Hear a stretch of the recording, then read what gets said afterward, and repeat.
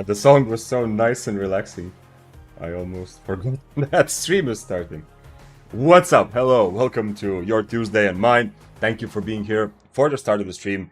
As always, things are going great. We're gonna talk a little bit about what's up today, and some things on my mind. You have a role to play in what I want to do, at least for tomorrow and in the future as well. But I'll get to that. Thank you for being here as always. Dennis, you're right. The very first message across both chats. The stream is on YouTube and on Twitch, like it has been for the last 2 weeks. You have the first message and the first message of Twitch chat from Zod. Say yo, and I say yo back to you. And if you're actually wondering why I have 3 overcharge emotes, because I might have gone a bit overboard with my sudden discovery of how much fun it is to just overcharge and not think about anything. Forget about consequences, forget about anything, just overcharge. So yeah, I am a bit addicted. Vitus is right, I am very much addicted to overcharging. Ever since I just started overcharging randomly in the city to see what it feels like. But that's a good strategy for tier 7, not when you go higher.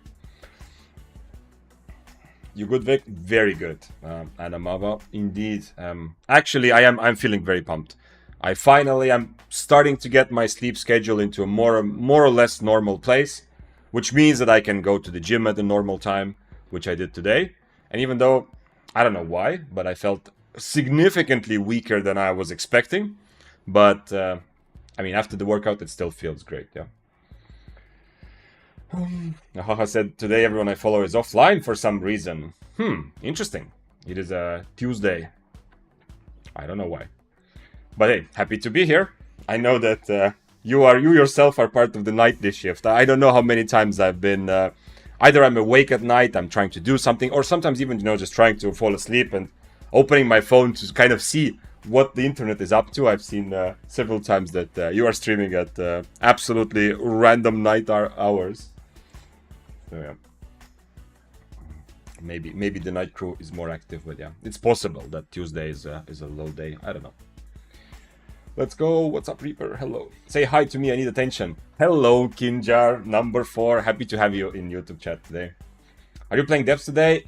Look at the image. We're gonna have 1 run, or maybe at maximum 2 runs of depths, just to warm up, and then we're gonna go for some more regular PvP action. Do I have tornadoes? I'm gonna need some hellfires as well, but do I have... Okay, I'll use the expensive tornadoes, it's whatever. Okay, we'll do this. I think this makes sense. Ooh. Solo? Yes, Shadi, solo for now, yeah. I'll play 1 or 2 depths runs solo to warm up, to kind of get into it, and have a bit of... I mean, we're gonna chat the whole stream, as always we do here, but gonna talk a little bit. As well, depths are a little bit less, obviously less intense. And then we will go and probably continue this. But we'll see. I have 2 spears on my mind. We'll choose one of them. Is the carving kill still here? No, it's not. But hey, hopefully we'll get that. That 6-3 Daybreaker definitely has made some nice moolah already. I think last stream, actual, like profit, if you discount my depths and the repair costs and everything, actual profit was like over 25 mil, yeah? We're playing with 6-3, so it was... And this is not like one amazing kill or something, but with some consistently decent fights. Dying once in 6-3, but then killing a bunch of other 6-3, so... It proved to be pretty good in not just fun, but also for money. White said, I played 7-3 yesterday, misclicked OC and everything trashed. Everything trashed. Oof. Yeah. Sometimes, well, at least I hope the other, nobody saw it. I mean, now you share it with the world, but otherwise you have the... Sometimes when I... not sometimes, but I've done this twice, okay? I'm gonna be just a tiny bit embarrassed to admit, but at least twice I've done this. Where I overcharge for a fight. I'm not sure I should have overcharged, but I overcharged for a fight. And then either I kill the person or I don't remember what happens, but then when something trashes, which is valuable... I know no one actually cares, but I buy the exact same quality and tier item to replace it, so that in the kill feed it seems like nothing trashed, so that my enemies don't get the satisfaction of knowing that my item's trashed.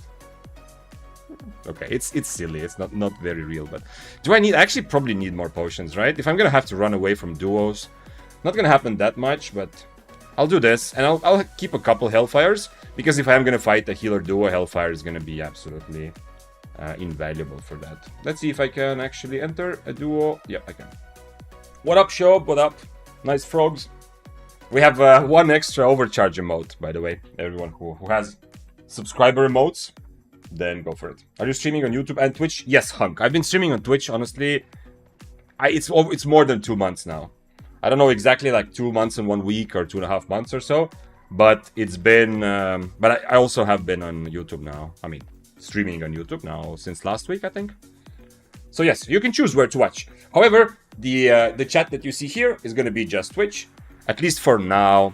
I know some people are like walking the line with multi-streaming, even advertising their other streams, like Kick streams or YouTube streams, in their actual Twitch stream. But I want to be careful. First of all, I'm kind of new to Twitch still. And secondly, like, yeah, I don't want to piss anyone off. So I want to be a bit careful. And I've definitely seen interpretation of Twitch multi-streaming rules that Twitch might not like it. Oh shit, it's already clear. Let's go the other way then. The Twitch might not like it if I, if I put YouTube chat up there. Thanks for following. Sengsyokshu. Sounds about right. I hope. Well, there was a time when my party overcharged in roads and the other party just ran away. Man, that is such a relatable everyday experience in the mists. And that's actually one of the reasons why I was convinced to do the just overcharge in the city strategy. Because by overcharging in the city, when I do come across someone I want to fight with an overcharge, it might... Sometimes it's someone who is like 2 tiers higher, yeah? But there's still a bit of a risk that if I overcharge, they're gonna leave feeling good about themselves, yeah? They're gonna leave and they're gonna feel like, they won emotionally. So, that was one of the reasons that if I overcharged already in the city, and when I came across a potential enemy to fight, I'm already overcharged, I feel like I didn't set off as many alarms in their head. Like, maybe some people didn't fight me because they know I'm overcharged, I'm stronger, yeah? But overall, I was getting constant good fights, and I feel like not overcharging on the screen, like in the face of my enemy, actually gave me some better... like, more people to fight, because people were not running away. Something like that. I'm gonna find you a mist and beat you up. Oh yeah, Vita Scum. I am very happy to hear that you have now also come to the Euro EU server occasionally to play. I mean, if he's not full HP, I can go for it, but I wish I had some buffs here, honestly. Did I hit him? I'm not sure if I hit him, but anyway. Would be nice to clear some rooms. First level PvP in depths isn't really valuable. Yeah, it would be fun, and I mean, I'm playing a couple runs of depths just to have some fun and warm up. But I'm actually looking to get stacks. Nothing else matters. I mean, if I fight him, it's gonna be for, just for pride, kind of. But if I do focus on stacks the first couple of levels, so at least the first level, and then second is so-so, then on the third level, I'm actually a threat, I need a lot of stacks to be strong to potentially kill some healer duos. Madness. Thank you for following. I pronounced it right? Oh, shit. See, it happened also earlier. If you say that I pronounced your name right the first time, I feel like maybe I won't be able to match that correct pronunciation next time. Like, this is kind of a waste of time, right? Because we don't have anything on us. Like, okay, I'm risking, like, some potions, but nothing really.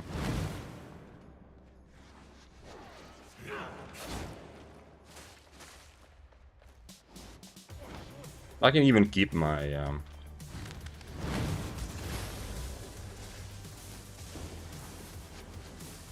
And after this is over, I can just... After his boot, so he was on Wanderlust, that's why I'm not running away right away.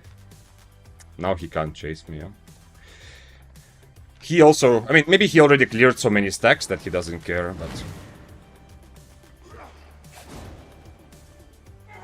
Now this would be a room I could clear otherwise, if he wasn't chasing me. Hopefully he'll let me go. I really would like to fight for some actual stuff, on the higher levels. I'm sure also for him this is the experience he often gets, yeah? If he's gonna use Wanderlust in depths, yeah? It's gonna be the same as in Mist, You get one chance to catch someone, but after that, it's kind of gone. How fast can I gain silver? I don't know, Zerone. You have to go and try and then tell me how fast you succeeded at gaining silver. If you want to know what I did to get to 1 billion, like in PvP related content, then you can watch a video that I made about that as well. If you want like more strategies, but there isn't like a super giga secret, you know, do this to gain silver. Yeah, sure, some methods are better than others, but as you play the game, you will very quickly discover which of those are. And PvP will always be the simplest way to gain silver if you discount the fact that you actually need to be better at PvP. Obviously, it's always the simplest way to get some fast silver, you know. But it's simple in some sense, but it's difficult because, you know, you might just die a lot to better players. Oh, nice. I can get a stack here. But if you're like starting out and you're wondering how to get silver, just get a cheap set and go kill mobs and clear camps in Black Zone open world. If you're not asking for like some giga secret silver making method, but you just want to start off decently well, just do that. No problem, this is Hunk, I'll just watch on both platforms at the same time. Nice. I don't know why you would do that, but why not? The real strat is the OC when clearing PvE. Yeah. I should have brought OC, just as a power move. I have those misclick OC clips. Oh, I had some... I don't know if I still have them. I had some very funny clips. It was... my friend was like dying of laughter. We were killing some people in like duo mists. Either we already killed, or we were ganking, or like killing a solo player, or we already killed one guy and the second guy is alive and he's like 20% HP. And just before we started killing him, I OC in his face. I mean, I did it as a misclick, but in the clip it looked like I was, you know, just big dicking him like, okay, I don't care about anything, you know, you're about to die, just OC here. So yeah, you can definitely use OC as a bit of a power move, you know. Actually, maybe I could try that in Mists also. But, yeah, it will make the other person feel like they've won the fight a little bit, though, yeah? If they're already dying anyway, and then you overcharge, yeah? Okay. Good thing I'm finding some rooms, because I definitely want stacks. That's the biggest thing. It's been a while since I didn't play Albion. What are the depths rules? Okay, well, if you have to ask a bit more specific questions...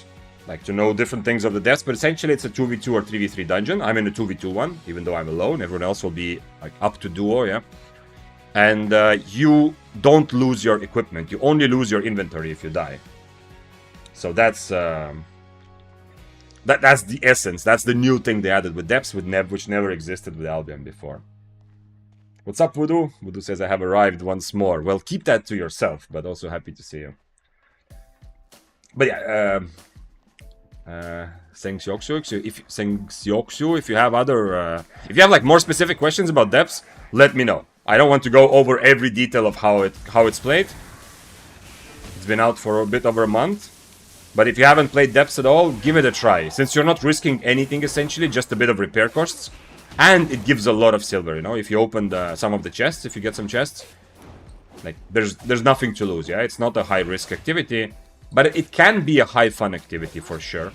And if you played Abbeys, then you're very familiar with the idea of what I'm doing right now. Clearing rooms to get a new buff stack from this, yeah? Blue said, I'm getting frustrated after 1 year playing. Oh, see, I know I got a chest, but I still get one stack. They did that, which is nice. This chest, not amazing. Usually depth loot is very good. So, wait, Blue said, getting frustrated after 1 year playing. Can't win any fights as ranged as soon as I meet a melee. Okay, well, that is a bit of a general thing, yeah? You can't really work with that. If you have specific clips, rewatch them, show them to someone else, join Discord and put it in VOD review channel.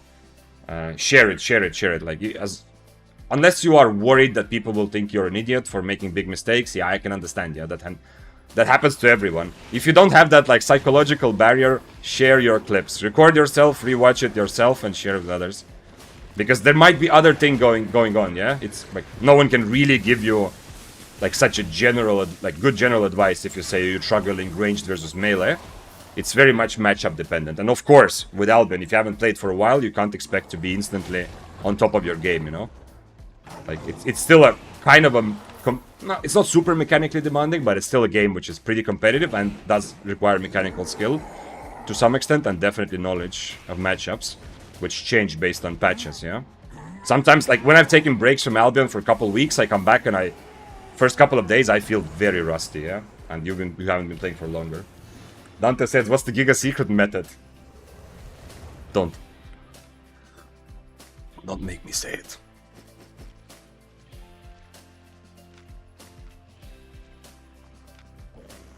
It's a 4-letter word. Starts with a V. Oh, come on, Mr. Mob, let me go kill your friends. Hi, would you play Phase Breaker with one-handed spear now, or is it way too bad? It's not way too bad, but I would not play it now.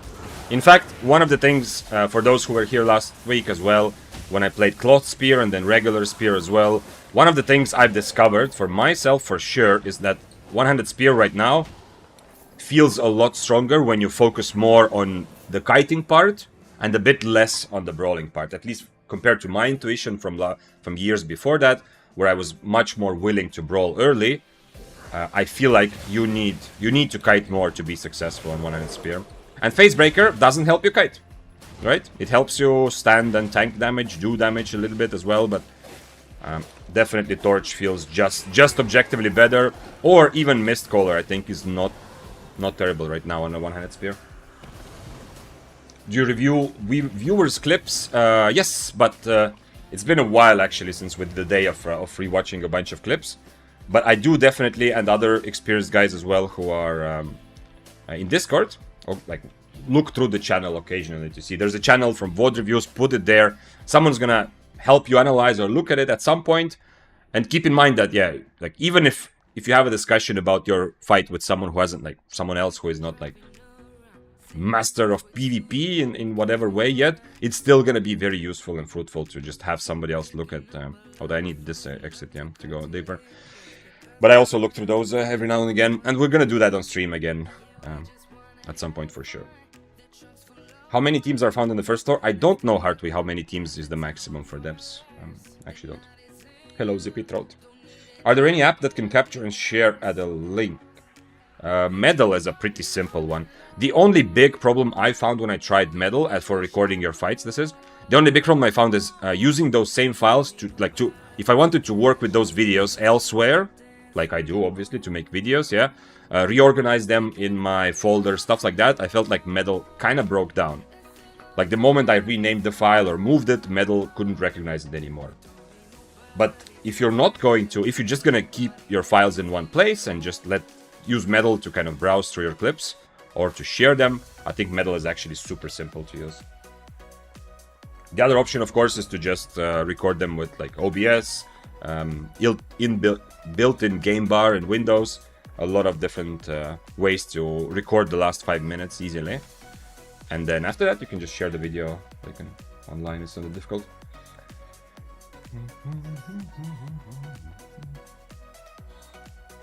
The Giga secret meta is to swipe. Well, yeah, those who put together what I was saying, the 4-letter word starting with V was, of course, not MasterCard, but yeah. I mean, where's... I have a... Like, if there's one thing, if you are asking for advice from me how to make money, considering I'm a PvP player, yeah? Making silver is not my priority, but it does happen. And it is on my radar as like one of the things I at least think about a little bit, yeah? If you're asking me from my experience, and you're too lazy to watch a video, first of all, just go watch the video. There's more useful stuff there. But the single biggest thing I would say from my experience is to play tier 7, yeah? There's a lot else that goes into making money from like PvP-related content. But the one simplest thing is just playing tier 7. It's like, it is the sweet spot for solo mists, for open world, for duo mists. We're talking about full loot PvP, yeah? If you play depths, you can play easily higher level and not worry about anything, yeah? Let's see, we have Warbow. I've heard that it's become very popular to play 2 bows in depths. I obviously don't play this content that much, but I've heard that it's a lot of healer duos and double bow duos. So I'm expecting to probably run into some bow players. Some more bow players today. I actually would like to not clear the room right next to where I saw them, but not much I can do. I mean, I can, but... And this is the second level, by the way. If you haven't seen depths recently, second level mobs are a bit stronger. Thanks for following. Zirul Huyan. That's fair, it's just that I don't even get the chance to kite. I meet dual sword and they click and I'm dead. I tried everything from bows to fire. It has been for a while like a relatable issue. It's not just you, Blue. It's kind of a... I feel like Frost and Bow have both suffered in Mist specifically from the fact that they are balanced around the ability to kite, yeah? They are balanced in a way where they are... Like, if the enemy is on top of you and you are on top of them, you are weaker against pretty much anything. Unless you have big IP advantage. But you have better tools to kite and you have better range on your spells, yeah? However, a lot of the meta Mist build are good at catching kiters, yeah? We're talking Spear and Daybreaker, good examples. Swords have decent mobility. Assassin Shoes actually have become very popular. Daggers with Shadow Edge, especially Death Givers, but even Bloodletter. All of those are good, yeah? So the whole idea of balancing Frost and Bow around the ability to kite goes out the window a little bit. So you're not alone with this struggle. But I do feel that overall, like, bows right now are in a decent place. Frost is okay as well. Frost is more safe, but not so easy to kill people with. But bows, I feel like, are actually in a pretty good place right now. You can even play... I've even seen some people play Q1, yeah? On bows, because the Q1 got buffed. So some people are trying, especially the regular bow. I know that's not so popular in Mists yet, but some people are trying bows. I played against Sky Strider, who tried to win with Q1, and the Q1 damage is actually not... It's not a joke. Like, the damage is very, very significant. Obviously, then you lose the being scary from far aspect, but you do have... But it's more difficult, I think. Like, the matchup you describe, yeah. If you play some sort of bow against dual swords, it's more difficult. But if you do play it correctly, the dual swords might also feel a bit hopeless for them, yeah? Although some fights might end up that nobody kills anyone, but, you know, if you're staying at 15-meter range for majority of the fight, it might also feel for them like, what the fuck am I doing, yeah? Have you thought of reviewing clips for a video or on a stream? Yeah, I have actually. Oh man, it's the bows again. Oh no, it's not actually the bows. It's Bow and Arcane. He has a stun. This is annoying. Stun with Badon. I mean, this is still second level, yeah? I am... Let's say other people have more or less the same loot as me. I'm fighting for about 300k, yeah? So it's less worth it just at the moment to focus on fighting them, because if I do get a couple extra stacks on the last level, I will be the stronger I can be. However, it's already the second level, so it's not like it makes sense to just avoid PvP altogether. If I do get a good chance to attack someone, I definitely should. But I need to remember to change potions. This potion is good for me to be safe, or to separate sometimes a healer from their DPS, stuff like that. But if I want to actually be a threat and kill someone, I need to be able to almost one-shot a person, yeah? Like, almost. We have a carving there with a healer. If they chase me, I can potentially turn. What would be a good counter comp for 2v2s versus them using double bows? They've been such a pain. I haven't played enough against this to know. The bows that I've constantly saw in duo mists, I mean, it was essentially kind of like a one-shot, yeah? It depends, of course, which bows, but the bow, the double cloth bow strategy, it's like a more fun version of a one-shot, yeah? They don't have CC necessarily, other than Ray of Lights, but they are almost bursting down, one person. I don't know how good, like, a healer duo can handle it or not, but I feel like, in theory, healer duo, unfortunately, is very strong, and in theory, it should also be able to counter the bow's damage, yeah? You just need to not die from the first burst, and then you should be kind of okay. But a lot of it will come down to the specific builds as well. Like, for a duo DPS, Stalker Hood can be amazing. Many will take Purge, like Fiend Cowl or Helmet of Valor to catch people. But if you have the ability to change to a Stalker Hood for your DPS build, even without a healer, I felt like it's a big difference, actually. To be able to surprise the enemy, and it depends.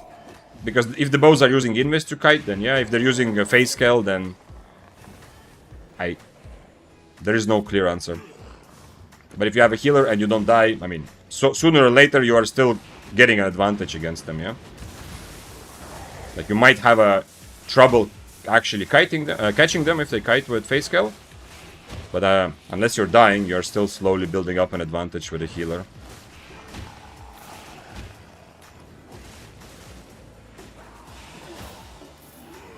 I wish I had a better answer, but there's a reason why it's kind of rose to prominence as the best non-healer duo right now. That's such a good answer. Yeah, you are not alone, yeah, Blue. Is Albion easy to get into if I only want a PvP, or does it take a lot of time to enjoy PvP? Not easy to get into. If you want to focus on PvP, it's definitely not easy to get into, but I also wouldn't say it takes a lot of time. They've made it much friendlier and more fun. The process of getting into it and starting out has, in my experience, it has improved a lot, and it's actually like you don't have to go through 200 hours of pain, you know. But one thing you will probably notice, it depends from which game you come from, yeah. But if you come from like League or Dota, it's somewhat comparable. It's a bit simpler than League or Dota, but it's somewhat comparable. And if you have played League or Dota either, you know, like, someone is starting out, even if they're actually, like, you might have a lot of potential to be really good, simply not having the game knowledge, like, not having the thousands of hours or hundreds of hours at least of experience of what weapon does which builds, you know, are trying to do to play in which way, which in League terms would be the equivalent of just knowing what certain champions want to do, what their spells do, and how are they trying to combo them. If you, like, it's going to be the same kind of struggle. Yeah, it's going to take a while. It's a very fun struggle. I love it, but it's going to take a while because you're going to also often fight against people, and you're going to be in situations where you're going to just die and lose and have trouble because you just don't have the knowledge yet. You don't know what the spell does, you know? You don't know what the plan of the enemy is going to be. And you might learn, like, okay, I want to play... I mean, once again, if you play League on Dota, it's pretty easy. Like, you might also learn in Dota or League, like, okay, I want to play this hero this way, you kind of get better at it. But then you're thrown in a completely different situation, and you can't just do the same thing against everyone, yeah? You have to adapt. So, it will take some time for you to understand how to adapt to what. What about leveling? Can you go into PvP at first? There's some non-lethal PvP where you can go pretty much day one, yeah? But leveling, there is a bit of MMORPG leveling. This is the Destiny board, where it takes some time, you know, to... Like, for an experienced player, that some time is a couple days, maybe. But for you, it will take you, like, a week or so until you feel like your specs, which is essentially the XP level or whatever equivalent, is high enough where you feel better at going into full loot PvP. But non-lethal PvP, the one that a lot of people start with, you know, where you don't lose your items, you can start right away and have fun and start learning, yeah. Punk says, unfortunately, Albion PvP is way easier and simpler than League. Yes and no. I mean, overall, like, the skill ceiling, absolutely, yeah, but the skill floor, or the place where you start, I guess so, yeah. I mean, maybe it's a bit difficult for me to quantify correctly. I don't play League, but I have played Dota for a long time. So it's a bit difficult for me to fully understand, like, the new player experience of someone just starting Dota, for example. It's much easier for me to understand what's it like to start Albion, because I constantly see people starting Albion and talk to people starting Albion, yeah. So, who knows? You might be right. I definitely feel that Albion, mechanically, at the end of the day, is not that difficult. But, I mean, that said, yeah, we can talk about skill ceiling being lower and so on, but if I look at how some of the best Albion players, when they are in good shape, you know, how they play and some of the decisions and predictions, like, the ceiling is still there, like, it's still pretty high. Like, there's a lot, like, I've played at probably around 3,000 hours by now, I think, or somewhere near that, and I'm learning a lot all the time. I don't feel like I'm just doing the same over and over again, yeah? And part of that comes because you have such incredible customizability in Albion. You legit put together your build from every piece. Like, everything matters. And if I change around some of the pieces, the fight changes. If I even don't change pieces, but just change some of the spells, the fight changes and the correct decisions change, yeah? Hello, Lemon. What's up? So I would need to put a lot of time into PvE leveling before enjoying PvP. Before enjoying PvP, no, Strangy. But before going, like, fully into the full loot PvP, like this is still an MMORPG in the sense that your character progression is kind of a long-term thing. It won't take you long to get a taste for PvP, to understand what it's like, to learn the mechanics a little bit, yeah. Because you can jump into non-lethal, you can jump into yellows on corrupted, you know, have some 1v1 fights where nobody's risking anything just to practice. You can join arena, which is 5v5 fights with randoms. So you will get your taste for PvP very early if you want. But to embrace the full loot nature of the game, where you are constantly risking items in like high stakes fights, which is for a lot of PvP players the most exciting part of the game, to get into that, I mean, expect a little bit of time, yeah? Like, expect maybe a week or so until you feel kind of comfortable risking very low amounts, but already you're part of it, you know, you're already getting in there. And then maybe like a month or so where you might be, it depends on your economy as well. Like, if you like gathering and stuff like that, you will make some money that you can then spend on learning PvP. If you only want to PvP, then you will need to be a bit more careful with your money at the beginning. I hope that makes sense, but at the end of the day, like, it's a free game, and you're not like, it's not a huge, you don't have to you know, commit. Like, it is an MMORPG, but it is not as progress based as usual MMORPGs. It's centered around the competitive, like, PvP, and it's centered around the enjoyment of the fight as it's happening, less about progression. So it's not like World of Warcraft or RuneScape, where you legit have to put in 100 hours before you even understand what the game feels like, yeah?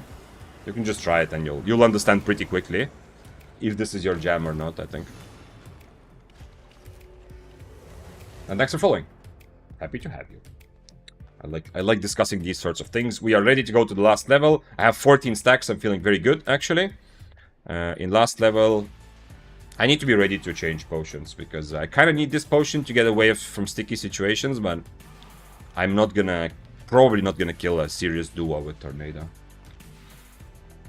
League is a lot about macro. Yep. I mean, Dota the same. Absolutely. Dota is a lot more micro-intensive than League. Oh, okay. Yeah, I played League too little to have like that sort of understanding. I'm gonna kind of trust you on that one, Pretty Unicorn. I mean, I know there's so many videos, so many discussions, the differences between League and Dota, but you know, at the end of the day, I only really know one side of that coin. But Dota is definitely also super duper macro. Especially, well, I mean, yes, the best players are amazing at everything, but you know, when you get out, like, when you get towards the upper part of the ranks, then at some point, yeah, everyone has enough mechanical skill to do most things anyway, so it still comes down to macro much more. In Dota, you can pretty much 1v5. In League, that's like 4 or 5 hyper-trade champs at most. Oh, okay, that's not my... I don't agree with that about Dota, but also situations are different. But I know. When I played, even when we had some of the world's best players, because we played like with the community. I also played a lot of ranked, because I played for 10 years of Dota. But for a while we played in our community, you know, with some people being beginners and some people being like top 200 players. Those best players very rarely could 1v5. So from my experience, not that easy.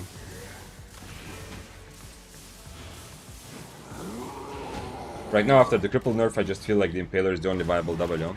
I mean, mostly, yeah, but you have some situations where you want to, when you want to deflect, sure.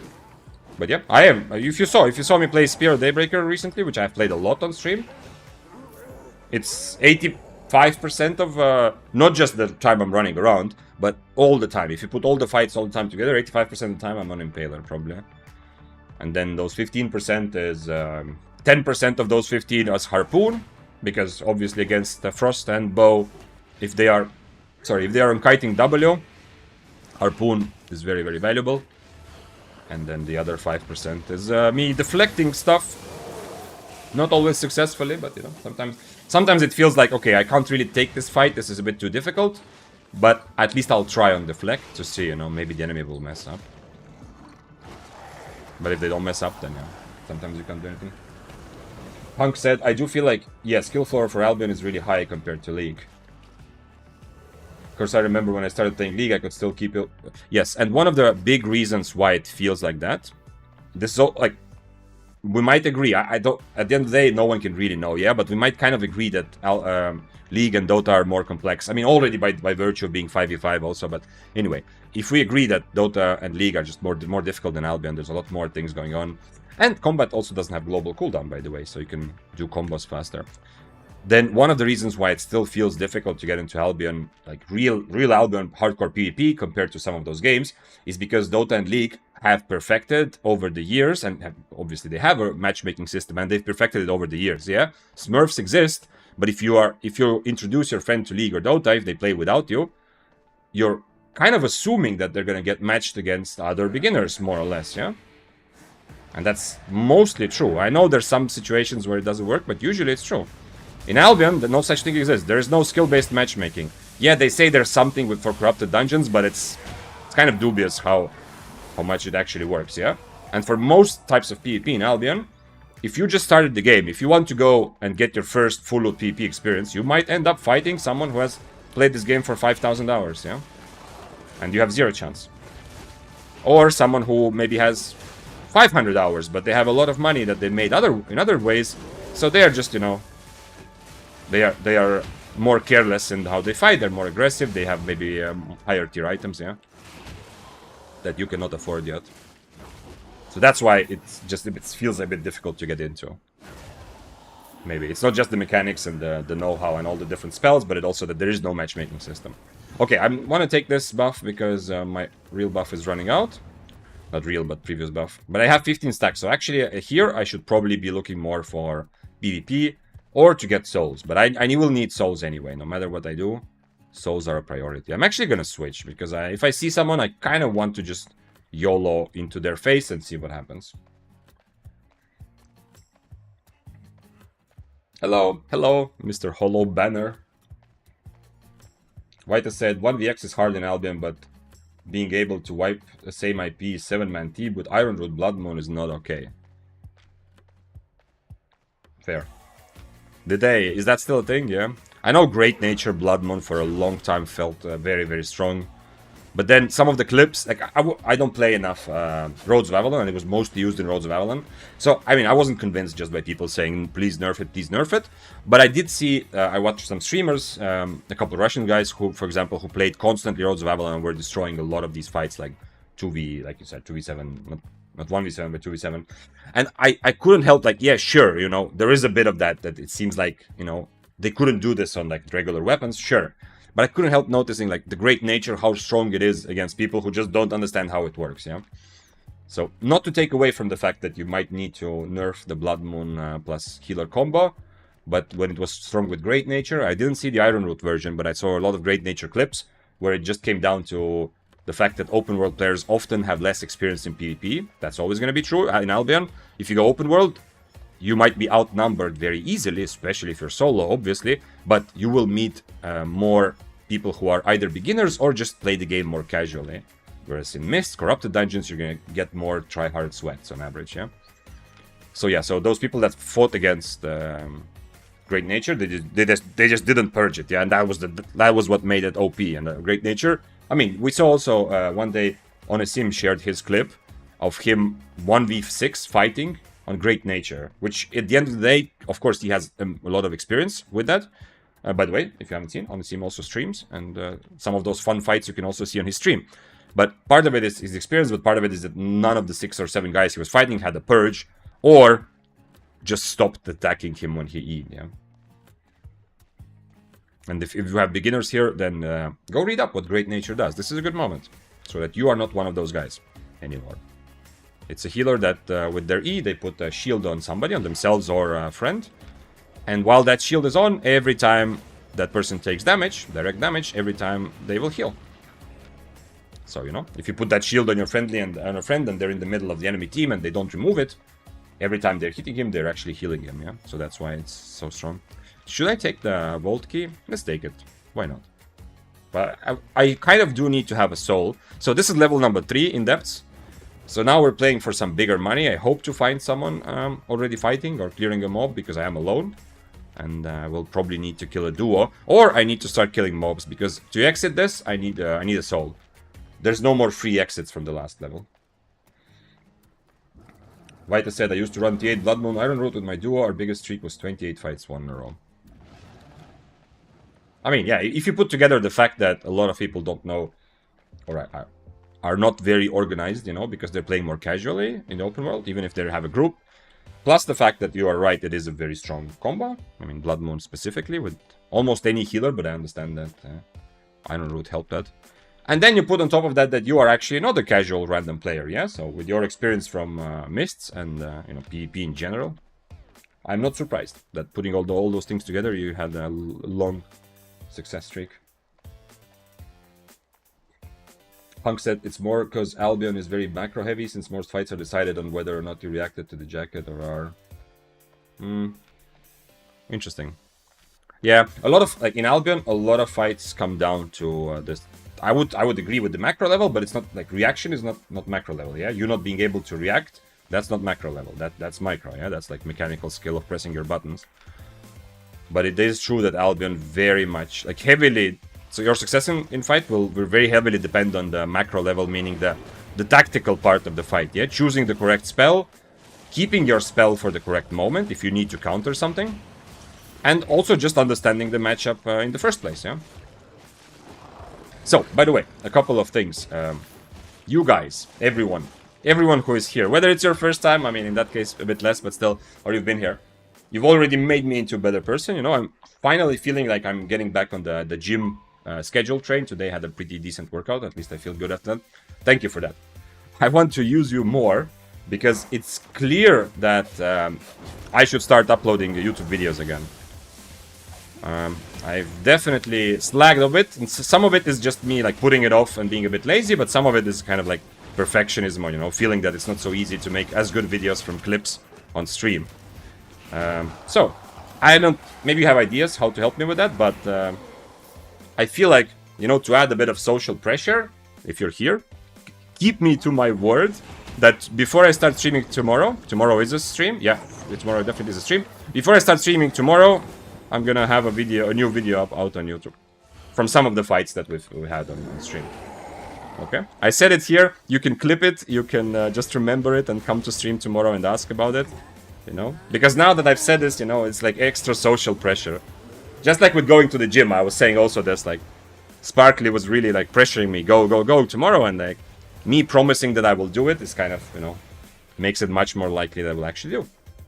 Because I don't want to admit to myself or to anyone, like to anyone watching, that I'm not a man of my word, yeah? That's like, that's a pretty important feeling, I think, from most guys. Probably to, like, all humans, yeah, but it's definitely like a big thing of pride, yeah? So tomorrow, before I start streaming, I will have a video up.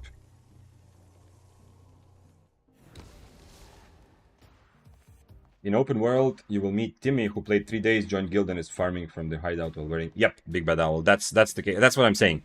On average, if you go open world, on average, the level of players that you're going to face is much, much, much lower. But if you go solo open world, you know, that is offset by the fact that you're going to be outnumbered.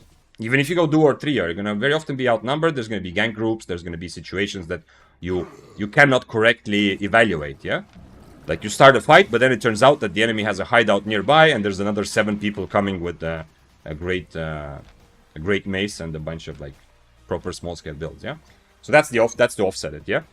But it is definitely true that people have much lower average experience when they go open world, and they are also taking the game a bit less seriously. Is no one actually doing anything with the vault? There are people here having fun without me, or what's happening? Oh, there's a coffer here. Let's go check it out. I also don't think I've seen any skeletons. I don't know where is everyone else on this 3rd level. This is the money-making level. I mean, I haven't really cleared a lot of rooms because I have already 15 stacks, yeah? So it's a bit less valuable for me. But because I haven't cleared rooms, I don't have souls, so I don't have a way to guarantee I get out of here unless I open the vault. And also it means that I haven't actually, you know, tried... haven't actually looted anything, because, you know, if I had souls, I could maybe turn some of them into a chest. But if I can open the vault, I think that will be also pretty valuable. Although, last time when I played with Hamster, the duos we did, we got a lot of, from the chest, we got a lot of loot. Like, loot is really, really good at depths right now. On average, yeah, not this chest, but mostly. But then the final vault, which should be the biggest prize that everyone is fighting for, the whole depths kind of culminates around this vault. The final vault was like, I don't know, 70k each or something, not much at all.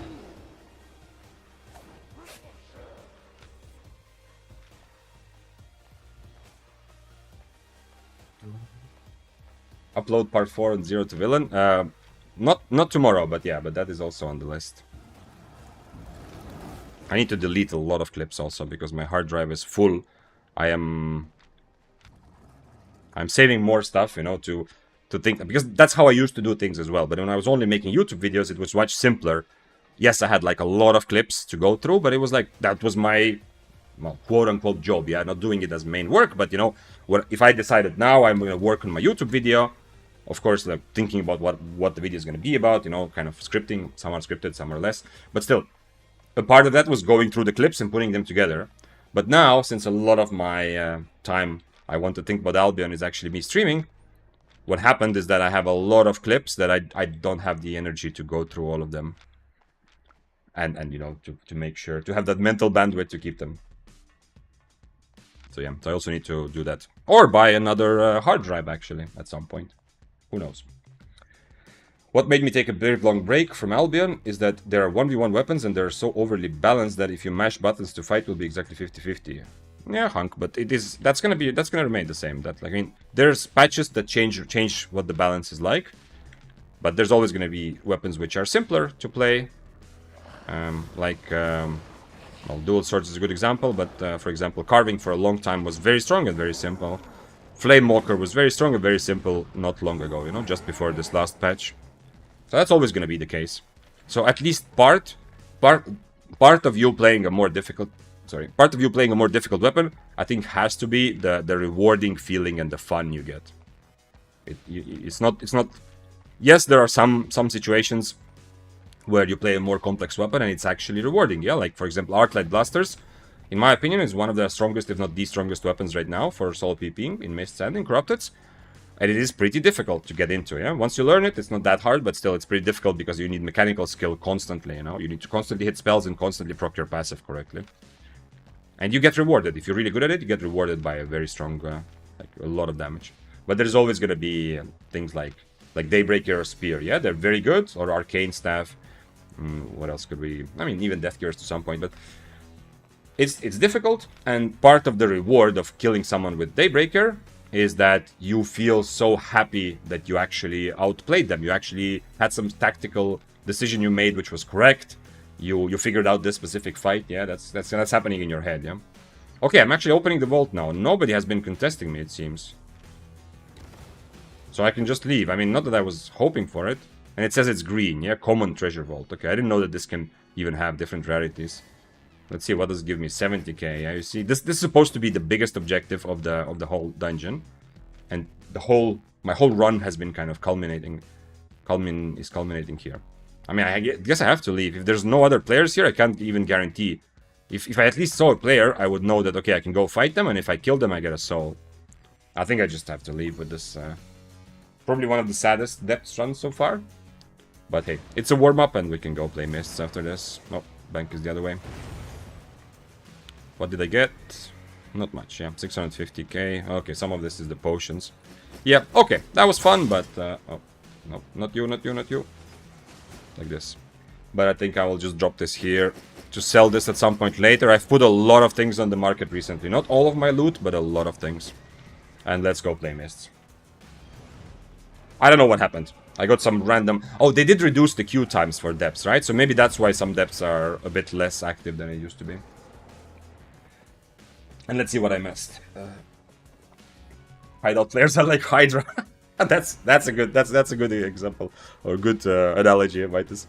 Hideout players are like a Hydra. You kill one and then two come in its place. You know, like a Hydra head from the legends or the myths. Oh. Reaper says Albion isn't like Dota where you can quickly adapt to the enemy lineup within 30 minutes since you're fighting the same team the whole match. In Albion, PvP isn't always instanced, and you rarely face the same build twice, which makes it harder to learn and adapt. That is a good point. That is true. That is something I have expressed several times when I play on stream. And I... Wait. I have some already set, yeah. This is what we played last time, so let's continue with this, yeah. I think it's reasonable. I had the same feeling. I've had the same feeling many times as well. That I took a fight.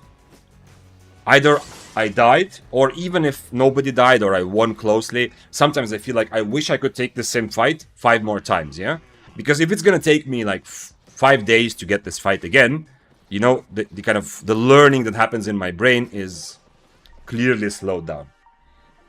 So sometimes I feel like I learn more when nobody dies, so you know, so we fight each other, somebody resets, or you know, we start the fight several times, whoever is losing the first trade is kind of kiting away, the other person doesn't follow, and then I fight the same person again and again, and I learn from those fights. Even though it's one long fight, I learn the matchup a bit better and faster, yeah? So I definitely have felt that several times. Happiness! I like your name. Let me give you a shout out. Thank you for raiding. Wait. Which one is... Thank you for raiding, Happiness. Happy to have you. Welcome, raiders. We're just about to... The warm-up depths part, actually I can remove it from the screen. Because we're just gonna go for some more regular content for this, which is me going into the mists and learning stuff all together. Oh, happy to have you.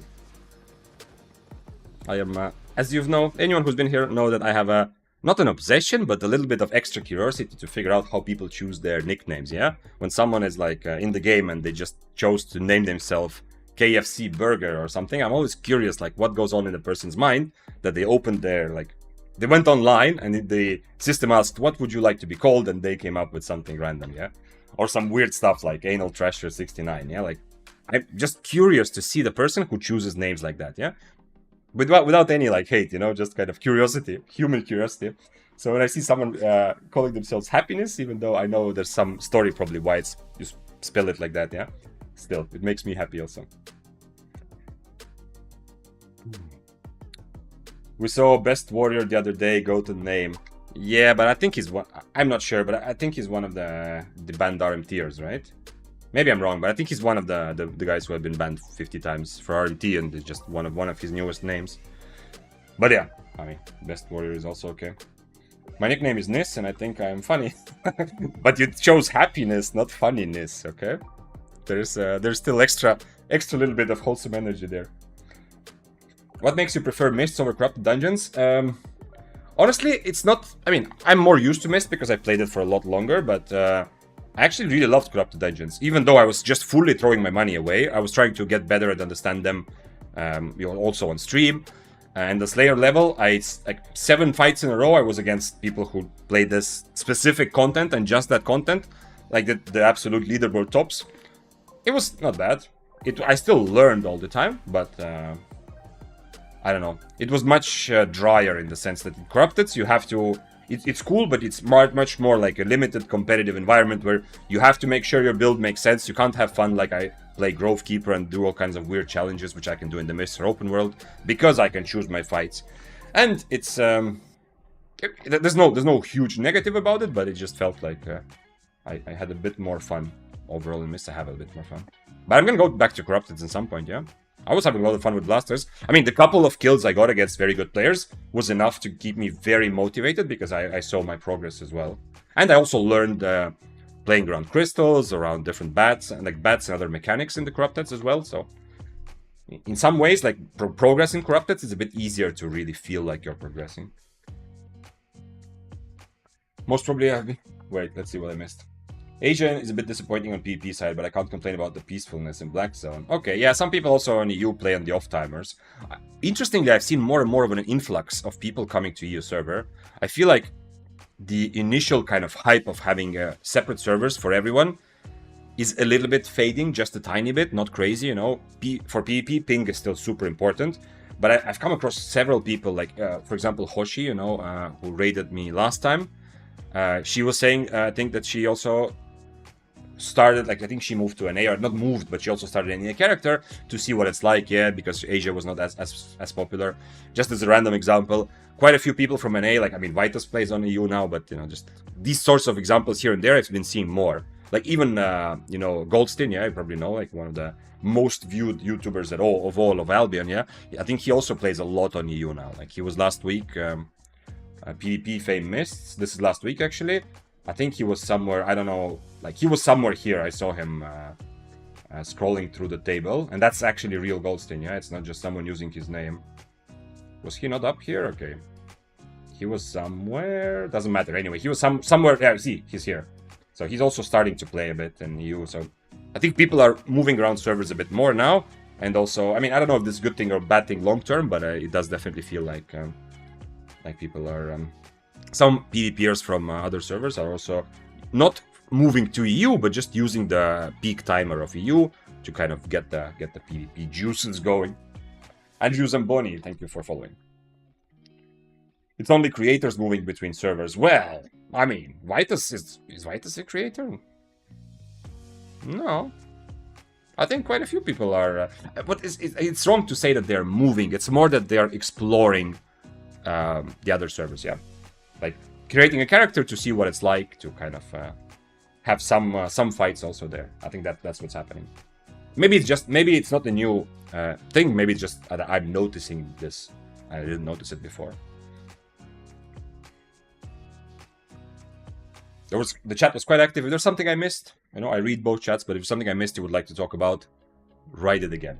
Don't feel bad about repeating your message. Enjoy your stream. Thank you, happiness, and you enjoy your rest. Well-deserved rest. Or food, whichever you're having. I think those are the two main things after a stream. Punk said, I bet the person who named himself Anal Trasher wanted to name himself Hannah Trader, but name mistake. That's pretty good. I like that. That's one of the best explanations I've heard as answer to that joke, yeah. Hello, Spurslog. What's up? And Stig. What's up, man? How is your Tuesday? Fishy said, I wish before GTA 6 there will be a new tech to let us play in one super server without lag. Yeah, I am very much realistically open. This is not, in my head, this is not like some weird hope, you know, like me being like blue-eyed optimist. Although I am also pretty naive optimist sometimes. But I'm ready every day. Not that it's a big thing on my mind, but I'm ready every day. Like, if a news post or like a story comes out saying that, yo, some sort of like new, how to say it, data transfer technology from, I don't know, MIT students or whatever, something like that, is revolutionizing the internet, you know, by how quickly you can send data across a specific cable, and we can already do that like across the Atlantic. Now, I'm not saying we can do that. I'm saying if that's what the story read, I wouldn't go like, holy shit, wow, I can't believe it. What is this future? I would be like, yeah, that makes sense. Like, I'm expecting to read something like that already for a while. Like, it will come up, yeah. And obviously then the technology, like, sure, we would still like, you know, I would still maybe, if that technology comes up in a couple of years, who knows? Maybe I will be playing on EU in like 5 ping instead of 60, and someone from US will be playing and have like 25 ping. Yeah, but then the difference is becoming almost negligible, yeah, unless you're like esports athlete level now. So I think it's very realistic that we'll get to a point where regional servers won't matter as much, but who knows when it happens. Unfortunately, I'm guessing that when the technology becomes available, it won't affect gaming instantly, because even though games are a very big deal, it's important, yeah, for society, and a lot of people would benefit from it, I'm not sure it's going to be #1 priority for this sort of technology, but who knows? Because, like, at the beginning, I'm guessing you will have to pay a lot, you know, to do that. So I don't think someone like SBI will be willing to pay for that extra ping advantage. Who knows? Liban said, I did experience some new stuff in Asia. I will never do it in an A. Then, due to insane activity of an A player, was opening medium chest and... Okay, yeah. I saw Froggy today. I opened when I was eating earlier, after gym. I had the Froggy stream in the background, and I saw him also like contesting chests and like kind of running around Black Zone like he owns it, yeah. I mean, it was maybe just 15 minutes I watched it, but still, yeah, it was... Okay, is it time to be the baddie again for a while?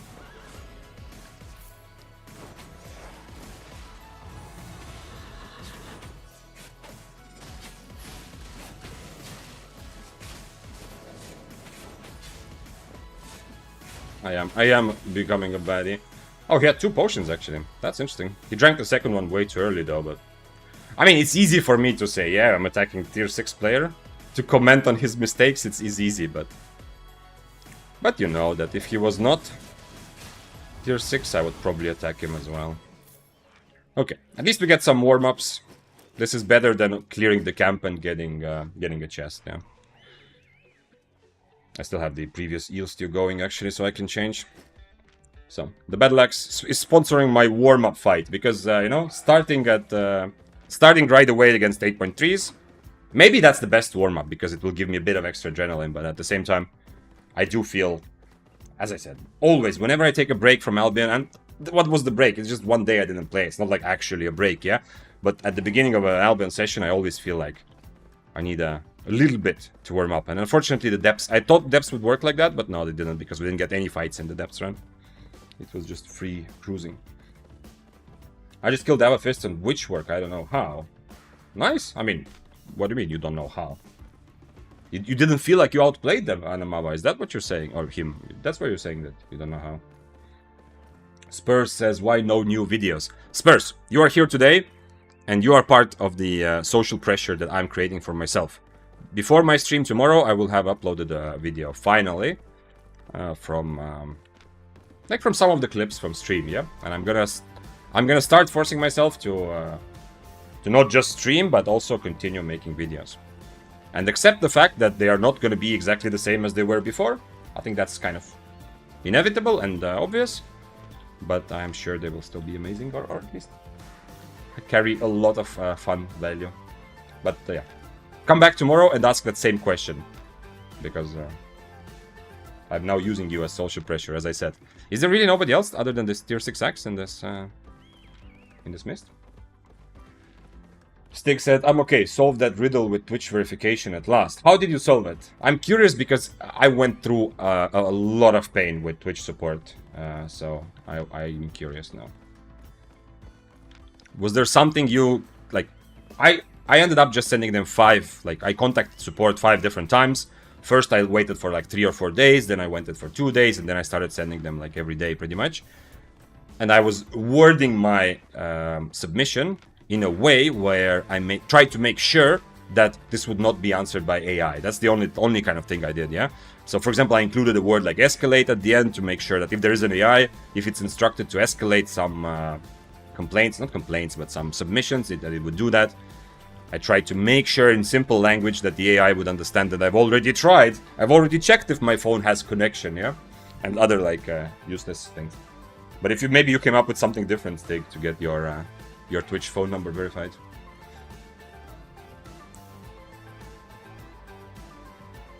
Amk says, maybe you just don't see the new Vic Zane video, because your watching spec is too low. Yes. You need to have 700 spec in your video watching.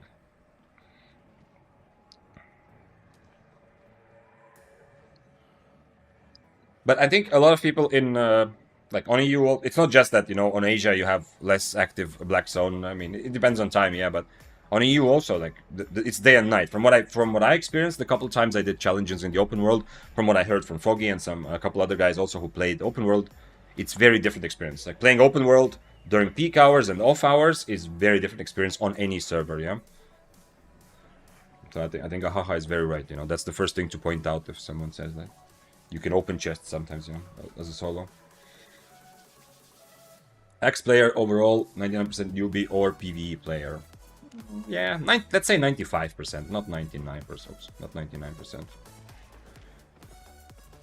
Like, there are some X players who enjoy being an Axer even at higher AP, you know, or like consistently playing like middling tier, you know, something like what Eugen has been doing for like tier 6, tier 7 Axe, you know. It's someone with a lot of skill and experience can still enjoy an Axe, but you're right that majority of Axe players are usually beginners or PvE players, because it is one of the weapons.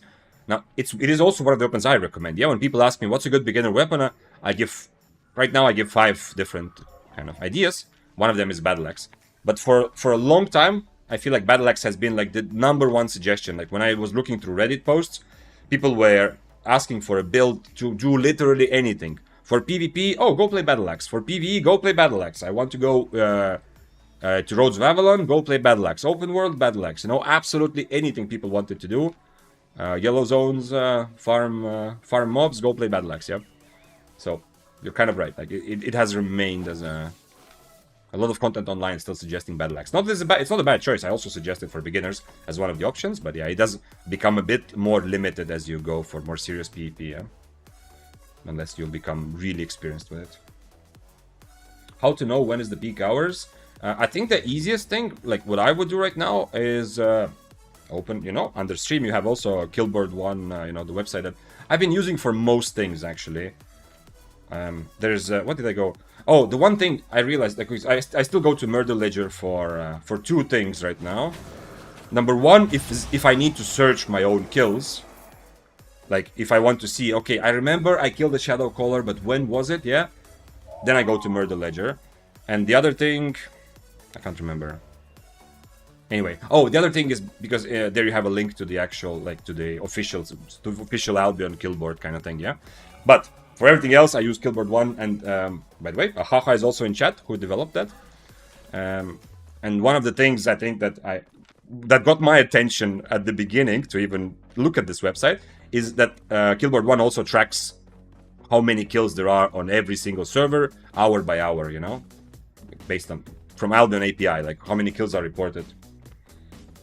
So, it's something, you know? It's something for you to...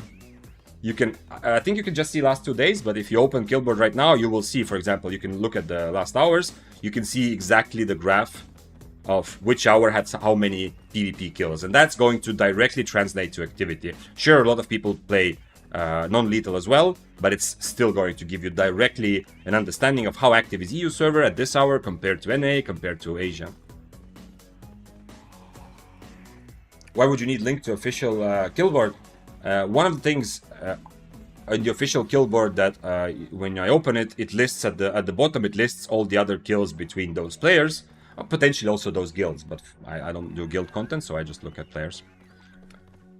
So if I open, if I want to see, okay, but if I see someone killing someone and I want to see if they fought each other before and how many times and when, not just for my kills, this is also sometimes I'm curious about some other, not rivalries, but some other like big kills that I see. Then I open it and under the kill it says like this player also killed them like 5 months ago, or 5 weeks ago, or 5 days ago, and so on. I think that's pretty much the only thing, yeah. I don't remember, does it give you percentages? How much damage people did? I mean, that's not really that relevant, but I think... I'm not sure. I'm not sure if it gives you a percentage of how much damage the assists actually did. Which can be also relevant for mists, but it's not a big thing. I played for One-Handed Arcane. Wait, Anamama said, I played One-Handed Arcane for a while, but started trying out Witchwork today for fun. Nice. I think One-Handed Arcane is probably, if we're being like super objective about it, it's probably the strongest arcane for solo PvP, no doubt, but I don't know, Witchwork is like, it's close, yeah? It's just that the versatility of One-Handed Arcane is just crazy, because you have a silence, you have a purge, so it also works as an interrupt, yeah? So if you need to interrupt cultist rope, channels, whatever other spells, you can use it as silence to, you know, to buy time for mercenary, or you can just purge important buffs. So it instantly becomes a lot stronger because of the versatility, meaning that you can access all kinds of different fights instantly.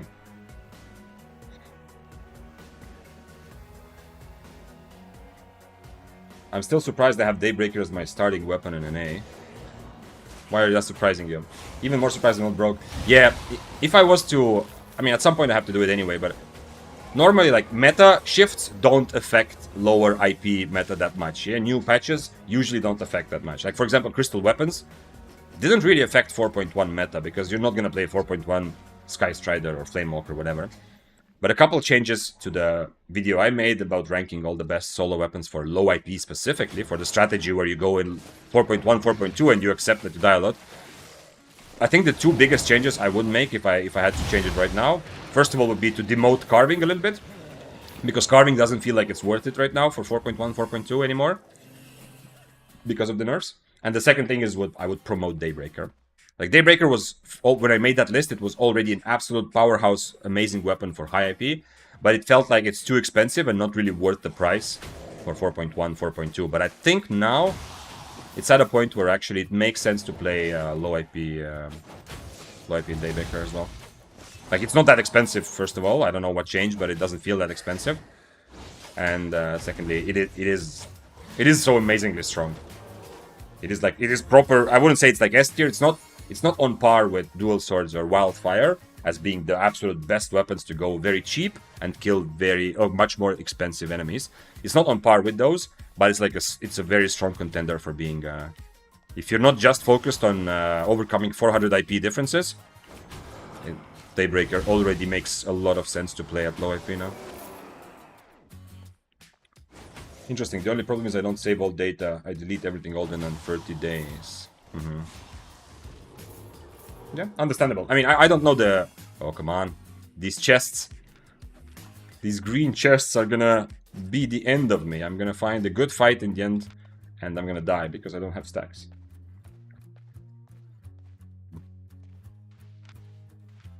So yeah, I don't know the...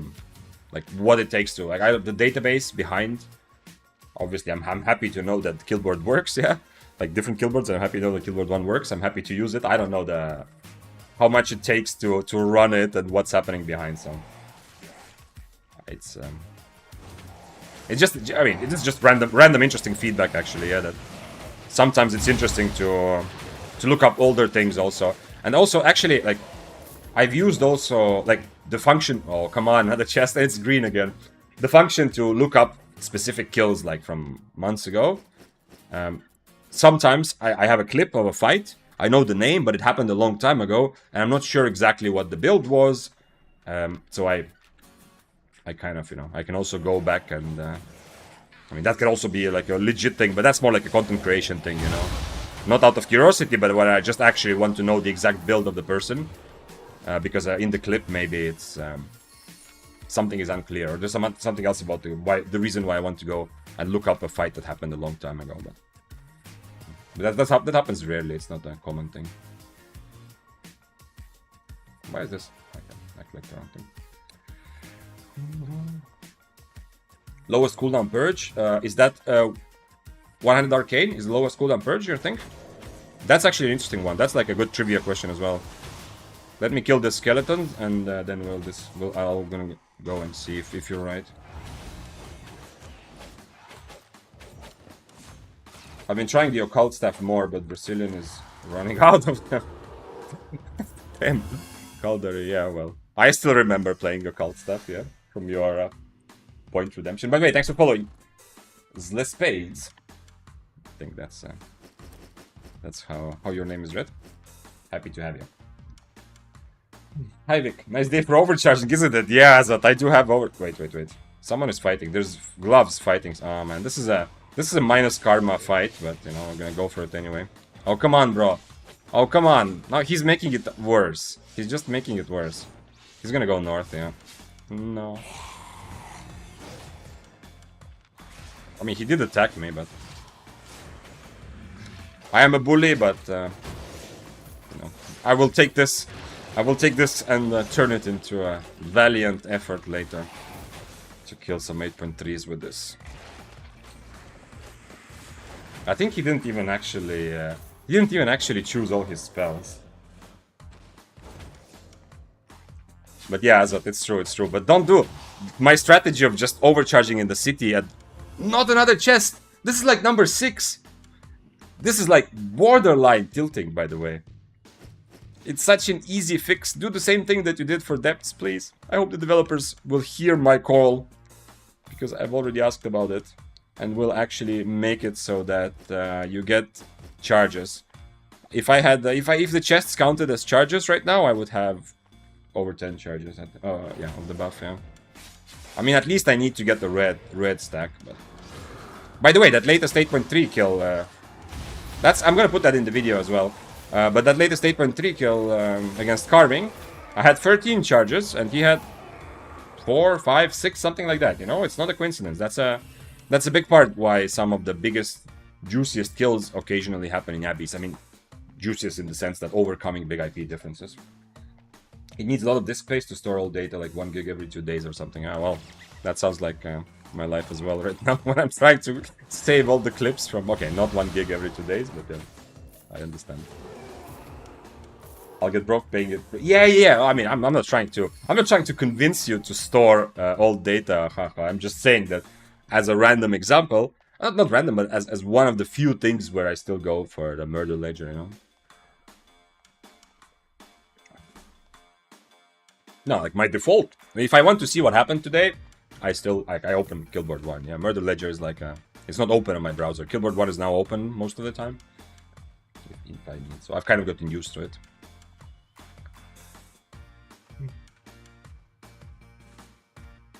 I feel like it's just usable as 1v1 weapon, but very janky. Wait, what was that about? Quarterstaff? You were talking about Quarterstaff. I'm gonna play Quarterstaff. I've already put a lot of specs into Quarterstaff. I'm gonna play it soon. Soon I'm gonna have a Quarterstaff day. At least one day. See, I already put it on 100. Using all the books, because I have so many books and nothing to do with them anyway, yeah? So I put a bunch in Quarterstaffs. The Spades asked, how is the best way to spec all spear to 100? I already have the one-handed spear level 100, but I don't know if you keep going on this one and level up the others with credits. What I did, and what might work for you as well, I played the spears that I actually want to play. Like, all spears are not bad at PvE, but I only played the spears that I actually want to kind of PvP with. So I played one-handed spear and leveled it up naturally, like you did already. I played Daybreaker and leveled it up by killing mobs in PvP areas, also looking for fights, yeah? And I played Heron Spear, because I really like Heron Spear. It's not a meta weapon, but it's good enough where I like it, yeah? So those three, Heron Spear, Daybreaker, and Spear, I actually played. All the other spears on EU, these two, I haven't played at all. Well, maybe for a challenge now that I'm streaming, but yeah, I just put fame credits. And I suggest doing not just fame credits, but also the books, yeah, what I just said. All the untradeable books that when I was playing Daybreaker at the beginning of EU server, or Spear, all the untradeable books that I found, I put them into those other spears. Nah, he's not gonna fight me. Nah. He's just gonna run. Too bad. Maybe I should have turned around right away.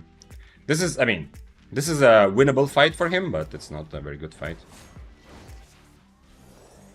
Oh, he does want to stay though. Interesting. What if I use my E? Is this still not happening? Oh. He could also change to Snapper and Inferno and try to properly fight this, but I can change to Harpoon after this as well. I'm risking more, you know, now that I'm changed to Harpoon, it's much riskier that he can turn around and kill me. He has 13 stacks, so he's essentially one extra tier higher than me. Which, like, I think red buff is a little bit better than that, but there is very much a chance that he will kill me because he has one extra tier, yeah? On top of being 8-3 against 6-3. And he's awakened traits. On top of that, oh, he's actually changing spells. Okay, so he's actually looking to fight now. He didn't change to Inferno, though, interestingly. But he changed to Chain Slash.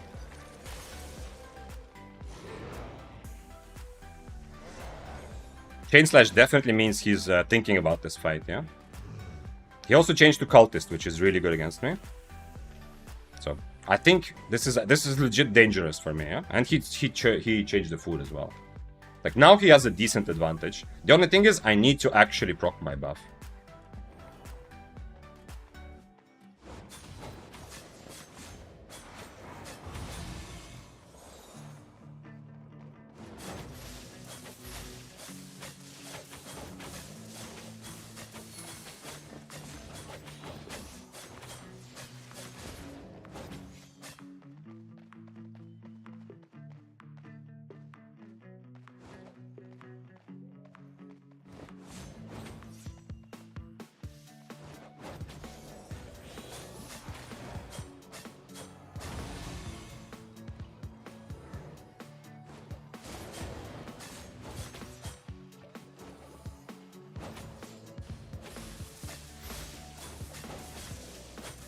Yeah, I should be dead here.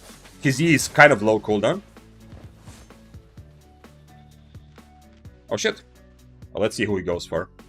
The spear kind of actually saved me there, because I think I'm dying. Since he changed to Chain Slash, and like after I missed my first Impaler, it's not over. But my helmet, like then after he goes for full brawl only, my helmet is no longer viable. Like it's not helpful there, yeah. Yeah, I mean he went for me. I mean he didn't go for anyone, but the spear couldn't catch Bloodletter anyway. Although, if he realized that the Bloodletter was on Chain Slash, he had some chance to catch there.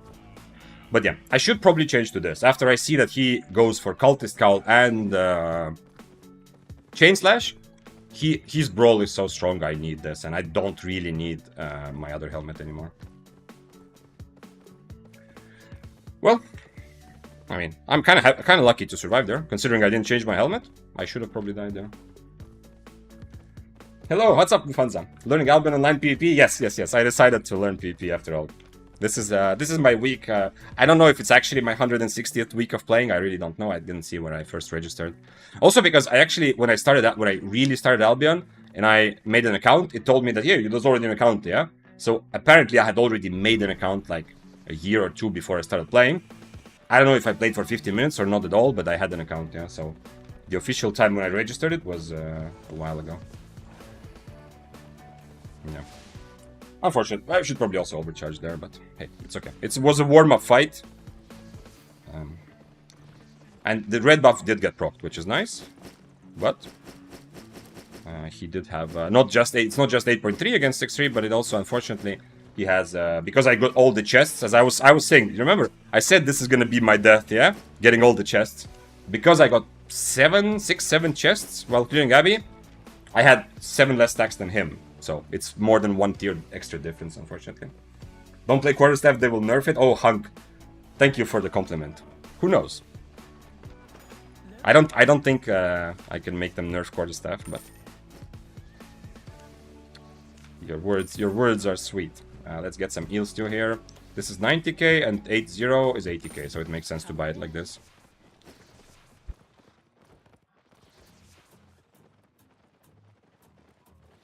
By the way, big thing. I was sharing, one of my happy things today is that I finally had a very good productive morning. I mean, that's not finally, that's the thing that happens occasionally. One of the big good things was that I went to the gym and had a decent workout session, although I felt pretty weak, but that's okay. I mean, it's more, I'm doing at the moment more for the feeling, yeah? If I don't see progress over like a couple months, then I will think what's wrong with me, yeah? Because I'm used to, if I go to the gym consistently, especially at the beginning, it's very easy to progress.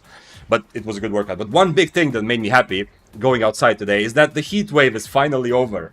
I don't have to suffer. I'm still gonna sweat here because the computer heats up the room a little bit, yeah?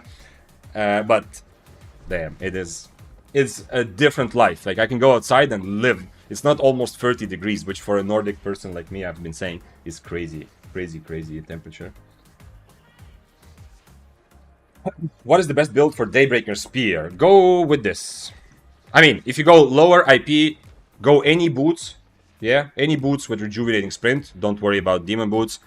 Assassin jacket for low IP is good, but you can also go tenacity if you go already tier 7. And for helmet, for a simple thing to start with, Guardian helmet from the non-artifact items. If I had to buy a non-artifact item to play with my Daybreaker build, when I'm going for 2, for 3, or tier 7, if it has to be non-artifact, it would be either Guardian or Stalker Hood or Mercenary Hood. All of those seem pretty good to me.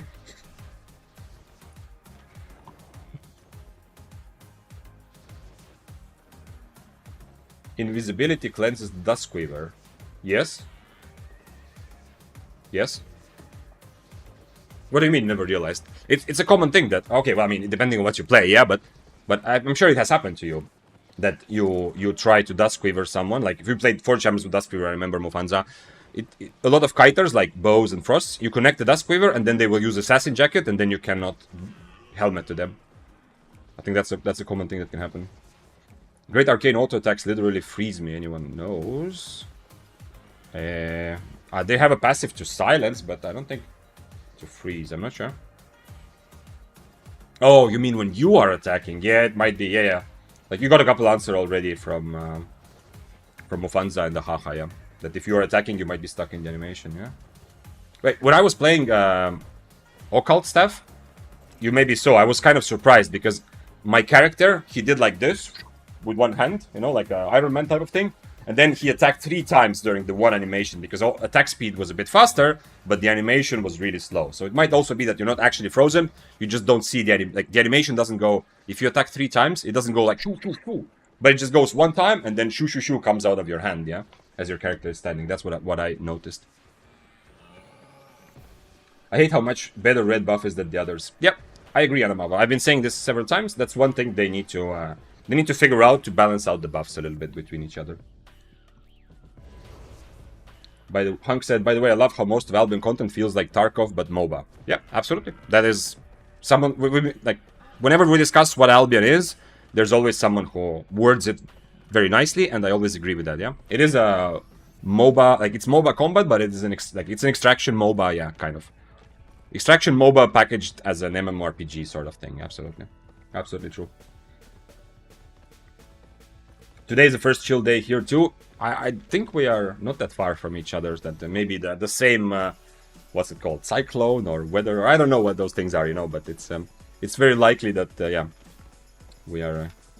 Our weather is at least somewhat connected. Yeah, it is absolutely. And the thing is, I thought because you know what, it has been very crazy. Like it was also showers and storms, like showers as in rain and storms last week, not just a heat wave.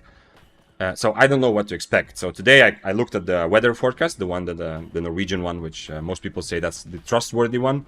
And it's for the whole week, it predicted like maximum temperature 21, 22 degrees on most days, which is perfect for me. That's the temperature at which I thrive. Like between 20 and 22 degrees is my happy place. I mean, I also could go for lower. I do enjoy some cold, but yeah, that's... If it's gonna stick to that, then it's a good time for me. And I didn't actually put Invis potions away, so I can gank the Gatherer here. Hey Vic, how you doing? What's up, Yaria? Very good day today. Like, in Albion, not much has happened yet, other than the fighting at 8.3, where neither of us died in the end. Although I was probably going to die if the other guy didn't show up. But outside of Albion, amazing day. Am I still the only potato and you still going to gym? I had a very good gym session today. Although, when I was in the gym, I felt a bit weird, because, you know, I had that feeling, like, you know, when you wake up, and you go to brush your teeth, and you can't squeeze toothpaste, yeah? Like, some weird weakness. There's probably a name for that, I never researched that, but you know, this feeling, like, for some reason, like, your hand is just not strong enough to squeeze the toothpaste. Something happened. Like, I had a bit of that feeling at the gym today. Oh shit, someone's here. Does he have a stack? No, he doesn't.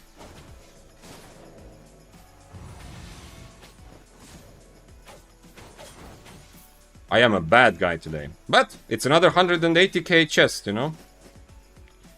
So, but it's... if I cannot abuse the 8.3s, then at least I can abuse the... What was he? 4.1 or something. It was also his first room. It's interesting, we ran into each other so early.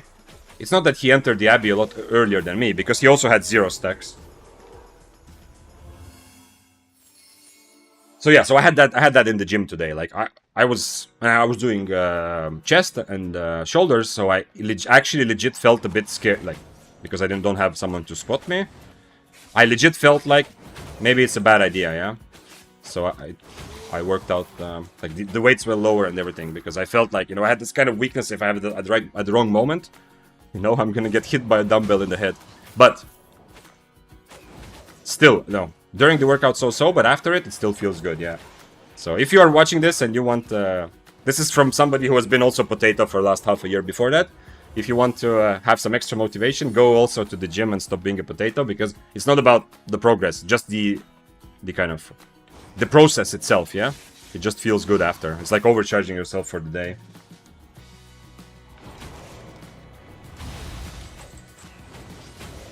You live on Twitch too? Yes, Voodoo Ice. I've been streaming on Twitch for over a month. Like, sorry, over 2 months now. So yeah, the YouTube part is kind of new, but everything else is. And the chat you see above me, this is Twitch chat. And probably OC before second Stalker Jacket. Yeah, I should have OC'd earlier. I didn't give him enough credit, but in reality, I mean, I already have these situations, and of course I know already. Just the fact that he changed to Cultist Cowl is very good against me. He changed to Rose Snapper. He didn't change to Inferno, interestingly enough. But Rose Snapper and Chain Slash, all of those things make him really good at brawling. Much better than normally a Bloodletter would be. That alone is not enough to convince me to overcharge. I still have red buff, even though he has more buffs. But then combined with the fact that I didn't change my helmet, which I need to change. After he changes to Chain Slash, I already need to change my helmet. That combined with the fact that I should have given him a bit more respect, that I am no longer the better brawler in this fight, because when he Cultist Cowls me, I don't have shield on my helmet, I just have to stand still for 4 seconds. I mean, not stand still, but I can't do anything. I can't do damage really for 4 seconds. Yeah? But this is also what I keep saying, that, you know, if people ask about Bloodletter, is it good? Is it good? It's good if you play like he did. If you have it in you to be a brawl Bloodletter. Now in this fight, he's not safe. Yeah, if he messes up, he's gonna die. With Cultist Cowl and Chain Slash, he's not safe like a normal Bloodletter. Yeah, he's gonna lose his items, but he's taking a proper fight against the Daybreaker, and he's winning. I mean, okay, there's still a big IP advantage, but yeah, you understand what I mean mostly. Yeah. Like, this is an experienced Bloodletter player. This is not just someone trying to only abuse mobility, but he's ready to adapt. And even the way the fight went, he might have very well died because another 8.3 showed up, yeah? So he's risking his items not just in a fight against me if he messes up, but he's also risking to get third-partied very easily, which usually a Bloodletter is less worried about.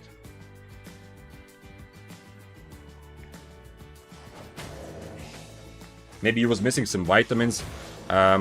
I don't know. I mean, I don't know anything about vitamins other than whenever my mom visits, she usually buys a bunch and then I just drink them because they taste good, like some sort of thing to put them in water because, you know, she talks about vitamins, but I don't really know anything about vitamins.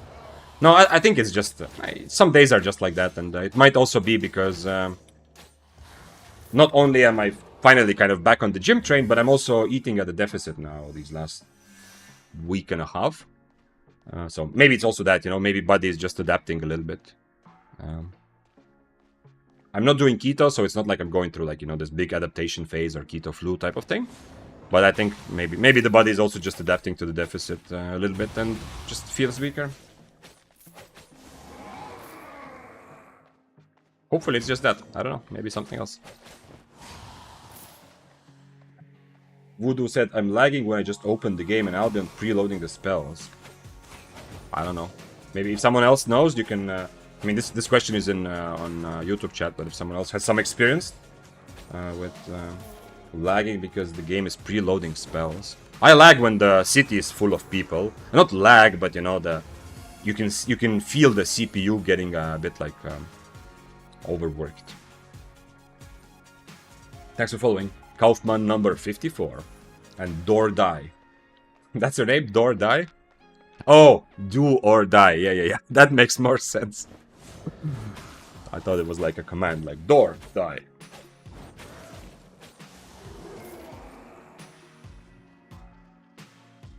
Did they buff Quarterstaff, or is it just Hunter Corrupted Dungeons?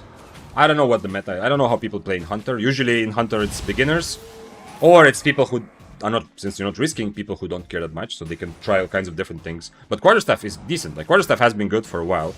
It just... The Quarterstaff's weakness comes out usually in the mobility department, yeah? When you think when you are too dependent on having enough mobility in the fight, which is often the case in Mist, not always, but often. But, for example, one of the top players for Slayer Corrupted, when I was playing it a couple of weeks ago, was playing Quarterstaff only. Unfortunately, it was also a player who was playing super safe, you know, to make he was more worried about not dying than getting all the kills. So I don't want to bring that as a very good example, but still, it was a very successful build that he got a lot of kills with. And it was a plate armor Quarterstaff build. So maybe people in Hunter Corrupted saw that and just tried to kind of follow suit. To follow, like, maybe they thought, you know, this is like Corrupted meta, and yeah, it was okay at least. So they just did the same. Okay, how much to the chest? 3.5 minutes. Okay, at least I have 9 stacks, it's a bit better than last time. Thanks for following. Go Zombilius.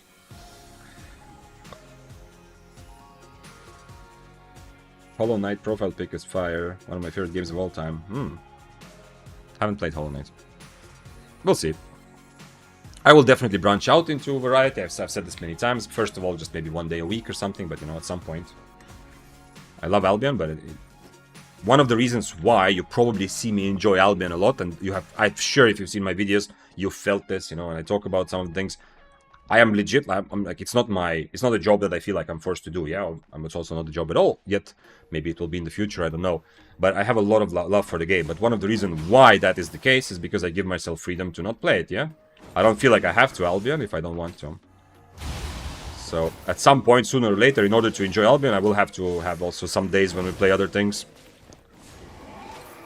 So, discussing other games is very welcome. Unless you are gonna spoil New Vegas for me. Although I am a bit immune to spoilers because I often enjoy a story even if I know where it's going, but yeah. Thanks for following Pax Burger. Poma said earlier, the body needs to adapt and it will take a couple of days, but when that's finished, you will become a monster. Yeah, I mean, it's not the first time in my life, you know, I have a...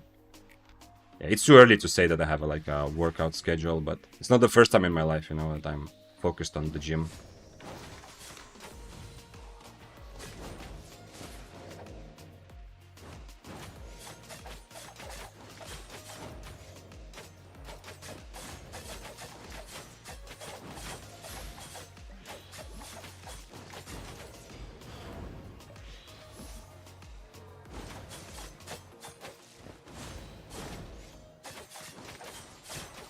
I still have red buff.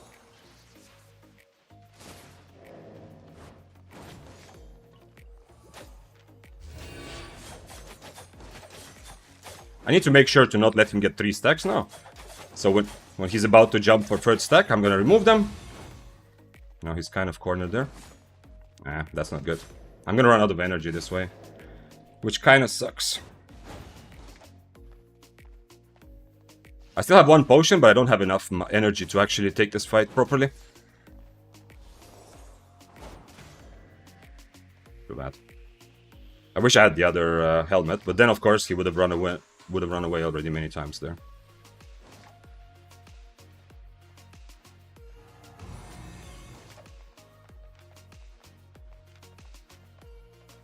Plate armor. Nobody dies usually.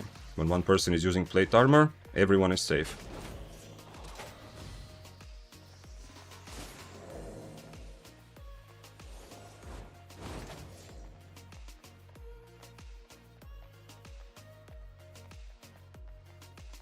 His other potion is going to be ready again soon also. Which means we both have a potion, which means I don't have the kind of advantage that I would like to have here.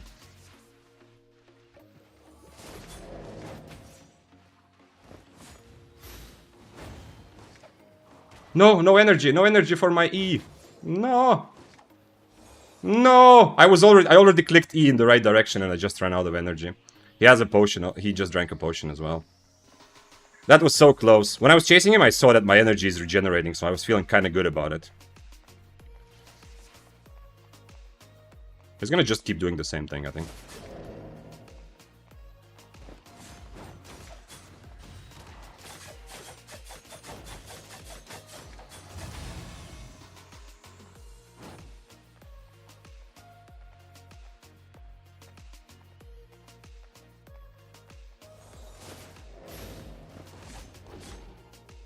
I must have been so close in the end. Man, I was already in my head, I already killed him there.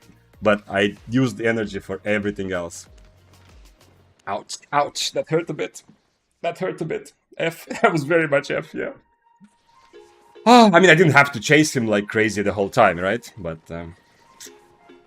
oh man, so close with the energy. If I was on the other shield, then he has no chance to kill me, probably. The whole fight is very safe for me. If I change my helmet. But then, of course, if he just wants to do what he did, which is, you know, just run around, then unfortunately he also... he can also just get away whenever. Ah, that hurt. That hurt. In my head, this moment, let's look at it together. In my head, he already... Bad luck? Well, yeah, bad luck, but also, I mean, it's not just luck, yeah? It's... I could have also... been more aware of how much energy stuff takes, yeah? Let me show you the moment, although we all saw it together. Here it is. This is the recording. Here, I know I'm running out of energy, and so he's constantly just... Wait, this is after, yeah? No, this is... Is this the moment? Yeah, this is the beginning. But at some point, I started regenerating enough energy. Maybe I could have actually swapped my helmet already earlier.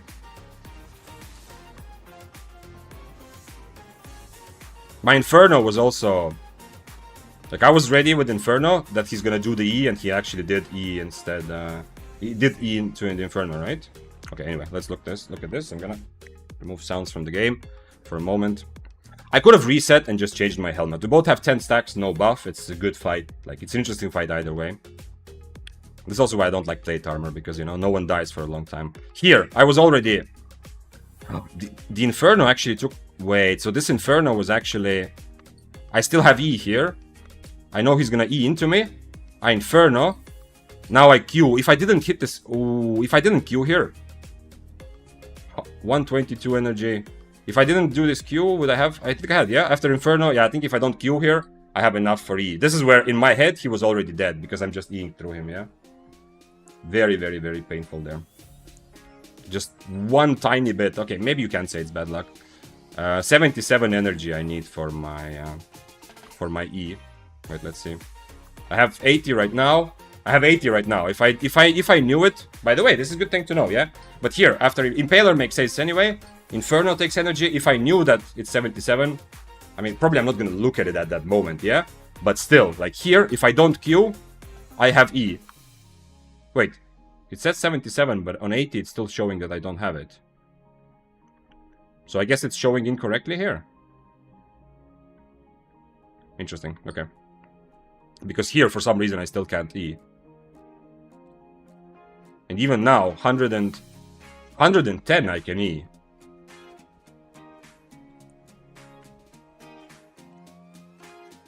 Maybe higher tier cape would have made a difference energy-wise. This is the situation, like, this is one situation out of thousands of hours of gaming where you could actually say that maybe, who knows, maybe higher tier cape would have been a difference. Otherwise, like, upgrading capes, the kind of energy pool you get, you can see, I got one tier of cape would give me 16 energy, whereas here I had plus 13, yeah, so plus 3 extra energy, or if I upgrade a couple more tiers, plus 10 extra energy, doesn't matter. Don't upgrade capes for energy. It's a myth that it actually really changes how fights feel. But okay, one time out of 1,000 fights, yes, if you're just missing a couple energy, yeah, it can be. Maybe if your OC changes the cost, yeah, it definitely does. But I was not overcharged there. I decided not to. I had a good enough start from the fight that I didn't need to overcharge. He overcharged at some point, but max HP, ability damage, defense, and plate armor. I mean, this is kind of why he plays plate armor and why a lot of higher tier, decent mobility weapons will play plate armor, because essentially nobody dies, right? Like in this fight, nobody dies normally, yeah? If I don't have this bloodlust to chase after my enemy and force the fight to happen, nobody dies. And that's a lot of situations with plate armor end in that nobody dies, unfortunately. Which is why I don't like it, because I rather risk my items and have the other guy risk their items. Do I have 6-3 Duskweaver? I don't. Do I have anything that I can use to buy the same thing, more or less? Very unfortunate. And even though, like what we just discovered, it takes a bit more energy, if I didn't throw that Q, I should have been more aware of that there. But it's very difficult because these situations happen very rarely. But I could have been more aware there that I just need energy for my E and he's dead. And I also knew that he's gonna E into me, yeah? That's why I Inferno'd, but at the end of the day, I didn't need to Inferno because his E damage is not big. Armor of Valor would work on Daybreaker too? Yeah, it would. I've played it also. You are not ruining your PvP set if you play Armor of Valor Daybreaker. It's definitely okay. But like if you come to the stream more often, you will hear me say this many times. I like fighting in a way where there's a risk. I don't really like trying to be safe.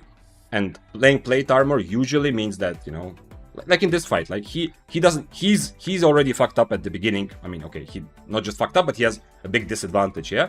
Because he was already not full HP, he doesn't have red buff. And after that, like, you know, the trade goes pretty okay for me. If he was leather armor, one of us would die, yeah? He would probably die in that. Or, if he was leather armor, if I mess up, I would die much quicker. I like those kinds of fights. I'm not super interested in playing plate armor.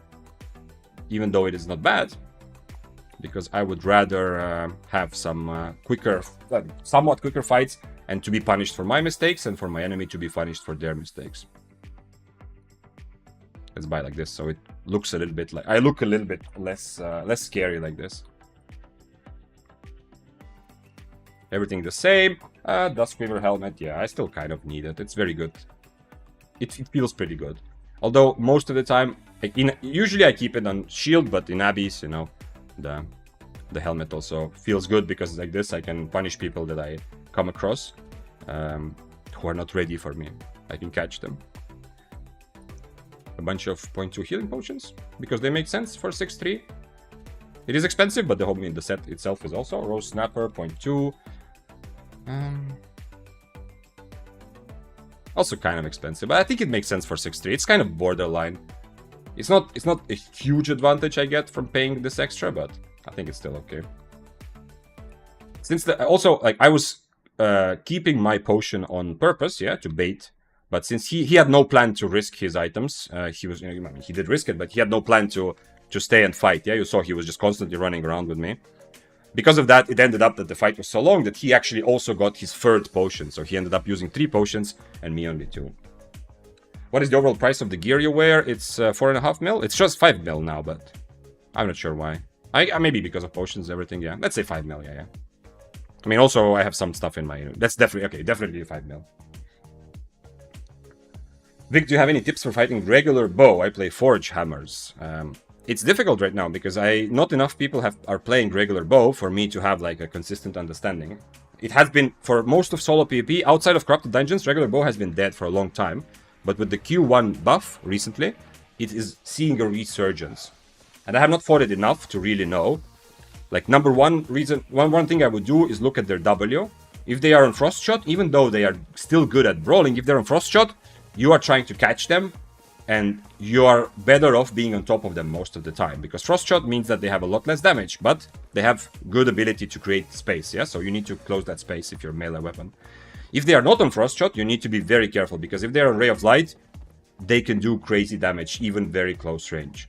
If they are on Ray of Light and Q1, like on a spear, I wouldn't even necessarily go next to them. I would focus more on dodging the Ray of Light, and not be like hyper-focused on closing the distance. But at the end of the day, even though it is not a bad kiter, regular... Oh, 15 seconds, okay. Where's the Wisp? The Wisp was just here a moment ago. Okay, I guess the Wisp got delivered here, I'm not sure. He should mount up now. Who is this?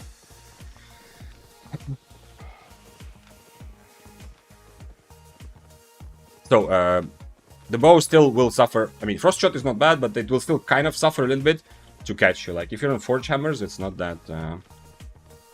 I mean, if things go wrong, you have a better chance of resetting the fight than he has. But it depends on the specific builds, but you know. Forge Hammers are not amazing also at mobility, unfortunately. But still, you can always W through him and slow him also. Like, if you W through him and use your boots, and he Ws to catch you, he's gonna be slowed for a couple seconds from your W, but his W is not gonna slow you, so... You have some chances to reset against the bow easier than against many meta weapons. Did they lower potion cooldowns? No, not that I remember, no. What is the overall price? Okay, we talked about that. Can you share us your UI profile? Go to Discord, Singblade, and go to the general... the first channel under Albion category in Discord. And if you search HUD, H-U-D, I think it's Albion Discussions, yeah, you will find it. If you don't find it, just you can write a message there, you can even tag me. I will copy it again, but I've copied it a couple times on Discord, and I think a lot of people have been able to find it there. It's not like a pinned message, unfortunately, but yeah, it's there.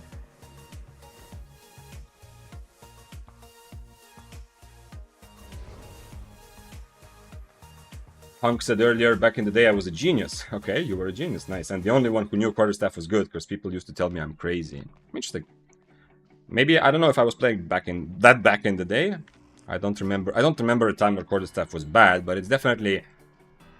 It's like, it's rising and falling. It has not been like crazy meta or popular enough at any point that I remember. Except for, yeah, Corrupted Dungeons, it has some... Because you have... because you also, on top of having good enough damage on your E, you also have very good Q and W options to take advantage of Corrupted Dungeon environment, yeah?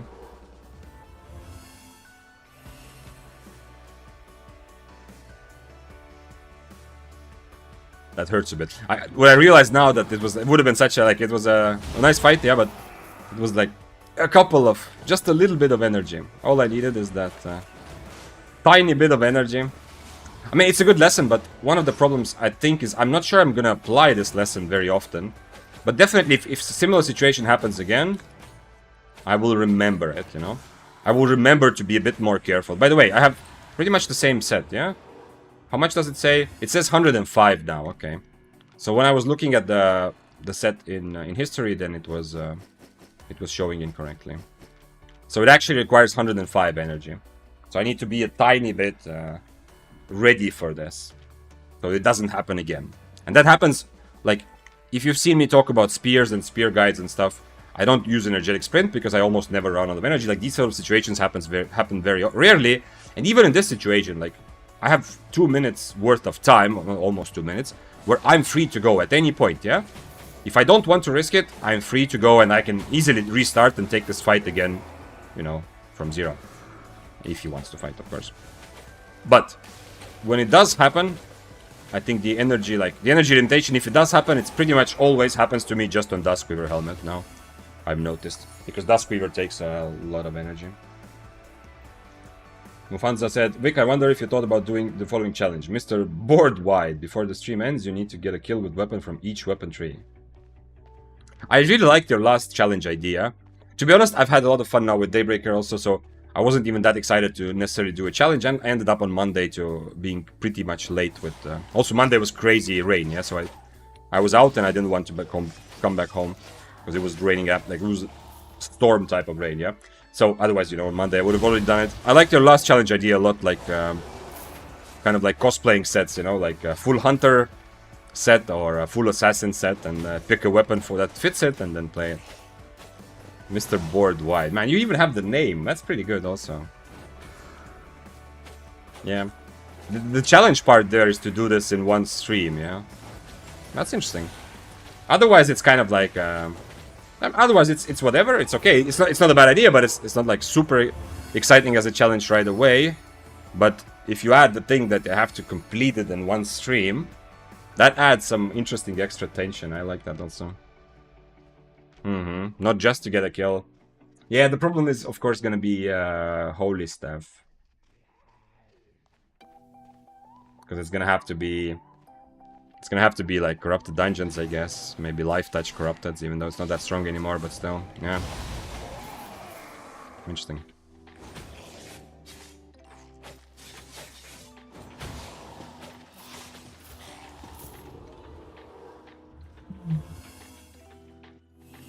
I'm doing Corrupted Dungeons and everyone I see is using bow with Mage Robe and Mist Hood. Yeah, I saw that it's really popular. Yeah, I don't know what happened, but Mistwalker Hood is actually becoming really, really popular in Corrupteds.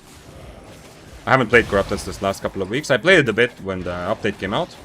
And tried to learn it, understand the meta and the mechanics. And a lot of the things I learned, I'm gonna carry with me towards the next time I play Corrupteds. I'm gonna be able to use to understand. I understand the bats now. I understand the crystals a bit better.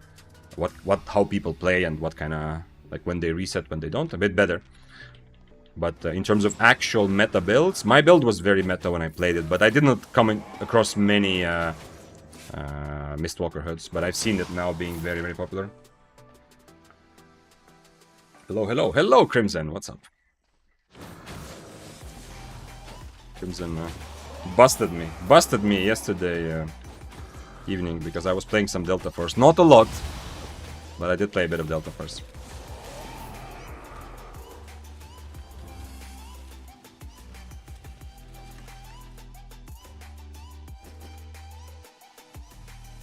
And I don't think it's just for regular bow, yeah? I think people are... I also saw a lot of fire staffs trying out the Mistwalker Hood for Corrupteds. I don't know why, actually. I don't know if you know why it's suddenly... Why suddenly people decided, oh, this actually makes sense for Corrupted Dungeons. Yeah, another thing I could have done when I was chasing the Deathgivers is I should have accepted, like, okay, if he wants to go, whatever, let him go.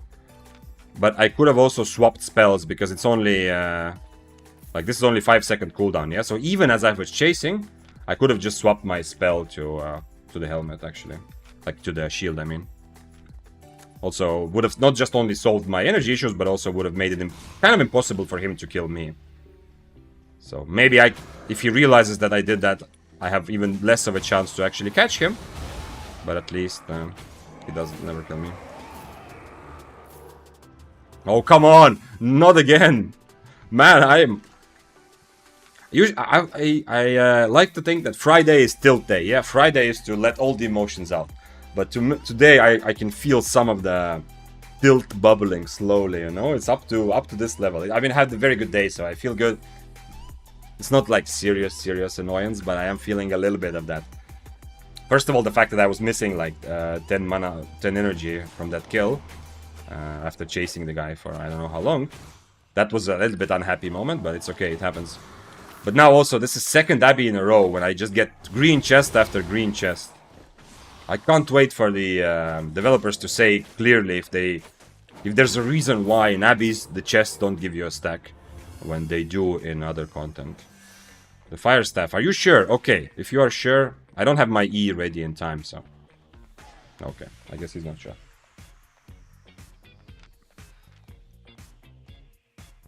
I guess they just caught on. Well, yeah. It's always possible that something becomes meta just because somebody played it. One of the like very experienced players played it, and then everyone else just follows suit, seeing that, oh, it actually kind of works, yeah? But there might be also some other changes to the meta for whatever reason why suddenly they decided that this Mistwalker Hood is actually more viable than people thought.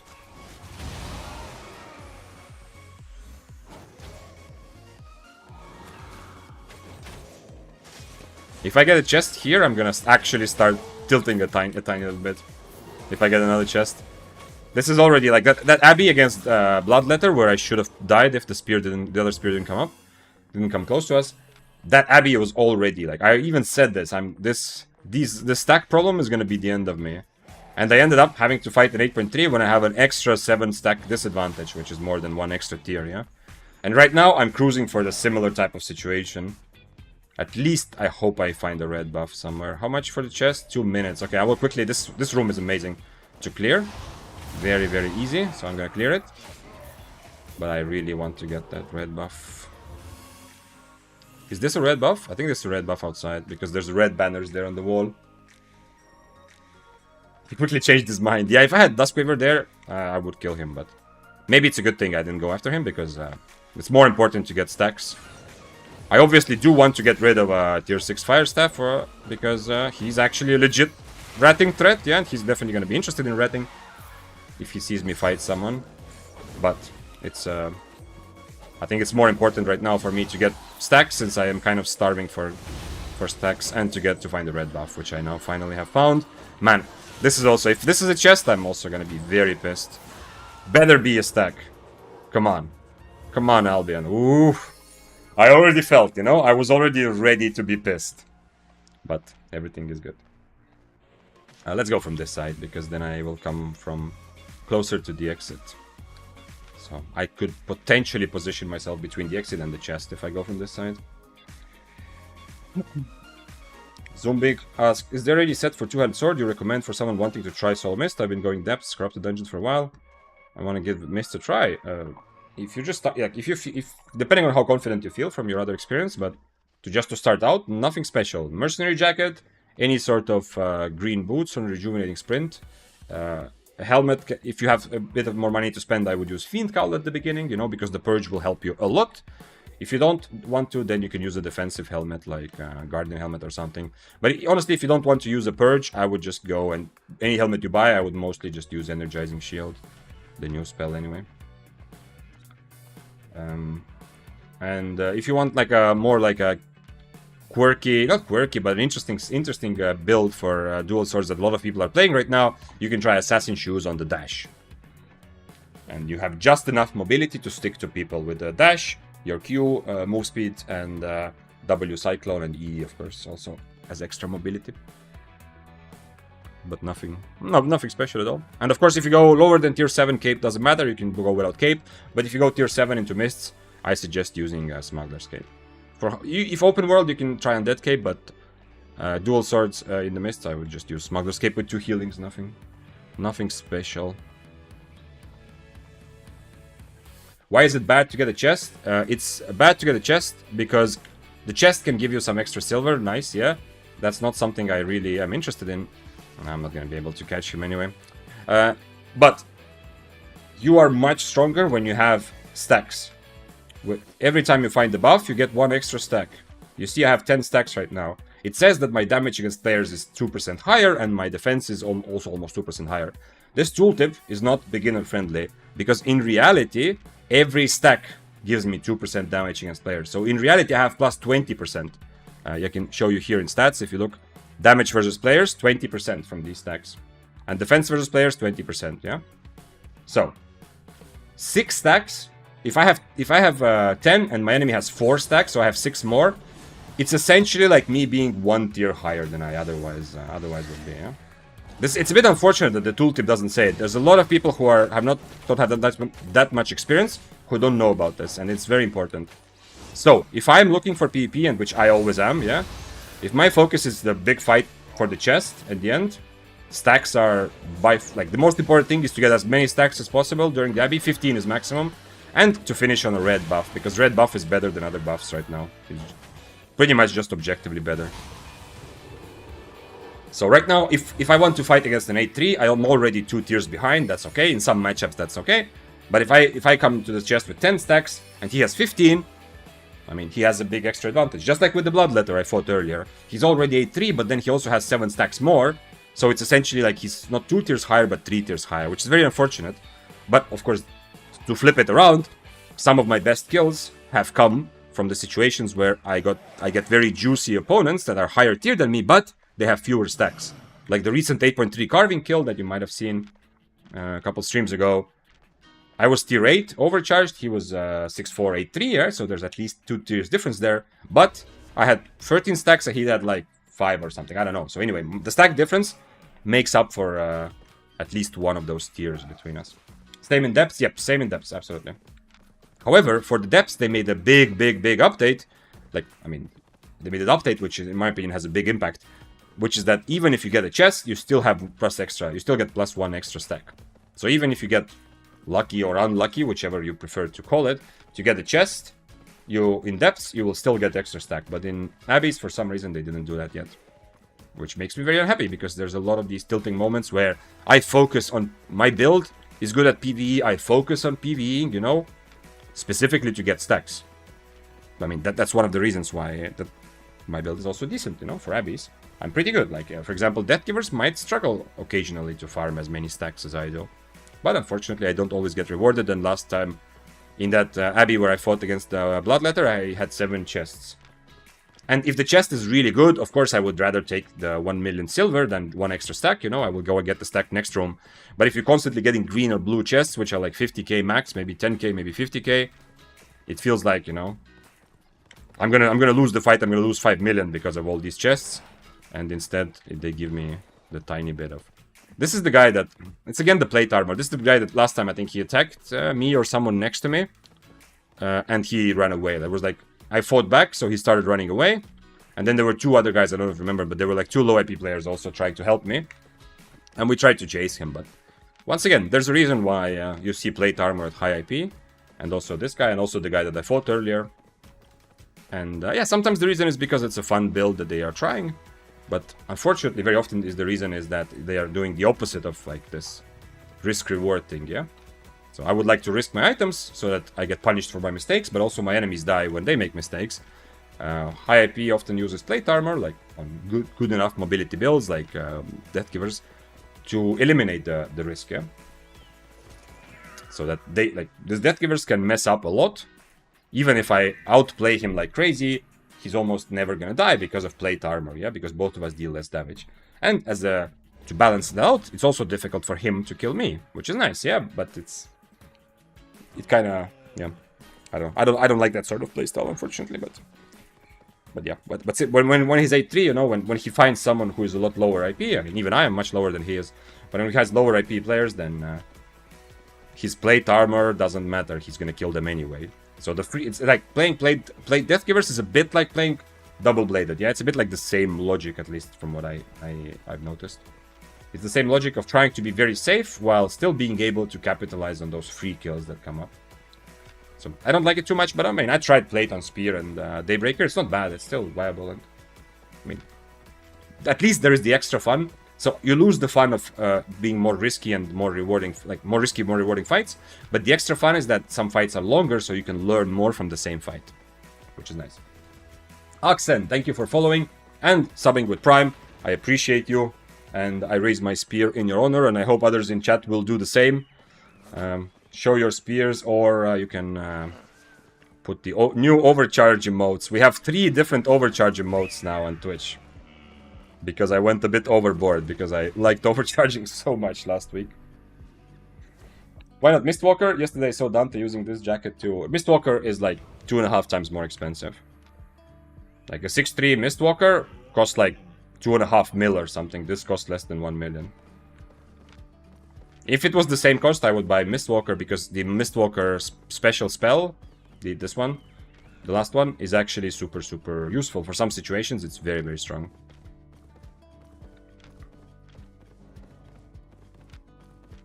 So yeah, I mean, this is also potentially, like, this is also situationally useful. But if Mistwalker cost the same as Tenacity, I wouldn't even think about it. I would buy Mistwalker. I love the extra outplay potential. First of all, there's some matchups which just become much easier. Like, I don't know, Fists of Avalon. I mean, anyway, it's a good matchup for Daybreaker. But Fists of Avalon becomes... I don't want to say trivial, but if you're playing Daybreak... If I had the same set with Mistwalker Jacket against Fists of Avalon, it's not just a little edge. Like, it's not a small advantage. It's legit a fight that... It's my fight to lose, yeah? Like, I have to mess up to lose that fight. Against Rats, against Curse Staffs, it's very good, yeah, because you can dodge their E. Against Rats, you can sometimes Mistwalker and heal up, you know, after the fight. So Mistwalker is super... has some very, very good applications. But it is so much more expensive that it's not worth it. I don't like Mistwalker, it bugs most of the time. I love it. In fact, if I go tier 8 or tier 7, I would still sometimes... even now, maybe. If I go next set tier 7... or tier 8, I might still buy or use Mistwalker. Because at lower tiers, when you can buy 4.3 or 4.4, the tier 4 artifacts are not crazy expensive, so it's okay to buy it.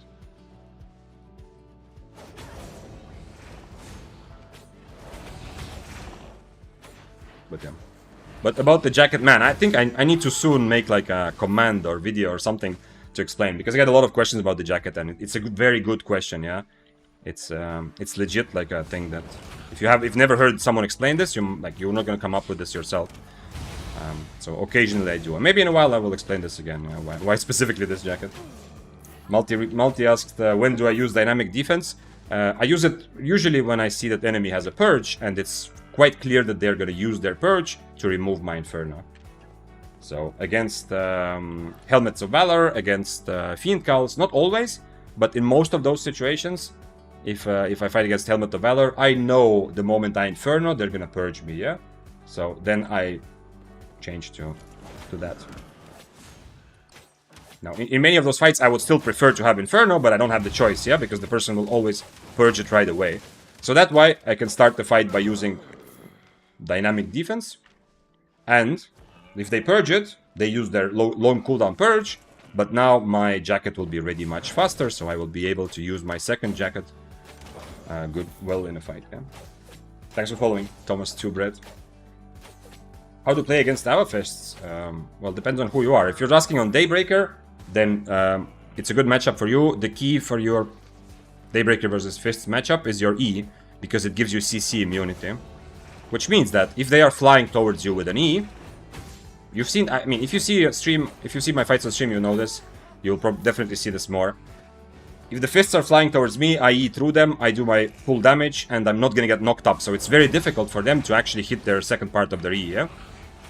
I'm not gonna get, like, knocked or stunned or whatever that mini thing is called, yeah? It's very difficult for them to hit their full E on me. On top of that, another option, I can use the CC immunity. If the Fists have their devastating combo ready, the W, and you know they are facing you, they're looking towards you, you know they want to do the devastating combo, I E through them, and if they start their devastating combo during my E, which very often happens, also has happened already on stream many times, then the devastating combo also doesn't work. Because CC immunity also negates that spell. So whether you counter their E or their W, your E is very, very good against Fists of Avalon. And other than that, you just pretty much out-brawl them. Like, you brawl...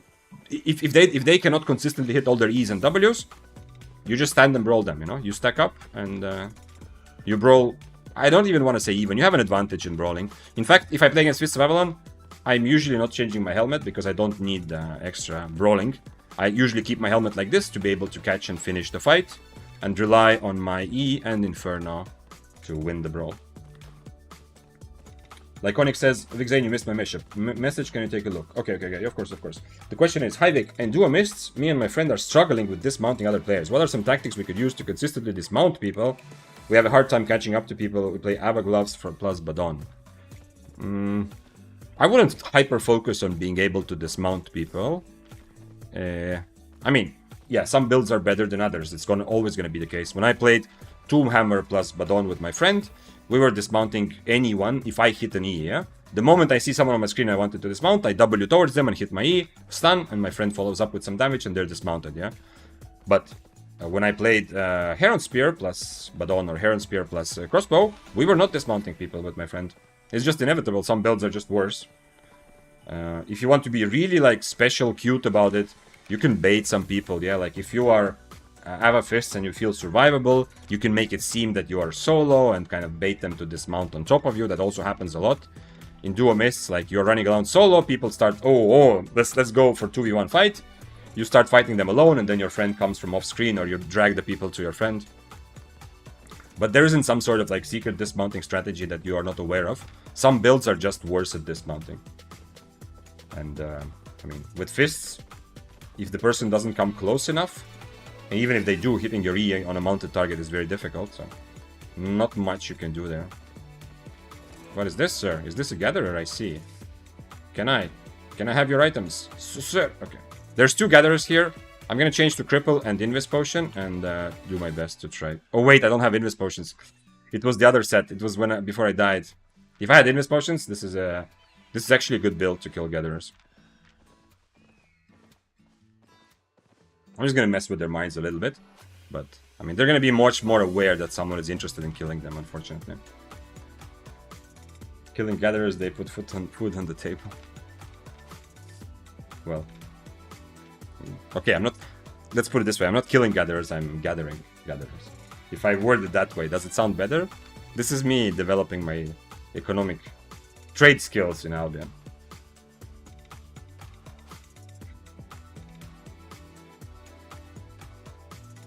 I'm trying to love PvP, but it's hard to enjoy it. Don't force yourself. I mean, maybe you're not, but the way you're saying it, I'm trying to love, I don't think that works with anything. Like, trying to love something doesn't work. So, that's definitely not the way, yeah? If you're not enjoying it, just don't do it. Do something else. Play another game, play different types of content, play a different weapon that sparks your interest, and if nothing works, then, you know, maybe you were born to become a foosball player. Or something else. I don't know. But at least that's what I was saying about my enjoyment of Albion. The reason you can often see me really enjoy Albion is because I give myself freedom not to.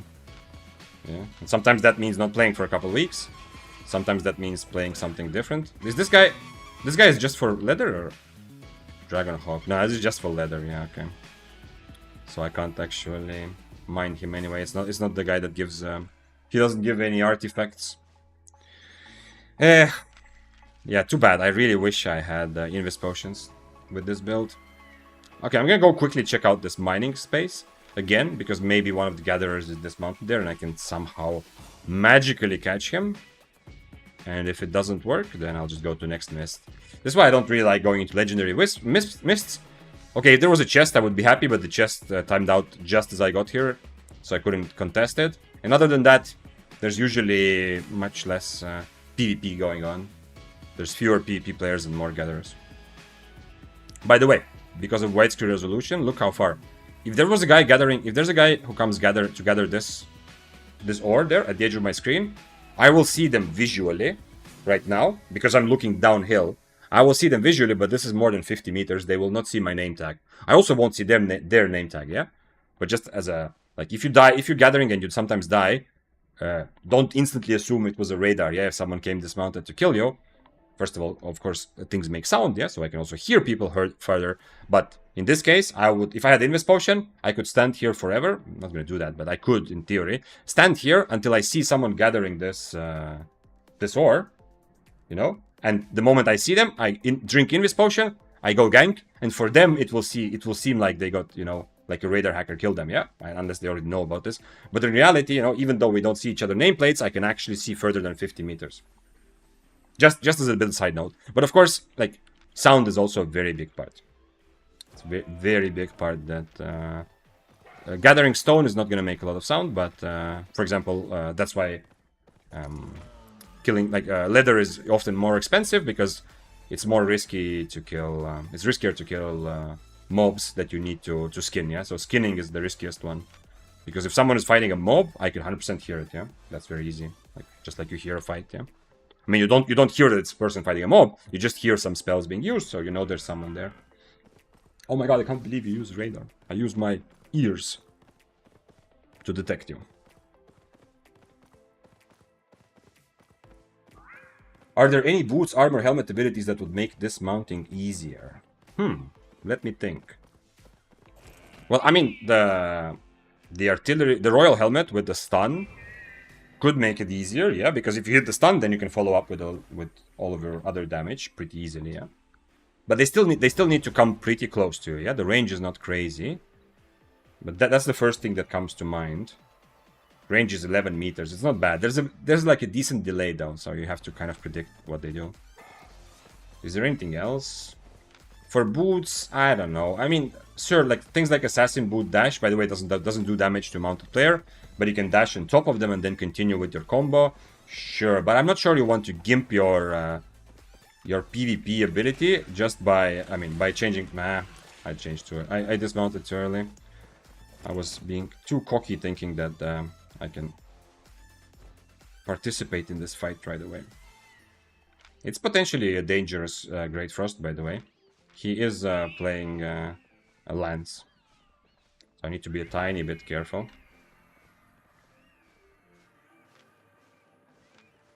I think he's gonna fight me. I think I'm juicy enough to make it interesting for him.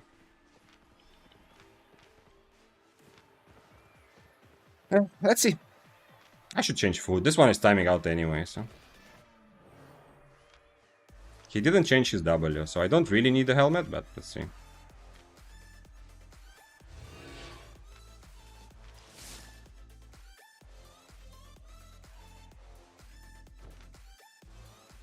I can't purge his Hunter Hood, so I need to purge his Cleric. I want to try if I can react to his E somehow.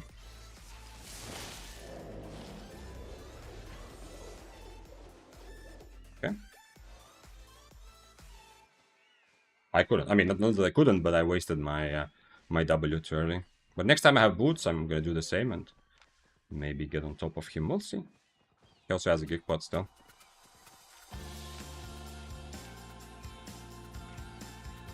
If I didn't have Duskweaver, I couldn't swap to Reflect.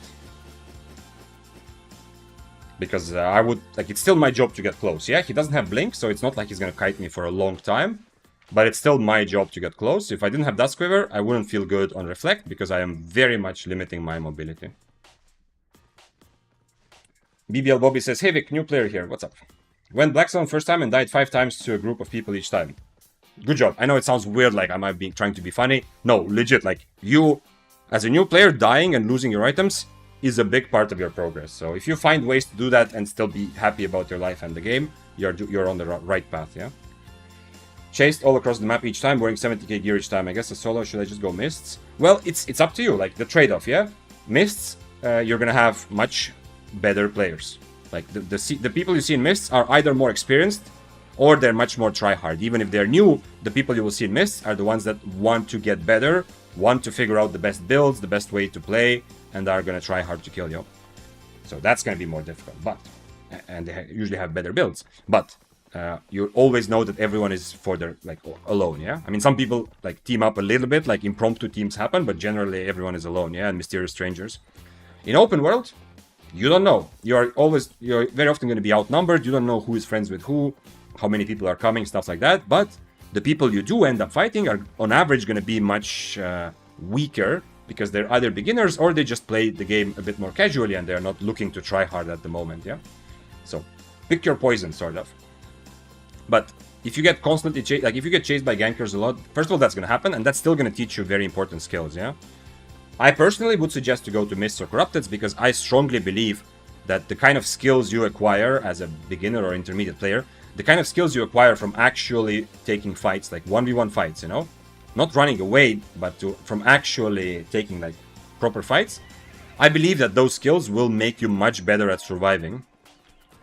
The problem is I don't want to 1v2 these guys. This Deathgivers is dangerous enough, and the Frost is also dangerous enough. Like, either of them alone is already interesting fight. I mean, the Deathgivers needs to overcharge still, but still. You know, I don't fully want to 1v2, but if they come, I'll try it, I guess. I'll see. He's not on dash right now, which means that I can kite him if I really need to.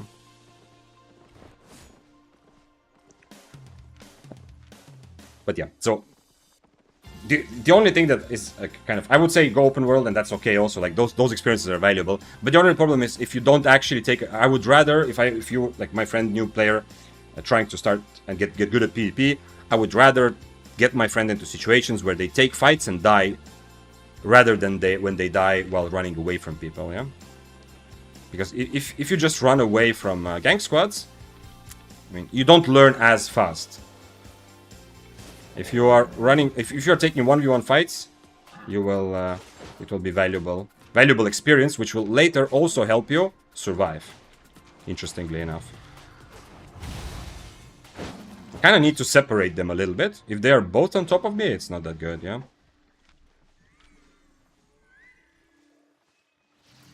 We'll see. I think one of them is going to mount and go in front of me. At least that's what I would expect.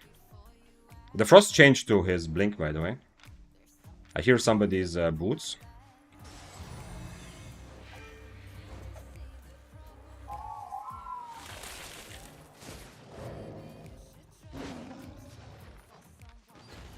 The Frost was ready to fight me solo, by the way, earlier. I don't know if you remember that. Let's see. This can be like it can end up being an okay 1v2, but I have not figured out how to do it yet, because the moment they are both doing damage to me, I am losing that. I need to somehow separate them. As I'm running away, I need to somehow separate them, so only one of them, you know, chases and actually catches up to me, and then I can fight that one for a little bit, and then try to keep kiting to start doing damage to the other one. This is the raid, by the way, as well. So there's no obvious reason why they would need to team up here. If they were lower tier, then this 1v2 would make a lot more sense. Let's see if he... Maybe he will just overcharge and fight me.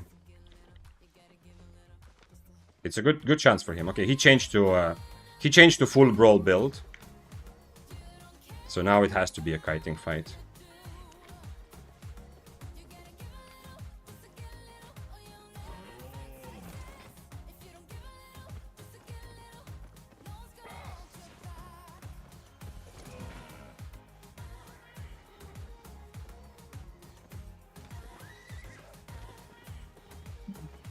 This is one of the best builds right now for middle tier to kill higher tier people, yeah? And I'm just one tier higher, so he has very good chance, especially after he changes Chain Slash, Thunder Armor. Those are very good spells to destroy me, essentially.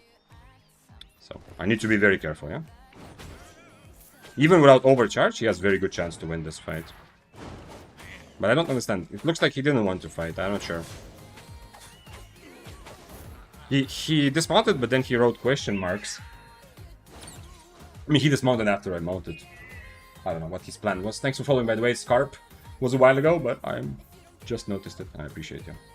And Wesley as well. Wesley SL7. So yeah, both of those guys, good 1v1s for me, but not... like the other one easier. The Deathgivers one, If I fuck up a little bit at the beginning, I'm gonna get destroyed very fast.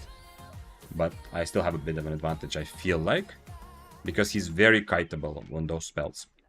If I don't kite him successfully, I just die. And you've seen that. You've seen me go from 60% HP to 0 against this Deathgiver's build. It's currently a very, very strong Deathgiver's build. This Assassin Shoes Dash and Sunder Armor. But when he changes his W to Chain Slash, he makes it so that he cannot actually...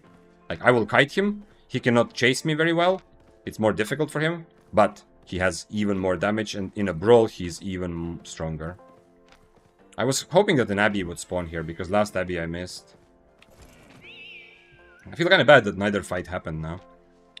Because they wanted to go 2v1, I ended up not having either fight, kind of, you know? I think both of those would have been actually good 1v1 fights.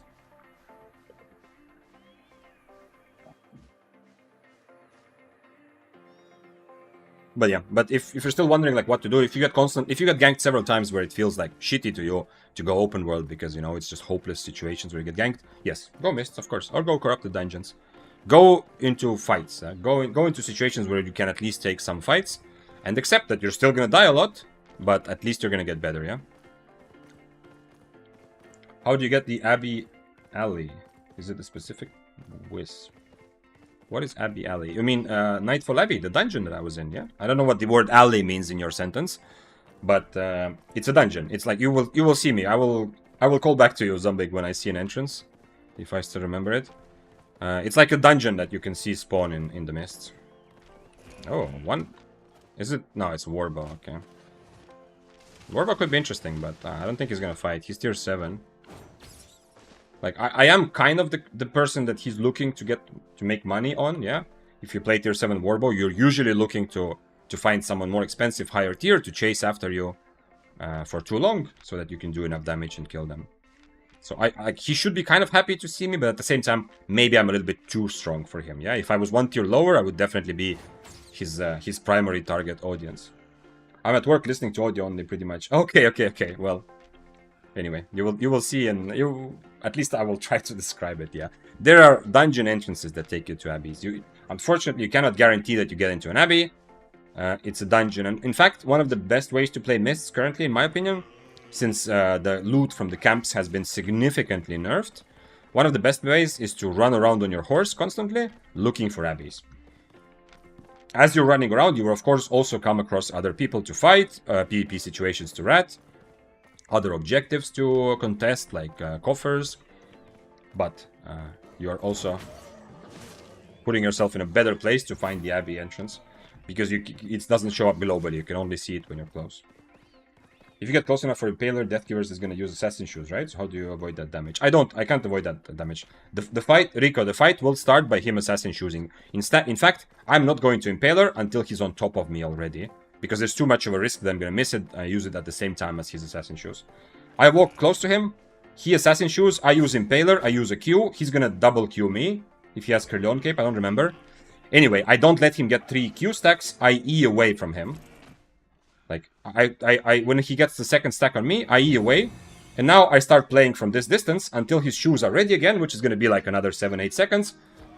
I try to kite him a little bit, yeah? And I try to time out my stacks. And you know, I can even go pretty far from him. Like, I don't even have to stay in like 15-meter range, because I have boots and he doesn't, yeah? So I can go further away, wait for the stacks to time out, then boots in. I'm going to try to avoid giving him 3 stacks for as long as possible. Part of it is because he changed to Chain Slash. That's super greedy from him. It does make him much stronger at actually brawling and killing me if I stay close to him. But since he's on Chain Slash, his ability to come after me is even more limited, yeah? Once the 2 stacks were off, I'm going back in and kind of doing the same. I can even sometimes wait for my E to happen, to be ready. Sometimes not. I'm gonna try to leverage his... Like, he's giving me a huge mobility advantage at the cost of him being a much better brawler. Even 1 tier lower, he's gonna full out brawl me. If I just stand and brawl him, even if I use my E, my Inferno, everything, he's gonna win that fight 100%, yeah? So I have to use my mobility advantage. But at some point, like, if I have already a tiny bit of an advantage from this sort of kiting, when he gets 2 stacks, I'm gonna use my Inferno. So when he gets his first stack, he cannot just double E me, because it's, you know, he doesn't want to E into Inferno. And by that time, hopefully one of us is dead. Okay, mister. Maybe I should run around dismounted since I'm 6'3". I still don't feel very warmed up. Maybe it's just the unsatisfying feeling from a couple of good fights. But what brawl means? Brawling means essentially standing close to your opponent, hitting them with all of your spells and damage that you have, and letting them hit you with everything they have. Yeah. So it's the part of the fight where we don't play around spacing. It's not that I'm trying to dodge his spells and, you know, play it from 10 meters. Like bows are constantly running away and trying to be far from you. That's the kiting part. Everything that is not that part. So when you accept that, okay, I'm going to hit you with my spells, you're going to hit me with your spells, I'm going to auto-attack you, you're going to auto-attack me. When we accept that this is happening, that's a brawl. Sometimes you will hear people talk about trades as well. Like you go in for a trade, then you go out again and kite or use spacing. So brawling and trading is kind of similar. Yeah, you're trading damage, you're trading spells. I'm hitting... When I say that, when I brawl Death Givers, it would mean that I'm standing next to him, I'm using my spells and auto-attacks, he's using his spells and auto-attacks, and that's it, you know? Nobody is trying to dodge any spells, nobody is trying to run around waiting for cooldowns or stuff like that. I mean, when you're close range, you can still try to dodge spells a little bit, but it's very limited. If the Death Giver knows your tactic, then he will just E right away, right? Yeah, but if he is, then he's gonna probably die before his E is ready again. I mean, yeah, it's possible. Yeah, I mean, good. I don't have an example here, but good Death Givers players, yeah, they will find a way around it. But I think most good Death Givers players in that situation, they just wouldn't go Chain Slash. Like, Chain Slash is way too greedy for that. They would go Shadow Edge. And then they boots on top of me, start brawling. When I start doing the thing that I said I'm gonna do, then they use Shadow Edge. And if they hit Shadow Edge, now I don't have a way to really get out well. Oh, this is interesting. We have a bunch of overcharged tier 7s and a non-overcharged tier 7. Nah, I wish I got myself in combat with that. The Battle Axe doesn't have a sprint. He's using the blinking boots. This guy swapped? No, he didn't. Okay. A bunch of tier 7s, man. I kind of wish I was one of them, honestly. Because now I'm in a situation where there's so many of them and I'm such an obvious target that if I start getting low against any of them, they will just destroy me easily. That's also why I'm going a bit north. Oh, another... Man, there's so many interesting players here. That's an 8 million build. Holy shit, why is he doing here? The Warbow. Down me. No, thank you. Someone said Vic. Bro, I'm not trying to be together with anyone. I don't know why this guy is killing a mob. 7-3. No. Each for themselves. Doing damage is also good because it makes me safer as well.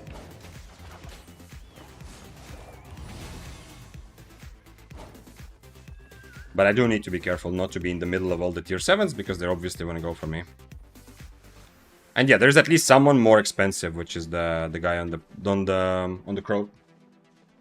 Hi Vic, I got back from work. What have you been doing during the stream? What's up, Sparkly? I've died once and had a good fight where I survived because a rat came. So it was in terms of Albion, it's been difficult. But I mean, the times I died, I chased the guy for 2 minutes, and I was 10 energy. Like I already in my head already killed him because it was last HP, and I didn't have 10 energy. I already clicked my E to kill him, and I didn't have energy for it. It was so painful. It was this fight.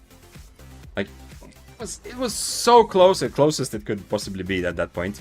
And then I kept chasing him, and in the end he did turn because his potion was ready again, and I died, but it was still close in the end. I need to be careful, yeah, because they're 100% gonna team up on me, so I need to think about that.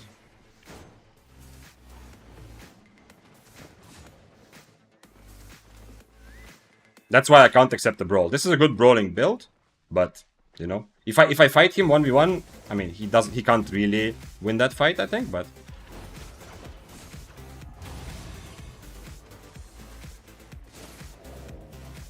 unfortunately, he has an army full of helpers, you know, and he's already demonstrated that he's experienced enough to think about who is higher IP, yeah, because he was trying to rally me against 7-3.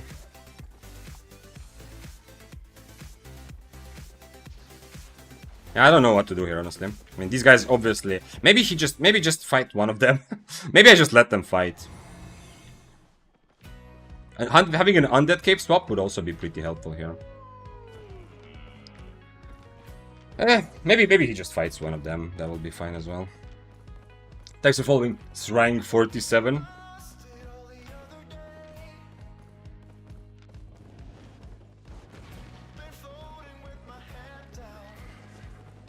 Yeah, I mean, the curse doesn't seem that scary, even though I don't have a Mistwalker jacket. But too many of them together. And if I kill all of them 1v3, I will have barely 1/3 of my... okay, not exactly. I will have like barely 40 or 50% of what I'm risking, right? Oh, somebody opened the chest already.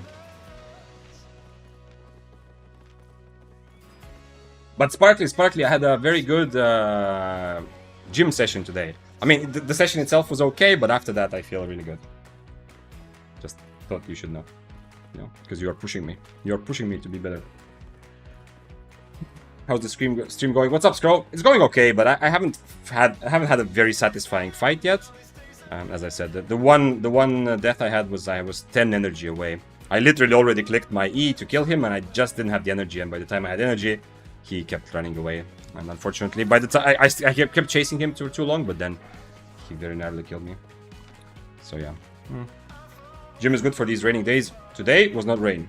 Did it change? When I was outside in the morning, there was absolutely no rain. Finally, the heat wave was over, actually. But yeah, last week was, of course, absolute storm. Oh, it is raining. Oh, holy shit. I mean, I don't hear it, but I googled weather in my city, and it is raining. But in the morning when I was outside, there was no rain, yeah? You're playing in Europe. Yes, Goes on Billiards. I am playing on EU server, indeed. And I like it because ping is very important for PvP success. As much as I would like for it to not be true, because I love the idea of everyone playing together. I love the feeling of everyone being on one big server. There is something special about that hopefully we'll get in the future, but no guarantees. Unfortunately, if you are focused on PvP, you have to follow your ping as well. Okay. If he wants to fight 1v1, this fight is 100% happening.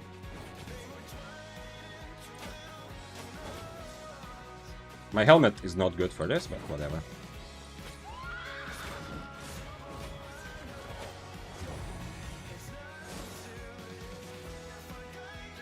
I wonder if I'm in W range or not. Did I miss my E or not? I'm not sure. I think I missed my E there, but we'll see. Not sure.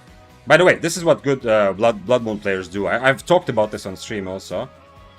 What I've seen, people who actually play Blood Moon well, they use mobs. Just like he does.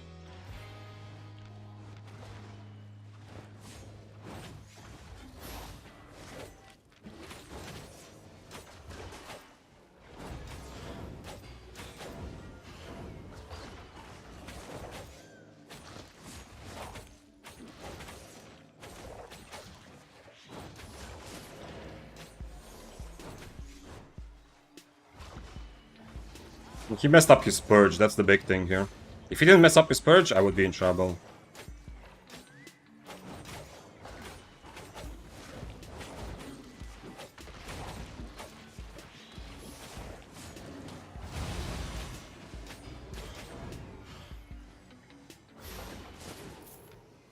Yeah. 1v1 fight? Still kind of close, because I can't really brawl him with my Dust Quiver, but I do have another potion. Brave Soldier.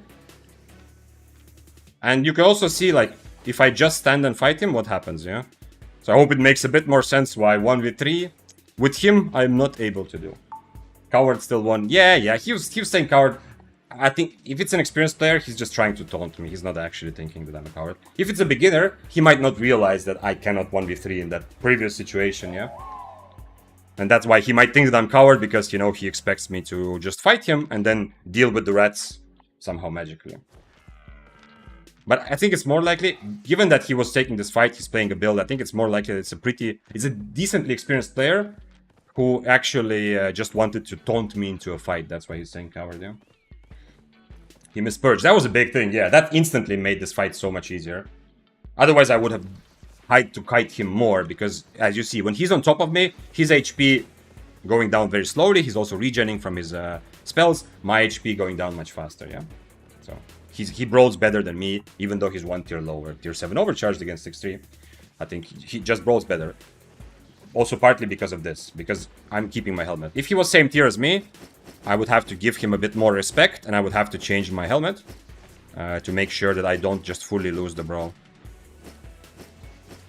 Did I put anything wrong? No, okay. The books go here. Like this, and I need more food, and then we're ready. He got purge karma for trash talk. Yeah, actually, yeah. That might be true, yeah. So, the purge he missed, that means I keep my stacks, I keep my inferno. He doesn't have purge for my boots later, you know. The purge, the fact that he missed purge, I kind of know I'm winning. Although, I could have maybe played it a bit cleaner in the end to not have to waste my potion at all. I had to use one potion, so I would like to... One potion, I would like to not have to use any potions. But, it's okay. Hey Vic, is one-handed dagger good for mists? Yes, Joehead, it is good. It is like B tier good, but if you become really good at one-handed dagger, it can feel almost meta tier. But there will be some limitations from the fact that it's decently predictable. But the best players in one-handed dagger make it feel like it's meta tier. But on average, I would say it's just decent. Mystery God accepted me. Or not accepted, but invited me to the party. He wants to 1v1. I remember that guy. I fought him. I think when I had this time when I was actually accepting like these 1v1s and taking fights, I think I fought this guy a couple of times. Let's see if there's something else in chat. Do you think that second Q and Smuggler Cape is better than Carrion Cape? With fourth Q for Blood Moon. Second Q and Smuggler Cape. Better than fourth Q Carrion Cape. He was... I don't think anyone is using this, like, seriously. Like, some people are playing around with the shield, you know? If you have tether and you are able to be on top of your enemies, some people are playing around with this. But I haven't seen any experienced players use this recently in Mists on any shapeshifters.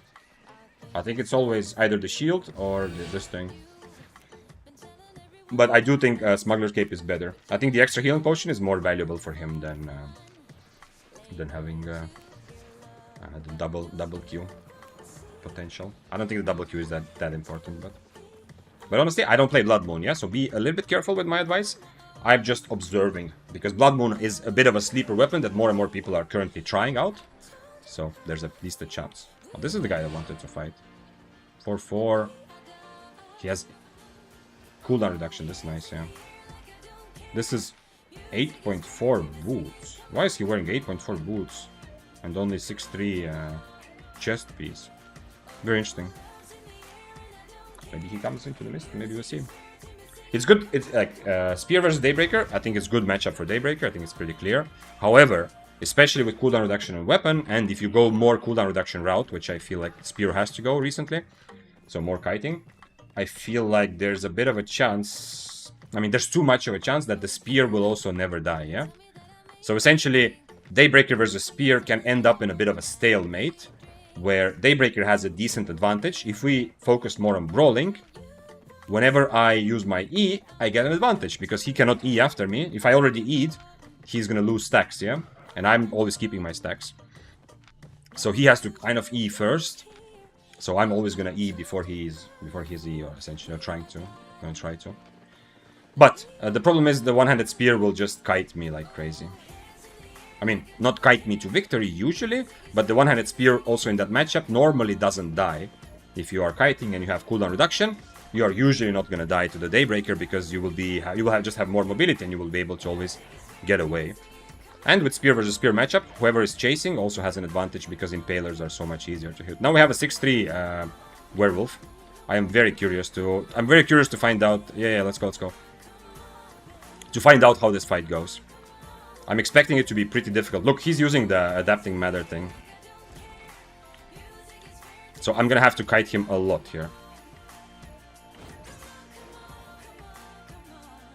I have to really kite him a lot here, I feel like, because close up he has a decent advantage.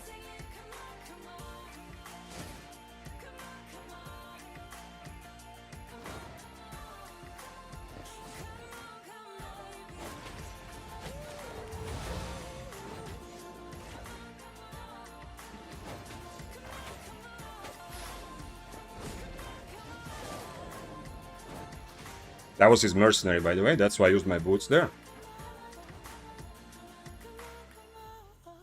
Now I have an advantage because his mercenary cooldown is longer than my Inferno. But look at this, he's using mobs. This is what a good werewolf player has to do. You have to use mobs like this. This is a big part of him.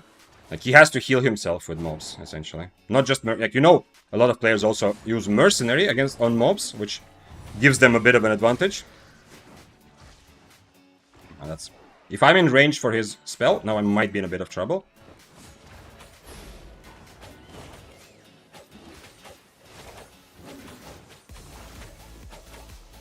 I wish I had a different helmet now. I'm also gonna run out of energy.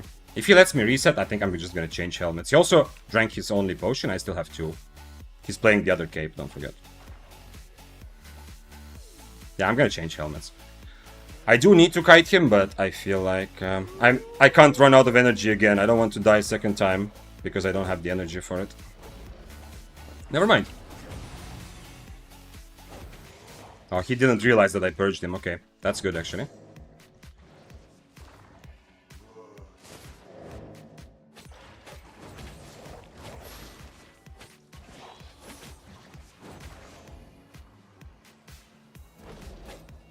I need to be careful with my E.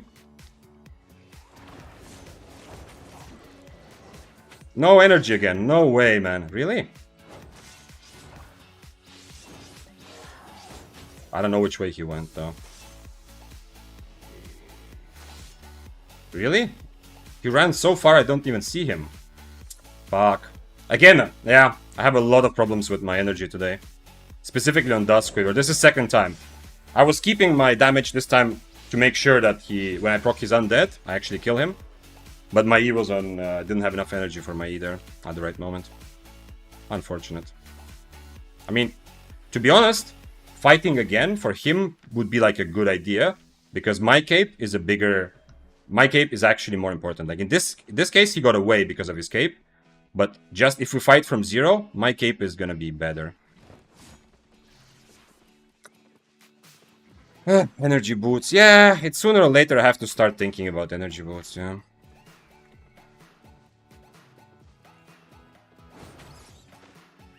I'm gonna brawl him more and just hope that everything goes well.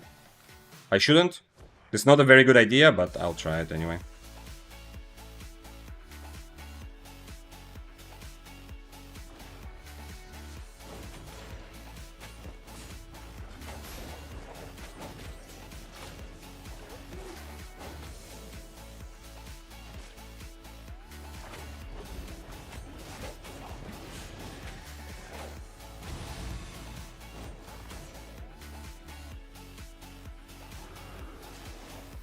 Okay, he used his mercenary on the mob. Not a bad idea from him.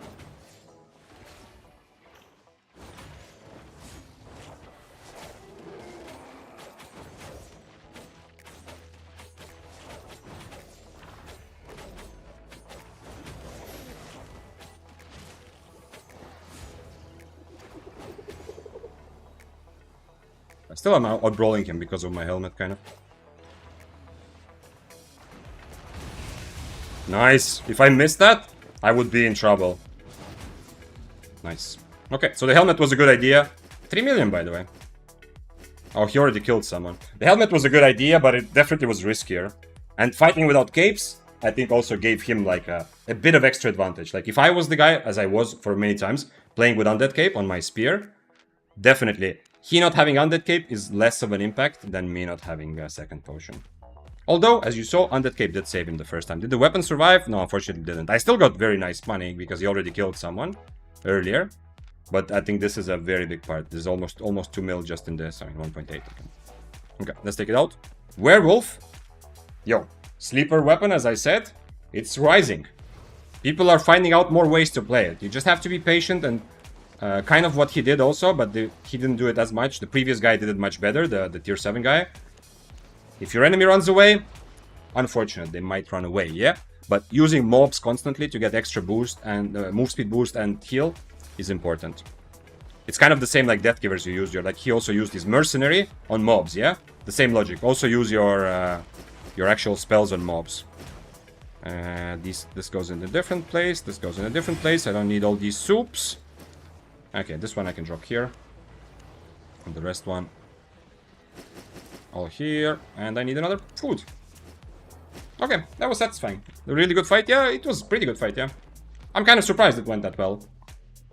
When I changed to helmet and I don't have second potion, I was fully expecting that there's a chance I very much because I don't play this matchup very often, yeah. I thought maybe I underestimate how dangerous he is. And as you saw at some point, by the way, if you've seen my Daybreaker guide, one critical thing if you play Daybreaker to figure out what is the purpose of your E. You know, don't have all the answers in advance. But also here, at some point, like my first thought is, okay, maybe I can keep my E to purge his mercenary. But when I started fighting him the second time, I realized, I don't know, maybe you saw this happen in my head live, yeah? I realized I can't. I can't just keep my E for mercenary. I need to use it just for damage. And that was very vulnerable. After I eat away at the start, if he catches me and gets full mercenary, I'm kind of vulnerable. But I have no choice, because if I don't use my E for damage, I don't think I'm winning that fight. So that's one thing also why I refer to the guide, because it's one of the things there for sure that Hunky says, why use Twitch chat when you can use Say chat? Hello, Hunky. Thanks for following Srang and Heart YouTube. Welcome. Zerg Overlord asks, is the Eye of Secrets a potential option for an offhand? No, only for a healer, I think. There's no solo PvP build I've ever seen that unironically would use Eye of Secrets. No. Everything else is bad. Like, other offhands are really strong in Albion. This has been, I think, through history, a big problem of trying to balance one-handed and two-handed weapons. And on average, one-handed weapons have shined a bit more, because offhands are really, really strong. Not Eye of Secrets, but most offhands, yeah? So you definitely want to solve your energy in a different way. By having energetic sprint, by changing your helmet passive if you're using light armor, potentially getting attunement on your weapon that gives you energy in some other way. But I'm really struggling with Duskweaver fights. I don't know why suddenly right now I'm having such energy problem. Last time I don't remember this. Stabber uses it sometimes for his one-handed spear build. Stabber being Nomad. Nomad uses Eye of Secrets for a one-handed spear build. That's a bit of a troll. But that's what I was saying before. Like, if you play open world, you're going to have a lot more beginners, but you're also going to have people who are not beginners, but they're just more relaxed about the game, yeah? I think Nomad doesn't play Mists or Corrupteds. If Nomad went to Mists and Corrupteds, he would very quickly forget Eye of Secrets even exists in the game, yeah? Because there you are playing for... Like, you're playing high stakes against competitive players who are going to go for all advantages and try to get the best possible builds, yeah? So you have to be careful. But if you played Eye of Secrets in open world, I'm inclined not to believe it was like a serious long-term build. It was more likely that he was just trying something interesting and new. But definitely I don't suggest doing that. Don't try that at home. I'm certain they will nerf the energetic shield. Sparkly, it's already in the patch notes, yeah? The next patch will nerf it from 20 seconds to 25 seconds base cooldown. So use it while you can. If you're here, use it while you can. So that it won't give you energy and maybe less shield. No, it will do the same. At least the current plan that they have in the next patch notes is that it will do the same thing, but it will just be a longer cooldown. Just remember the Arcane Mimic W exists. Has anyone ever used that? I think maybe in some group content, I don't know. Abdel Kefi. Not in 1v1s, no. I think the Mimic could be somewhat useful in 1v1s if you could choose what spell you Mimic, yeah?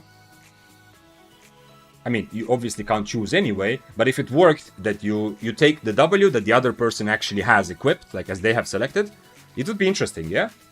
You would have... like, you could use impalers against spears and whatever, yeah? But since you already know what you're gonna get, yeah? Like, you don't want deflecting speed from spear. I don't know, I don't remember what you get from other weapons, but I don't think it's... I have never seen that applied. Maybe we always have some Arcane interested players in chat who play Arcane and who have more experience, so maybe they can, you know, chime in. 0 Hertz, what's up? It's been a while, but I just saw your message. Hello. Or as you say, yo. Does the E take that much energy? Seemed like you had enough. It takes 105, as I just discovered after that. It takes 105 with my IP. As I just discovered from that oh man, this was so painful, like this moment. Like, in my brain, I already killed him. I was already, the adrenaline already left my body, the kind of rush of the fight. because I already clicked E and killed him. He was like, I don't know how much, 200 HP something. I knew that he's gonna E through me, so I knew I have to E behind me. I clicked E. I pretty much mentally let go of the keyboard, but then it turns out I didn't have mana. After this, I'm gonna remember energy cost as a consideration. It's an important thing, apparently. I wish you could play Albion as it was advertised. Put on whatever weapon you want, have the fight be dictated by your skill. But Hung, that's kind of how it is. Like, okay, you cannot create a game where you have hundreds of options, and if you start combining builds, thousands of options, but let's say hundreds of options, as in over 100 different weapons, and everything is perfectly balanced everywhere you go. That's impossible. Every game has patches which change the meta. Other games have more things to balance sometimes, like League, Dota, whatever. But other games only balance for the 5v5 competitive mode, like if we're talking about MOBAs, yeah, or whatever the game is about. Albion has to balance the same weapons for so many different ways of playing the game, so many different types of content. So it's inevitable. It will never be just purely skill. It will always be, the build will always be part of it, and it's inevitable that, yeah, I mean, that's not what what Albion advertises. You cannot expect to be the weapon that you like. Like, if you find the weapon you like the looks of, you cannot expect that it will be as strong as another weapon just because you like the way it looks, yeah? There's always going to be meta, and that's part of the game. Of course, there are problems with the balance of specific content occasionally, and sometimes there are solutions, sometimes there are things that make it better. Like, over the course of my time playing Albion, I'm generally very happy with the balancing from SPI. I don't know if this is like an unpopular opinion, because obviously a lot of people, it's very popular to hate on different developers, but I've seen that in every game. I'm happy with balancing, but there are also some very obvious glaring mistakes that, to someone who plays the game more than most developers, I'm guessing, yeah, they're also very obvious. Like the cripple change is a very obvious mistake. Having Flamewalker be so obviously stronger than everything else for months is an obvious mistake, and I'm not changing it fast enough. So there are obviously like some things that developers are doing wrong with, but overall I'm very happy with the balancing. And I do have the feeling that I'm playing the game exactly like that part of the game, at least I'm playing as advertised. I legit feel like I am free, not in Corrupteds, not in like strict 1v1 fights, but for Mists or Open World, I feel like I'm free to wear whatever I want. And this is why you see me do some weird challenges, playing some builds like Grovekeeper and having fun. I feel like if I want to, I mean, obviously it comes with the acceptance in my head that I know I'm handicapping myself. But if I want to, I can play so many different things and have fun with it. Your explanation of why not to use Eye of Secrets was ganked by an ad when you came back about you think that it wasn't being used in a serious manner. Stabber is a spear. Yeah, I know who Nomad is. Of course. So he's usually taking his content seriously, but I don't know which scenario makes him use the torch. Okay, Zerg, what I was saying, like, of course I know who Nomad is. What I was saying is that he must have been experimenting something. That's what I said in the end, yeah?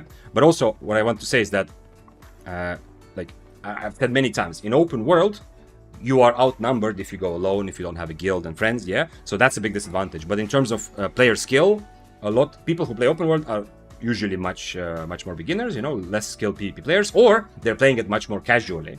It might also be that Nomad is playing open world more casually. And of course, when he's streaming, you know, part of it is just enjoying the stream and, you know, other things, yeah? I guarantee you that if Nomad went to Mists or Corrupteds, he would forget the Eye of Secret exists in like a couple hours. Maybe one day tops, yeah? Because when you have to fight against actually competitive players who are going to fight for every advantage, who's going to be at least as good as you, have good, decent builds, Eye of Secrets is just ruining your, like, you cannot long term. Yeah, okay, everything can work, sort of, but long term, it's going to be super big, it's going to be a handicap for yourself, yeah? So, I also know that, like, Nomad has the experience and skill. If he wanted to, like, try hard Mists, he could, yeah? He doesn't do it, I think, because he doesn't enjoy it, yeah? It's not because there's some, like, problem with this. So, if he wanted to try hard Mists, he could do it, he could come here, but he would 100% take a Spear build. There's a lot of different ways to play Spear, but Eye of Secrets is not one of them. Like, offhand, as I was saying, offhands are really strong, so, you know, you can solve your energy problems, and I'm also running into energy problems when I'm thinking about what to do. One of the first things would be to upgrade your helmet, but I'm not going to buy 7-3 helmet for this, yeah? One reason why I have some energy problems is because my Daybreaker is very high IP, yeah? It's an artifact weapon. If I had one-handed spear and everything else was the same, I wouldn't run into this energy problem, yeah? So, one of the possibilities is to upgrade helmet. I'm not going to do that from 6-3 to 7-3 for this set. I don't want to raise my average IP also and just pay a lot more. So the next idea to do is just to change to energetic sprint, which is okay. I could do that. But I'm definitely gonna... I'm gonna be much stronger with energetic sprint and torch than with these boots and Eye of Secrets. Now that you mention it, I think he usually runs Eye of Secret when he does his 3 to 5 man Outlands content, but he has solo Outlands, he runs his torch. No, I mean, as a kind of... Usually, Nomad, of course, plays with torch, yeah. No, Nomad has like is such a veteran of the game that when I started Albion, I'm not like a veteran from the start, yeah. When I started Albion, I was watching his videos to learn to play Spear better, yeah. So he has a lot of experience. Am I gonna change something? Do I need Harpoon for this? Maybe. Okay.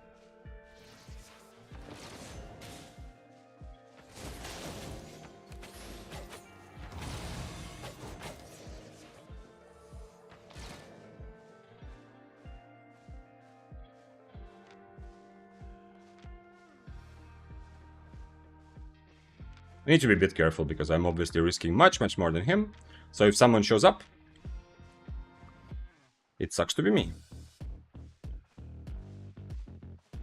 He's also on Snapper and Q1, so you can see this is the bow innovation I was talking about. Bows are no longer kite-only weapons. He still has Frost Shot because he's still losing a brawl, but he's much better at brawling than bows have been for a long time. Who's the other guy on the screen? I'm curious now. Not super scary, but definitely could potentially be part of this fight.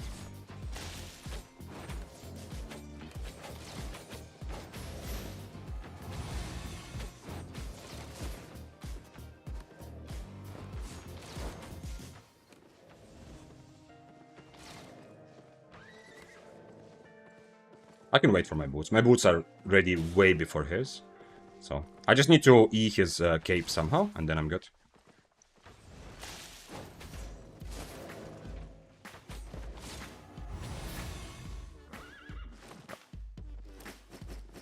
That's what I expect from a warbow.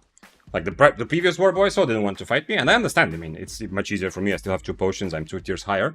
But the whole strategy of warbow is to take these fights because occasionally he can win this, you know? If I miss enough spells, or if I become too aggressive, he's winning this fight. So warbow is I don't like warbow for high IP. You shouldn't play it as a very serious competitive build. But for low IP, it is... I don't want to say one of the best, but it is very good weapon to take advantage of someone who makes mistakes. The only problem is why warbow isn't like crazy good like wildfire stuff is because it will take quite a few mistakes. Like as you saw in this fight, if I mess up, if I miss my spells, I have a lot of time to reset, to run away and be safe. Why is that guy still... Why did he dismount after I left? Is he not worried about me? Sir, didn't you see what's happening here? I need to hit the E. No, I can't dismount him without E. Okay, so yeah, so that's why Wildfire's S tier, low IP, and Warbow is like B tier or something, in my mind. Because it has the same potential to kill much more expensive players. He can kill me with his tier 7 set, absolutely.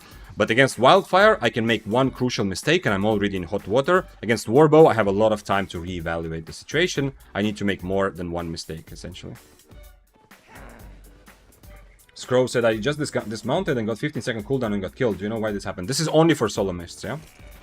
I thought this would also be added to duo mists, but by now, years later, it's clear it's not a bug. It's legit only for solo mists. It doesn't happen in open world roads or duo mists or duo content.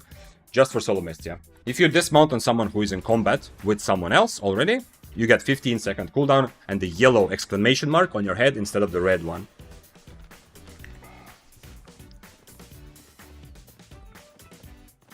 There was 3 guys mounted and 1 guy dismounted. So, yeah, one thing... Okay, there's 2 things, Crow, and everyone else who's wondering about the question, the exclamation mark or 15 seconds, listen up as well. There's two things that can happen. First of all, there's a bit of a lingering combat time. I don't know how long it is. It doesn't say anywhere that it should be part of the game, but it is clearly there.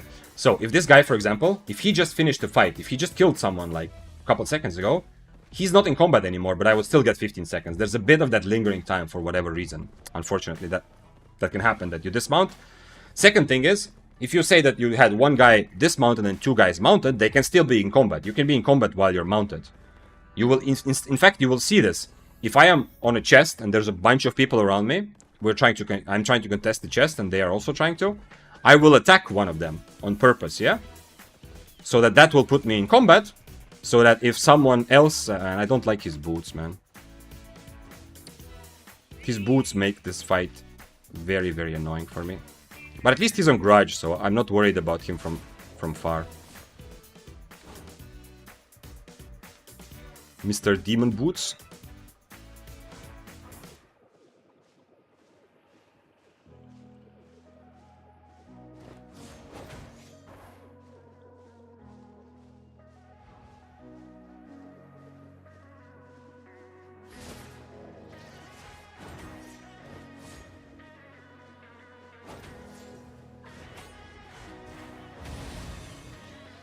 I need to be a bit careful with that guy.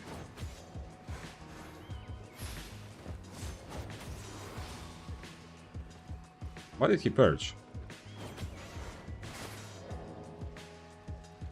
He's gonna just Demon Boots away anyway, probably. Never mind.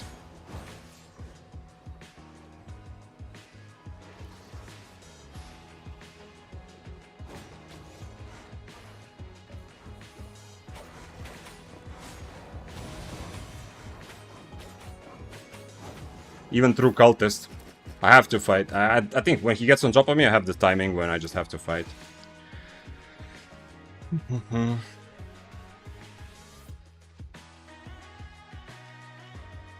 This is very interesting. Oh, he opened the chest already. Oh, he's fighting, okay. I cannot even figure out what to do with that, honestly, but I mean, that's why I'm fighting. I only have one potion, though, and he has... Man, he's gonna silence? Man, I have no idea what he's gonna do, actually. Legit no idea. Am I just getting on top of him? I don't need this, because he doesn't have any mobility. He's gonna get on top of me. I just need to dodge his E somehow.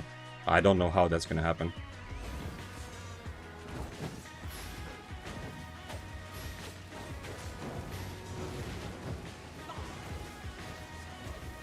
I didn't even wait for my... I didn't wait for my even one potion, I just realized. That was nice damage, though. Oh.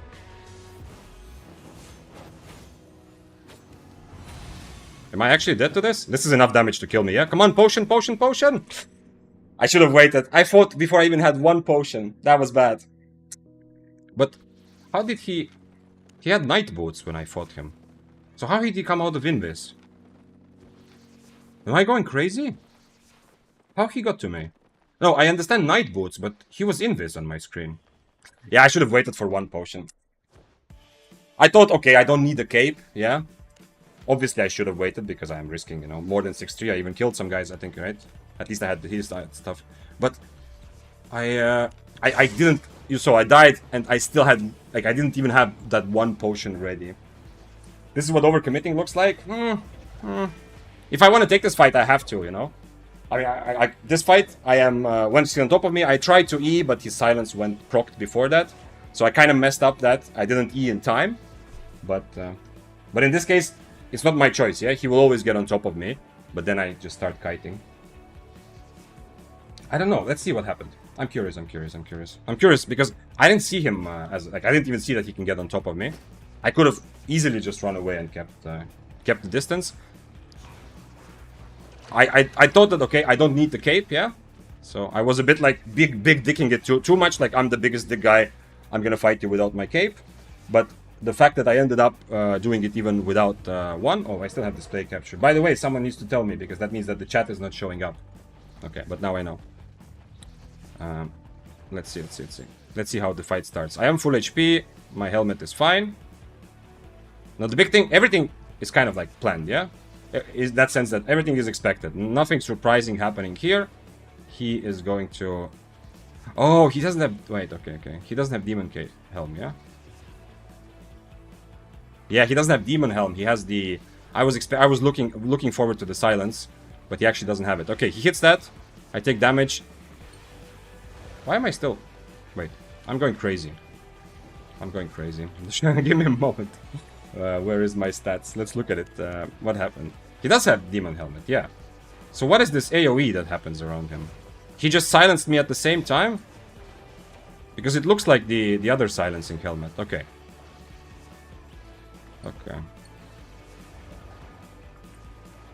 Why am I silenced here? I don't...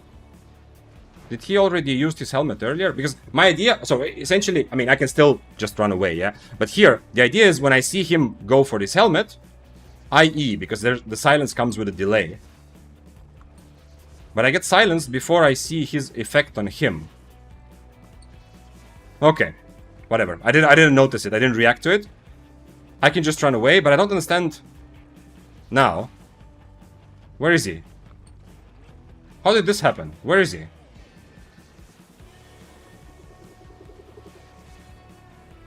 How is he in this? Is this a bug or what is happening? But now that I established again that this is a demon helmet, there's no silence. I mean, there's no invis. He doesn't have any invisibility in his build. Where did he come from? Huh. Okay, I can see him here at the edge of my screen. But hey. This is legit like a hack or something, because this is 15 meters, yeah? Boots. And name tags appear from 50 meters. This is either a bug or legit like a hack, yeah?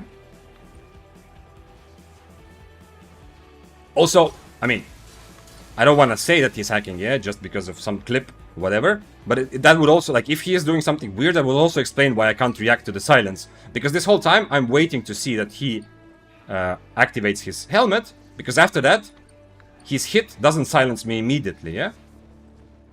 This is like a... I have a 1 second timer where I know that I'm about to be silenced. But somehow, here, I'm already silenced. That was very weird. I mean, it might also be something with, like, connection. You know, which can be on purpose or by accident, but... Normally, here, he should already boots on top of me. Like, normally... He would boots on top of me, then I E away and keep kiting him and hopefully survive. Because, of course, even at the very end, even after this weird thing that happened, here, if I had a potion, I just kill him here, yeah? It's very close, but I know. I don't have to E and run away. Or I can run away, wait for my boots, but I fought him with just 1 potion. That's very weird. I don't know how this happened. Too many confusing things. Yeah. I mean, at the end of the day, it was still me big dicking this and deciding, oh, I'll fight him without healing potions. Without even 1, yeah? We're not talking about the cape. We're talking about not even using 1 healing potion. But very, very interesting. Too many confusing things. Yeah, for sure. This is a mystery. This is a mystery. And he wrote something also, so let's see. Maybe he has some explanation. He says, oh my god, dude, I learned how to PvP by watching your video and tried first time today and you're the first kill I got. That makes it more suspicious. His message doesn't make it less suspicious. I don't know what to tell him. Worth reporting just in case? I don't know about just in case, but I also don't know how to report someone. There is nothing there that is like obviously his hacking, yeah? I don't even know how to report people, but it's an interesting clip to analyze for sure. And the thing is, like, if something like this happens, like, consistently, yeah, you can figure out that the person is doing something on purpose that shouldn't happen. But, like, these kinds of weird, buggy situations can always also happen just because, like, he's playing from a bad connection, you know, and it dropped at the critical moment. But that's very, very weird. The silence thing, I thought I was too slow. Looking at the recording, I see that there's no time to react, but okay. I mean, whatever. The silence thing is less important, but the fact that he boots through the tree from 50 meters away, when I don't even see his name tag, I don't know how that can happen. It is report player's name. Should we? I don't know, man. Okay, I mean, as you said, maybe it couldn't hurt, but I'm not sure. Nope, it didn't do anything. Please add player name and the reason. Report David writes nasty things. Report niche. Yeah, but I can't even explain this, yeah? Potential lag switch is the only thing I can say. But no, I don't know. I think it's better to keep this clip and to analyze it and ask some other people to look at it as well. Very interesting, though. Back to more of the same. I actually really like Daybreaker. I think we should play more of it. Do I have another? Yeah, I have another this as well, so I don't have to buy another jacket, so we can continue with this. You can also just click on his name and report in the drop-down menu.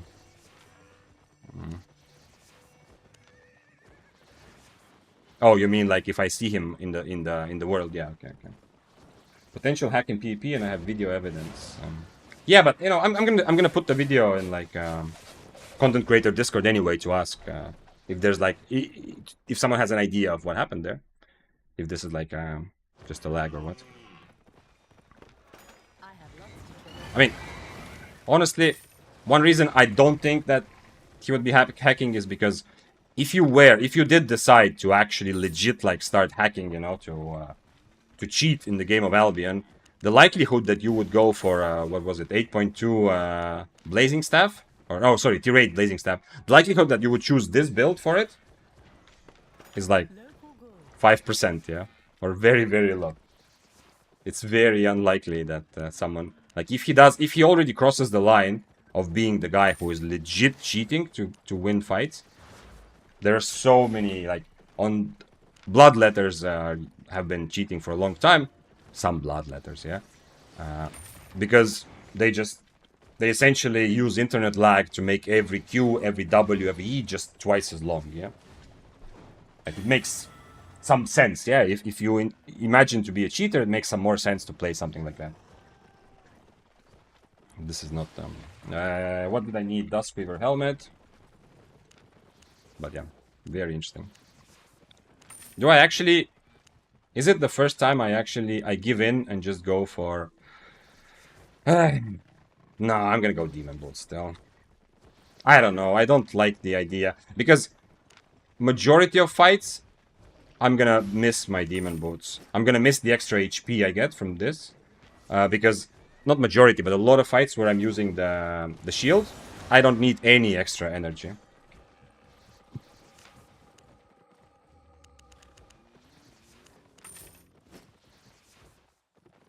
What am I missing? Cabbage soup. And Geekpot. And then I'm ready. Okay, it's actually still pretty hot in here. Like, I feel I'm sweating. Not just because I died, but, you know, because the temperature, I can feel it.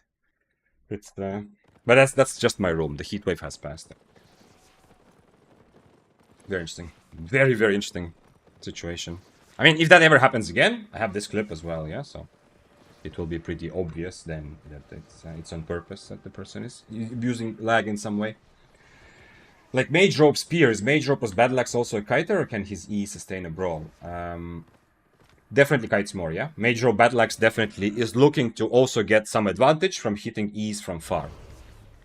But Battle Axe remains a good enough brawler, so you can commit to a brawl as at some point as well. Ad time, wait, okay. Yeah, the ad time is actually my man, like, I know when the ads are. I don't have the automatic ads, because otherwise they would happen in the middle of a fight, and I really don't want that. So I only run them manually when we are in the city. Or, like, just leaving a city, like right now.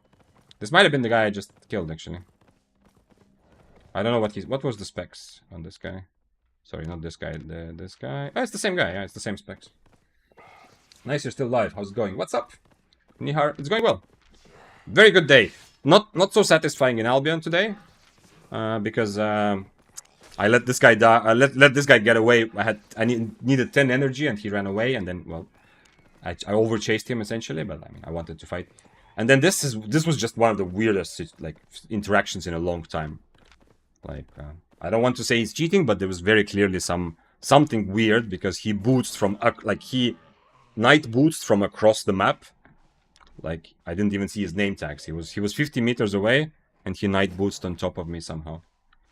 Which I hope was just happened to be like an internet connection problem, but who knows. So it's not that satisfying. I mean, we have some good victories as well, but nothing crazy. Weirdly, it feels like in the evening it is legitimately hottest. Maybe. Well, the thing is, I can't really judge based on my room, because even though I have windows open, I didn't open the window in the room where I have my computer, because I'm pretty close to it. I don't want to shout into the open world, into the real life open world. But I have windows open everywhere else. But still, this is the room with my computer, yeah. So it's also heating up the room. a little bit more, I think. So I think outside, or like overall, the heat wave has passed. Where is the chest? It's here and it's blue. Okay, blue chest I will actually take. Okay, but Mage Robe Battle Axe is kiting more than regular Battle Axe, yeah? Because to utilize your extra damage from Mage Robe, you are standing a bit further away and hitting your E's for a while. Regular Battle Axe also likes to hit E's from far, but Mage Robe Battle Axe I feel like needs to rely on that a little bit more. But that's also one of the reasons why you see, for example, Eugen, when he plays Battle Axe with Mage Robe, to also play Duskweaver Helmet, yeah? To make up for the fact that he's gonna spend more time away. Duskweaver helps kite, even if you're like, I'm also kiting when I'm walking away from someone because of the slow.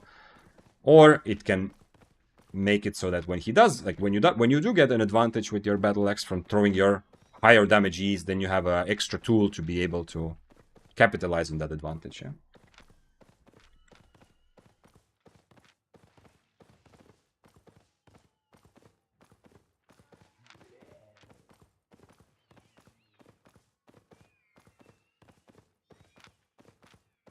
Oh, what happened to the music? Did I check? Okay, nice. I'm not recording the whole screen anymore. So now the chat is back on screen. Thanks for following, Ariadis. Sushi said, a little troll, but what do you think about Bloodletter, Cleric Robe, Mage Cowl? Yeah, it's very difficult because you need to fight. It's like a Bluetooth build, yeah? You have to fight from far. You can't actually take... Oh, come on. Mr. Spider, don't. What is his boots like? Oh, he doesn't have boots. Nah, I wish I also could go through the tree. It's like with light armor, Bloodletter, you don't have any damage. You just rely, like you just have to dodge spells and slowly kite and try to get an advantage from far, essentially.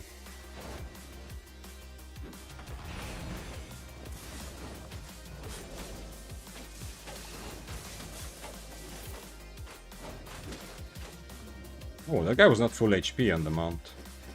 I mean, the mount was not full HP. So yeah, and also, I mean, if you're gonna do something like that, probably Face Scale Robe and Cowl of Purity would do the same, but much better. But I understand it's also much more expensive. So you can essentially, it's like a Face Scale Cowl of Purity build from Wish.com. Yeah. Why not? Try it out. I played the light armor Bloodletter with Cowl of Purity, and even Shoes of Tenacity a couple times, and it was very fun. It's fun because you're constantly kind of jumping around and being agile and pressing spells. But it was a bit frustrating because even when you do a lot of damage from far already, the fight looks like it's going well.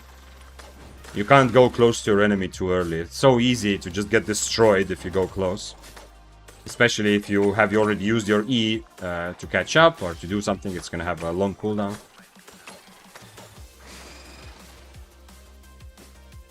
Okay, something here is... Okay, that was the thing that was worth.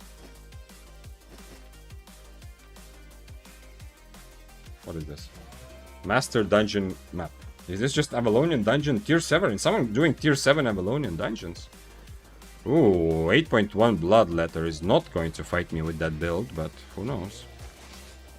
Maybe if I hit mobs a little bit, he's gonna change his mind. I mean, if I get hit by mobs, rather.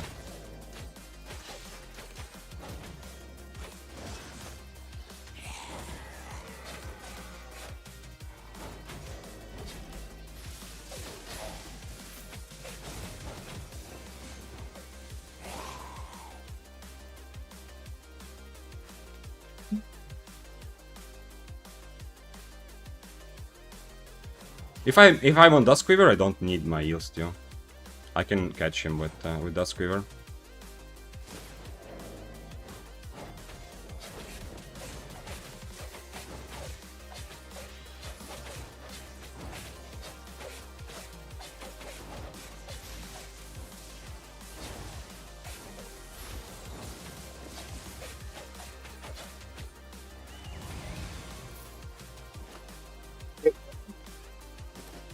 I was close though.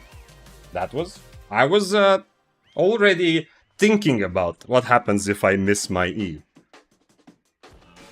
But hey, This is what I love. By the way, big props. Bloodletter, not afraid to take an actual fight. Big props. I should have probably eat... if I eat the first Stalker Jacket, he's probably just running away. But the second Stalker Jacket, I should have probably eat right away. Then, of course, I can't remove his Undead Cape, but I think that was less important. I kind of pushed it to the edge too much. And this is a mistake. One of the mistakes I've made, because, you know, like... this happened to me when I was playing poker. I realized this during my time of playing poker, that some things that you have, like, even if you think you've learned already some specific part of the game, same with Albion, as you play, you constantly create new bad habits slowly. It's inevitable. So it's good to kind of review some of your habits. One of my bad habits I've created and I have to work through, which also was clear in this fight, is I'm overbaiting some bloodletters and even double bladeds, yeah, but mostly bloodletters. Like, I'm overbaiting a little bit. Like, I'm going a bit too far because I'm so worried that they're just gonna exit the fight and not even try it, yeah? So, this was one of those situations. And the biggest thing... So, the potions were kind of okay. I should have potioned a little bit earlier, but not, like, crazy much earlier. The potion did make it a bit harder for him to hit his E. I should have potioned at 45% HP, not at 41 or whatever, yeah? He did get good value. He eat very, very nicely. But the biggest thing is that I need to be more willing to use my E in that fight against his Stalker Jacket. When he Stalker Jackets the second time, I need to use my E. And not just stand around and wait for my Inferno.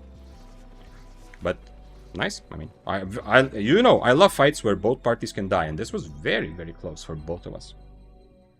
Damn, his E could have executed you. Well, the first E, no, Rico, no way. I mean, I am also 6'3", remember, yeah? I'm not... If I was fighting against 8'3", yes. I have to be very careful about hitting 40% HP because I will be pretty much almost dead, yeah? But here I have another potion, which I am still... Like, I was just drinking. And, I mean, he used his E when I had, like, I don't know, just a little bit under 40% HP, yeah? I am also 6'3", so no, there's no way he just instantly E's... Oh, sorry. Because there's no way he just E's and kills me when I reach, like, 38% HP or whatever. But it was something like that. But if I miss my E, I'm dead in the end, huh? And that's because I am baiting too much. Like, my potions were a bit too late. I was so interested in keeping him in the fight. I was... And this is what I'm saying. Like, you can develop bad habits. Even when you learn some things already, you develop bad habits and you can get through them, yeah? Or you have to be conscious of them later. That is 100% my bad habit. Because how many times... And I know this is relatable to a lot of mist players, especially from the Stalker Jacket era. How many times have I had a beautiful, expensive kill in front of me and they just get away? Because I'm winning by too much. I'm fighting 2 tiers disadvantage because Spears and Daybreakers are good against Bloodletters and good against Double-Bladed. I'm fighting, like you've seen on stream, I fight sometimes tier 7 Overcharge versus 8-3. Sometimes the difference is a bit smaller, but there's been so many times where I take this fight and I let him get away. So I have forced myself to bait more and more. Every time I looked at the footage and I thought, fuck man, I used my damage too early, I did too much damage, I needed to bait a bit more. So I've developed a bit of like over-baiting habit, which has cost me already on stream. You also have seen this probably. And this was very close, because I also almost over-baited. Hello Eclipse, hello. What's the point of his Stalker? These Bloodletter need to learn. I would go for Inferno also if I was him. But, I mean, I need to be a bit careful because he's running... After I changed to Snapper, he's running more cooldown reduction. And you saw, the second time he used Stalker, I didn't have my Inferno already. Even though it's the same base cooldown, he had a bit more cooldown reduction. But that's the situation. That was my big mistake in this fight, in my opinion. The second time he Stalker Jackets on... First of all, I could also just wait a bit, so he doesn't get his Stalker Jacket damage on me too early. But when I do let him use second Stalker Jacket damage, my Inferno's not ready. I need to just eat it right away. And not worry about getting him out of Undead Cave. Yes, it's unfortunate if he survives and lives with Undead Cave, but... How's Tombhammer versus Daybreaker? Winnable? For who? For both winnable, yeah. For Tombhammer and Daybreaker. Daybreaker is not amazing versus Tombhammer, but... like, it comes down to stuns, yeah? There's no inherent advantage either way, in my opinion. Both have a very good chance to win. If the Tombhammer hits... If you hit most of your stuns on Tombhammer, you're probably gonna win against Daybreaker. It depends on the exact build. It's not that easy to catch a Tombhammer. While, essentially... It's like when I'm fighting against someone and they have to come to me and I'm doing damage. Against Tombhammer, it kind of feels like I have to go to them, yeah? And they're gonna Like, they're going to take advantage that I'm walking towards them, then I'm trying to catch the Tomb Hammer. But if I, on Daybreak, I also had fights which are absolutely hopeless for the Tomb Hammer. Like, we have played 6-3 versus 6-3 1v1 fights. If I dodge, like, 3 stuns, the Tomb Hammer can sometimes still get away, which the Daybreaker... It's going to be a bit more difficult for the Daybreaker to get away, usually. But from my experience, like, I had this fight against Tomb Hammer. I think we were same tier. One guy, like, wanted to 1v1 me at some point, like, when I was doing those 1v1s outside Portal. And I dodged, like, I dodged his... Every time he used E, he dodged. I dodged it. Like, he hit 1 E out of 4 or out of 5. That fight felt almost impossible for him. Like, to come back from that, I don't think he can do anything. Yeah? I mean, this is kind of obvious. Yeah, it should be like that with every weapon. If you miss E's, you die. But it will come down to that. And if the Tomb Hammer hits every E, that's why if I see a Tomb Hammer here, I'm not super excited to fight it. I will take the fight, but I'm not taking it with the same excitement as Bloodletters or Double Bladed or stuff like that. Because if the Tomb Hammer really, if he hits all the E's, especially with the Hellfire Potion, I'm likely to die. But depends on build also. Hellfires make Tomb Hammer stronger. Plate Armor will make the fight longer. But Plate Armor against Daybreaker is not bad, because Plate Armor I cannot purge. Okay, I mean, I can purge Soldier Armor, but specifically if he uses Armor of Valor, for example, I cannot purge it, yeah? If the Tomb Hammer is playing Inferno, then my E becomes more valuable. How do you like the normal bow after buff? Any build advice? I like it. I have not played it, but from what I've observed others play, including Froggy, who has been also playing it some days in open world, I like it. I really like it. I feel like the normal bow is in a good place. Finally, it's too early for me to say that it's actually a good weapon for mists, but it is viable for sure now with the Q1 buff. Playing around Q1 and being the bow that can kite a little bit, but also can brawl.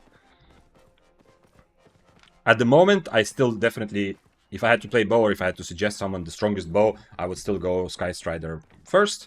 And then probably Badon. But Badon and normal bow, to me, like, the difference has shrunk a lot. But don't forget that Badon can also take advantage of the Q1 buff, yeah? You can very much also play Badon from embracing some of the close range brawling. You can easily eat Rose Snapper, also on regular bow. Any build advice? If I had to play bow, I would go Mercenary, like regular bow, I'd go Mercenary Jacket, Rose, I would eat Rose Snapper, and... I mean, Smuggler's Cape for 2 healing potions, and focus a bit more on brawling. W depends on the matchup. If you feel that you need to maintain space, then Frost Shot. Also, Frost Shot will allow you to catch and kill some people when you get an advantage. If you go Ray of Light, it's more of an all-in brawl, yeah? If you believe that you will win an all-in brawl, then Ray of Light is better, but that will cut down on your ability to reset if you mess up, if you mess your spells, or if the enemy starts running away to catch them. But for Helmet, I don't know. It's a good question. For Helmet, I'm not sure. Like, the first logical thing would just be to get a defensive. Soldier Helmet, Guardian Helmet, something like that. You don't really need anything other than that, I think, mostly. Also, right now, most helmets have very good... I mean, all helmets have a very good spell, and most helmets are very happy to be preset on the shield. I usually play that normal bow with Face Killer Robe in Crystal Arena. It's insane strong. Yeah, but don't... I'm sure you're right, but don't try to try like take stuff from Crystal Arena and put it into full PvP too directly. I mean, that should be obvious, yeah. Like, if you're playing with a healer, if you're playing open world small scale with a healer, of course you can apply the same logic as what you apply from Arena, yeah. But if you play without healer, whether it's duo, solo, whatever, be a bit careful, yeah. Like, if I find Face Killer Rope normal bow here in the mists, I think it will be weaker than, for example, a Mercenary Jacket or Assassin Jacket normal bow. Because, like, right now, if I find a 6-3 normal bow with Face Killer Rope, I risk just straight up dying, you know? If I miss my spells too much, I'm gonna get punished super hard, and I love that, yeah? But at the same time, my battle plan becomes much easier. Against Face Scale, I'm pretty sure that I'm just gonna try to get on top of the bow and just try to brawl him, yeah? If I die, I die. If he hits every spell, maybe I die, I'm not sure. But I'm gonna just try to get on top of him and purge his Face Scale if I can. Whereas, against the Leather Armor bow, I am much more hesitant. Because it's not so obvious to me that I am winning every brawl. I will be trying to use distance a bit more, so... Yeah. I mean, at the end of the day, like, a lot of the... I observe a lot of what other people are playing, especially content creators, what kind of videos they put out. I also look at the leaderboards occasionally to see what are some of the builds and matchups that are like happening, you know. Here, stuff like this, yeah. So it's not just me, yeah. I do look at what others are doing a lot. But at the end of the day, like one of the useful things you can get from me is how I would feel, as I was saying, if I had to play against normal bow, I would definitely find it easier for me to fight against the face scale bow 1v1 than a leather armor bow. Doesn't mean I would win the fight, but just means that it's at least it makes sense to me what I have to do. And if that's the case for me on Daybreaker, it's also the case for a lot of other players. Like swords would have the same thing, yeah. If you fight a carving and they see face scale, they're likely gonna, if they take the fight, they're gonna likely think the same thing as me. Hello, Vic. Hi, people. What's up, Wisdom? How is your day going? Bushman said bow with Mistwalker helm is actually a good play. Oh, Mistwalker helmet. I thought we were talking about Mistwalker jacket. Sorry, not Mistwalker. Face scale. Face scale, yeah. I said several times in the end also Mistwalker. I meant face scale robe. That was the discussion. Mistwalker helmet is actually a good play. That's for Corrupteds, yeah, Bushman. For Mists, there are helmets that feel a bit more versatile, considering that you also have to take into account mobility a bit more, yeah? But hey, it's possible. It's absolutely possible that someone will come also with Mistwalker helmet in the Mists and will be able to outplay some enemies.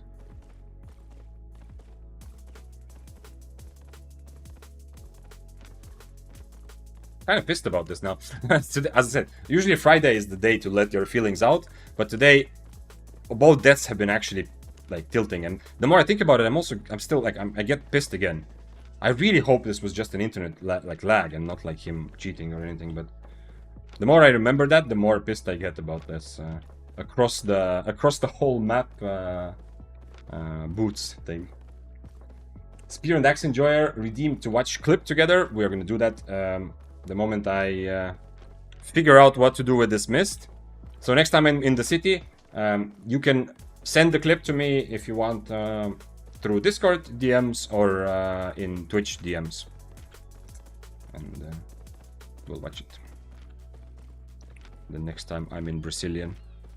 So get ready. We're going to have some fun clip, hopefully, to watch together. Which is, by the way, another way you can use channel points, which I don't think a lot of people have used yet. What's up, Vic? What's up, Cheese for Rat?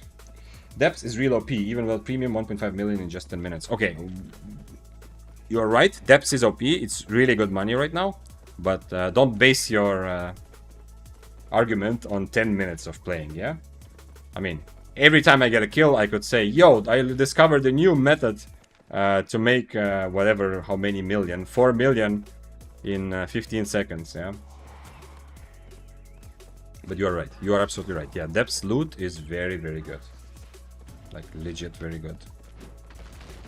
So, if you are looking primarily for silver right now in your Albion experience, and you're less interested in getting better, although Depths will still give you good experience, yeah?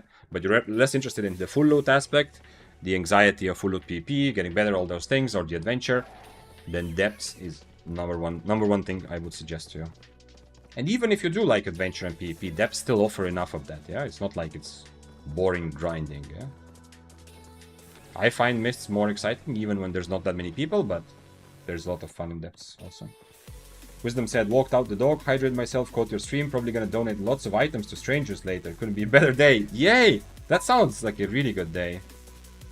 I don't think I could handle a dog. I mean, if I had a dog, obviously I would take care of it properly, but that's it would be difficult because I am I don't know. I would have to change my way of living more to be around, like to actually be a good dog owner. But I know it's a lot of positivity that having a dog brings into your life, since you have to walk it. But I've always imagined, even though I do love dogs and cats, I would say kind of equally. I'm not like a cat person or a dog person, but I always imagined that when I get my own pet. I mean, our family had a dog for like a year when I was small, but that's about it. But when I actually legit get my own pet, it's gonna be a cat, I think, because it will be much more manageable for me.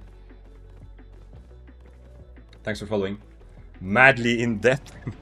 Good name. I'm having troubles with fame farming just because the loot is so good. That's too much not to stash it, but it's cool. I'm not complaining. Do you need to go to deeper levels to properly fame farm? Is that why you're saying you're having trouble with fame farming? Ooh. Can I somehow fight him? I mean, I can obviously fight him, but can I somehow get him into a fight?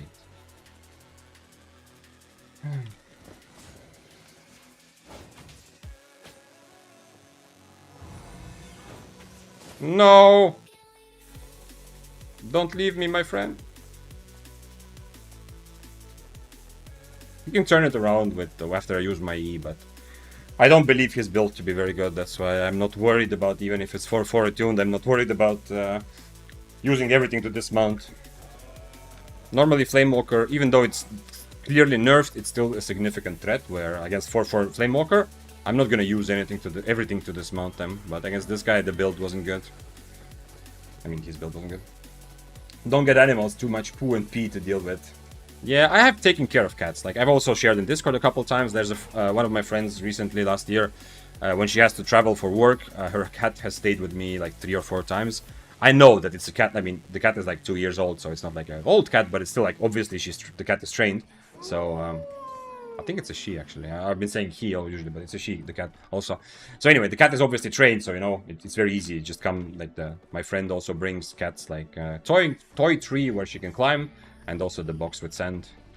Or litter box, it's called, yeah, litter box, not with sand, yeah. So it's pretty simple. But I understand you have to train, but I still feel like with cats it's pretty easy. But that's also part of why I don't think I would be a very good dog owner. It would maybe make my life better, but I don't know. I kind of love having more freedom. Also, the times where I had to work like a 9 to 5, I usually had a job which I really liked, so that made it easier, but it's difficult for me to adjust myself to have a proper schedule like that. And for a dog, I would also need to, like, I don't have a choice, I need to obviously go and walk the dog, yeah. With a cat, you can kind of, if you're not feeling it, you can kind of disregard the cat, like, for half a day, yeah, or for a day. Obviously, not disregard as in not feed it, yeah, you still feed it and clean the litter box, but you don't give it attention, stuff like that. I feel like it's okay if you have like a difficult day or work day or something, but for a dog I couldn't do that. But I am gonna trust you a little bit, Bloodrest. Yeah, 7 animals is crazy.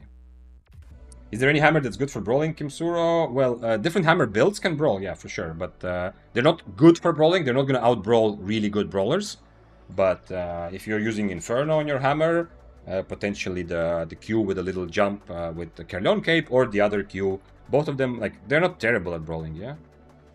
Like, if you constantly hit and then use this Q, it's not a bad, or if you use Carleon Cape and you double Q and Inferno. That's what I did with Grove Keeper, yeah?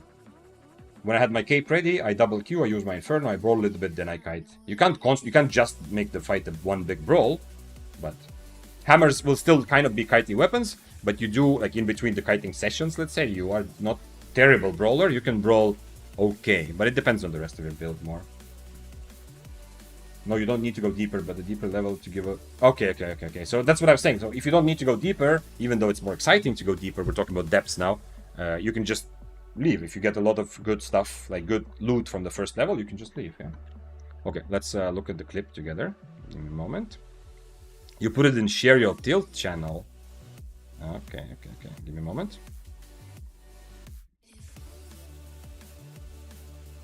Okay. I hope this is the correct one. Let's see. This is the last... Okay. So, this is from Spear and Axe Enjoyer. We're gonna watch the clip together. By the way, you can also use channel points to redeem, so we watch your clip. I mean, otherwise we watch occasional clips anyway, but, you know, to watch it right now. So, the fact that this is an tilt channel, I'm guessing, means that you will die. But we'll see. So we have our main hero, Akivili, on Death Givers, and what looks like a spear with Mistcaller. Let's see if I'm right. I mean, it's obviously a spear with Mistcaller, but let's see. Okay. Okay, so we are going for the very greedy build. Early E means that... Oh, wait, you actually... Wait. You got actually enough stacks, yeah? This is a very difficult build for a spear to fight, because you have a lot of kill pressure and you're constantly on top of your enemy. The spear needs to find ways to kite against this, essentially. Deflecting spin can be okay, but it also can very much... Yeah, okay, you have Carleon Cape, so you get the third stack. Man, they're starting out perfectly well. This is going out amazingly, right? We got boots damage, QQ, Chain Slash to catch up, another Q, now there's three Q stacks on the spear. you get E and it doesn't go on cooldown. Everything is going well, but the spear realized that, and the spear has to just reset. I don't think the spear can come back from this. I don't know his exact build, but it seems incredibly difficult to come back from this. Or at least he needs to throw impalers right now. If he's not throwing impalers, the next time you have boots, he might just be dead, yeah? Let's see. Spear is just out of boots range, though. Okay, there's finally the impaler. Boots E. Okay, spear doing correct job. You actually E in here. That's risky. I feel like now you might be dead. Yeah. I was a bit, like, the second E was a bit risky. Let's watch it again. Perfect start. The spear... I mean, the spear is playing it kind of correctly also, but a bit slow with the E. I'm not sure why he's not impalering here. Okay, at this point, okay, now he's waiting for his E cooldown, so good job by spear. Maybe he couldn't impaler right away. Now he's waiting for his E cooldown, so everything makes sense. Let's see. Let's look at the second part again. Okay, impaler actually hits. That's kind of lucky for spear. Like, this is one of those situations where I'm probably not hitting this impaler anymore because I know my enemy will boots. So this is just so many times I've missed this. Maybe it's because of ping, maybe it's because of me just, you know, clicking at the same time and death givers are on top of me. I would impaler already once the enemy is here, so that's pretty lucky. One Q and E, well played by the spear. This time he's not messing around, he's just instantly getting away. But I don't understand the E here. Am I missing something? Is the E really less? Is the E less damage than W? Don't you want to wait? Don't you want to chain slash here, then helmet and then E? Now the spear now doesn't have anything. Yeah, I mean he has boots to kite, but he doesn't actually have a. Very close still. Yeah. I don't know. I feel like yeah. I feel like here I would. I mean, it's not. Maybe it's not the biggest difference, but I would imagine that maybe you're not just maybe you're not close enough for double, yeah. But I would imagine that you want to either you want to W or you even start walking away and wait for your boots. Also, where's Geekpot? Oh, he actually poisoned you. Where's Geekpot? You forgot Geekpot completely. Okay, okay. Yeah, you did have this fight, yeah. It's very difficult matchup for Spear, I feel like. He can die so quickly. But yeah, if you helmet that... Yeah, it's unlucky. Also, you ended up using your W right away, so you didn't... Either you E helmet W or W helmet E, it's still much better. Here you don't helmet at all until you already put both of your damage spells on cooldown. So you don't actually get value from your... I mean, don't really get value from Stalker helmet, yeah. Okay. Thank you for sharing.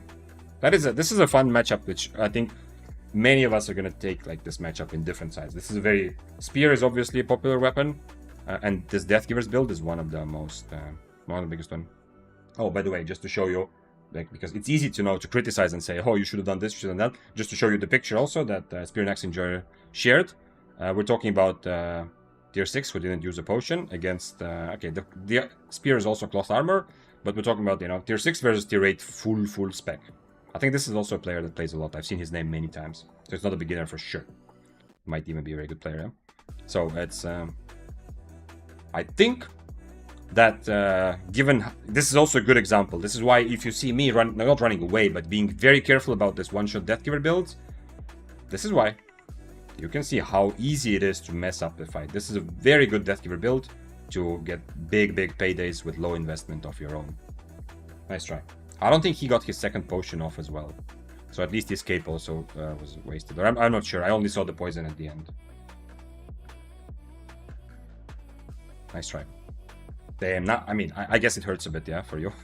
I'm not saying this to make it worse, but just that seeing the clip, it was a nice kill that was so close to happening, yeah. If you use your helmet before W or E, or at the very least use your Geekpot, since his cape I don't think is a factor. Right? I just saw the helmet. I just saw the potion he threw in order to that you used then to procure cleric. Thanks for following, Yanks. I'm 3 years older than Albion Online. Can you believe it? Prehistory Mia. What's up? Thanks for following. Can I believe that you're 3 years older than Albion Online? Well, kind of, yeah. I mean, it does make me feel very old now. I don't know how old Albion Online is, but it's like it's not very old. So I can kind of believe it, but That is not much. Ugborg says, evening, back from a trip to World of Astrid Lindgren. Will be nice to relax in the mist tonight. Welcome back from the trip, Ugborg. Happy to have you.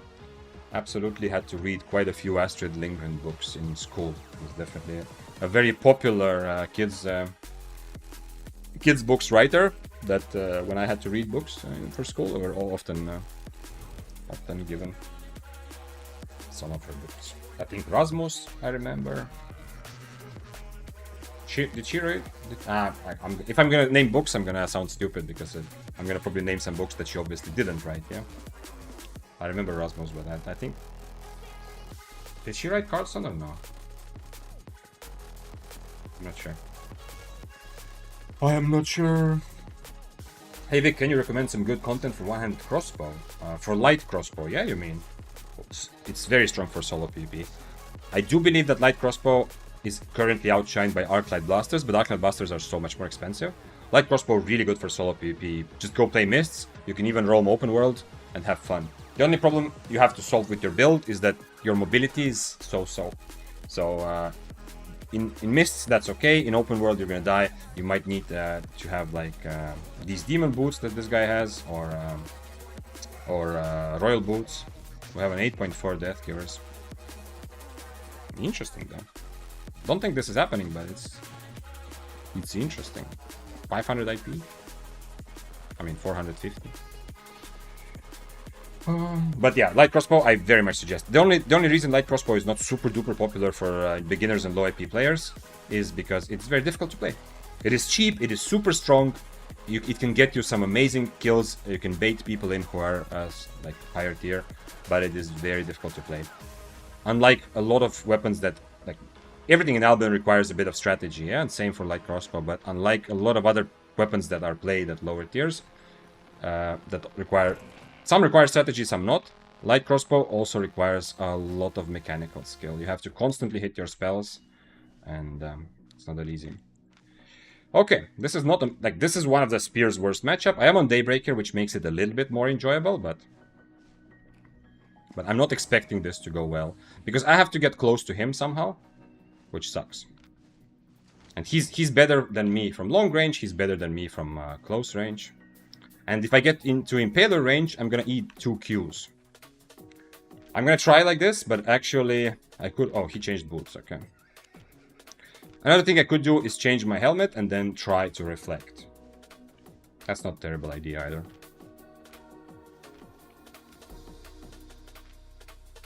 Demon boots also make it annoying, yeah? Because if you are both on regular sprint, I use my sprint to get close and then try to not let him get away, yeah? But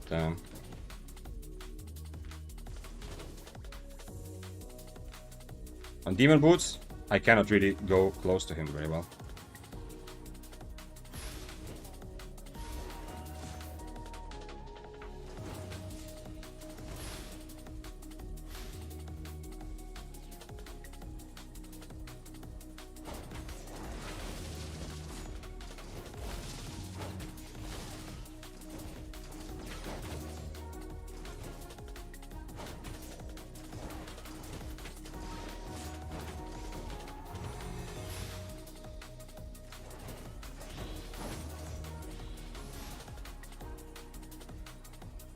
And if I hit the D, he's already dead, but what can you do? We both drank 1 potion, though. He's gonna mount up. I can take the fight again, but now he knows how I play, so now it will be more difficult for me.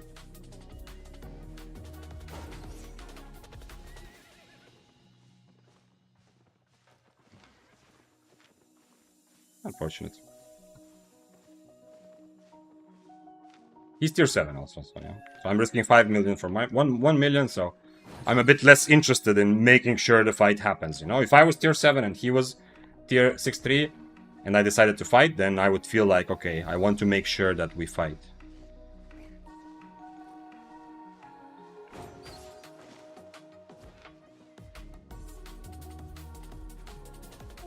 Too bad. If I don't miss my E, he's already dead there, but...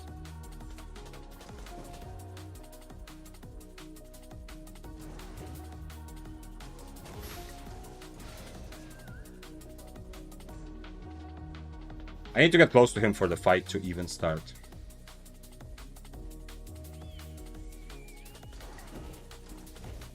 So at some point, I need to somehow use my boots like before to at least get in. I don't even need to be in range to hit my attacks, but just in range to at least hit my my Qs, yeah?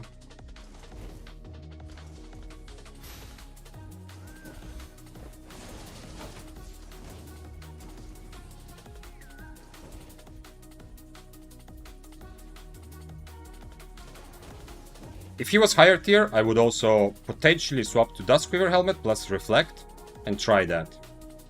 But since he's lower tier, there's no point that, for me, you know, to kind of mess up myself a little bit just to get tier 7 kill, yeah? To risk it. But if he was high, as I said, if he was higher tier, it's more my job, I think, at least from me. I would be more interested in making sure this fight happens one way or another. So if this approach doesn't work, I would try another one. But since I am risking a lot more than he is, then it's not so much in my interest, you know?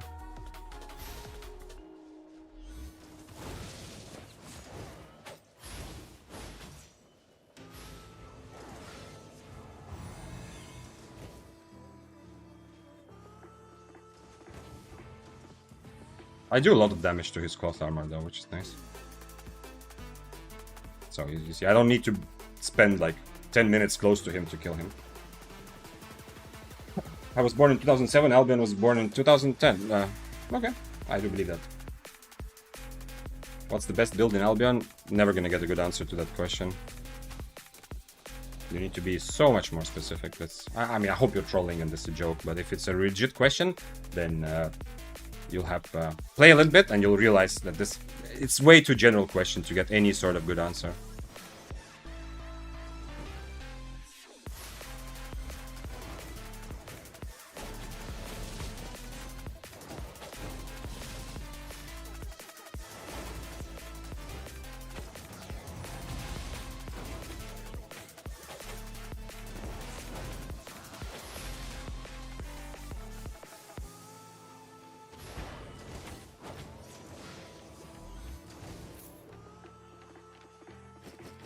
Nice, good fight. And you can see, I mean, there's at least some risk, you know. He did make me drink my potion, which doesn't always happen against tier 7.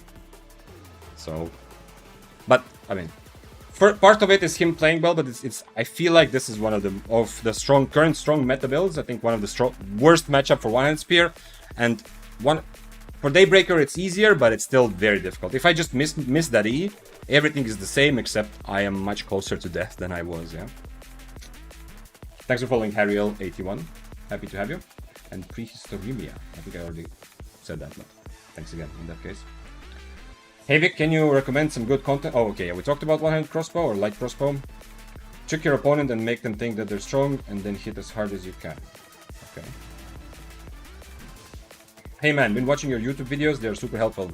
Thank you, Harriel. Thank you for coming here, for taking the time to write that positive message to make me a bit happier today. It's a good day. I'm feeling good. Albion is a bit less happy today, but the rest of the day, I'm still feeling good from the gym, and I woke up well, and morning was good. Albion is also okay. It's just very weird. 2 deaths. One time I died because I didn't have 10 energy at the right moment. It was a nice, would have been a nice kill. And this one. And the second one I died because I don't think he was hacking, but I mean, the game broke weirdly. Like, he teleported like 50 meters on top of me. So it's like the actual fights have been a bit frustrating. But I have some nice kills as well, so overall still decent day.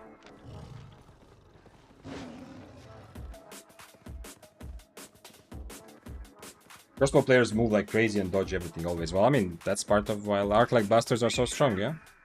I mean, obviously light crossbow also tries, and I mean, he was trying to dodge my stuff even, you know, without. If he was higher tier, at some point I would try to change my helmet and just try to reflect. But the problem is, if I helmet into him, I think he's just brawling so much better that I might just sign my own death warrant by, you know, using my helmet and getting into him early. Not sure. And as you saw, like, the big problem is that it's pretty easy for him to take advantage of the fact that it's my job to get close to him. There is no range at which I excel. I have 2 tiers advantage. I think he was overcharged, probably. Yeah, he was overcharged, yeah. So I have 1 tier advantage, but still, yeah. if he was same tier as me, there's no range. From far range, neither was doing anything. Yeah, from 15 meters, we don't have range. If I come into Impaler range, he's just gonna hit me with more damage than I hit him. If I go close range, he's at least as good of a brawler as I am. He also has to constantly hit spells, but if he constantly procs his double Q, even close range, I don't have an advantage, yeah?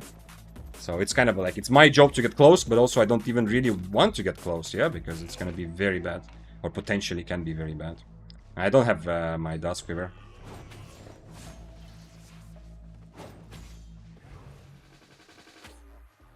Okay. I'm gonna change to Dust Quiver in case this happens again. I am in Enchanted Wisp right now, so there's more PvE players and gatherers here on average. So I might need the Dust Quiver.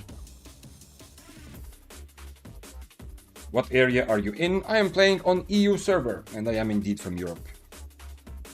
Manchu asked on YouTube chat, why bear axes are popular choice for solo ganking, but doesn't seem to be popular in mists? Ain't them supposed to be good in 1v1? No, bear paws are pretty bad in 1v1. And the reason they are popular in ganking is, one of the reasons is historic, yeah? Just so we're clear. You see, like, a lot of people, because if they look at Murder Ledger or, you know, like, stats for which builds are successful, so many people play bear paws in group ganks as well, that a lot of beginners see, like, oh, okay, this is, like, the best weapon, and they play it, yeah? So it becomes more popular than it should be because there's a bit of historic memory together, the whole Albion community. And they are very good at dismounting.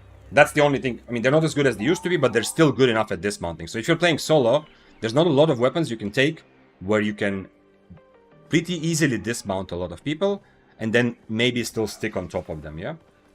Like, some other weapons could do that as well, like carving or so on, but bear paws just fit that build. If you are specifically looking to gank and dismount people, bear paws fit that build pretty well.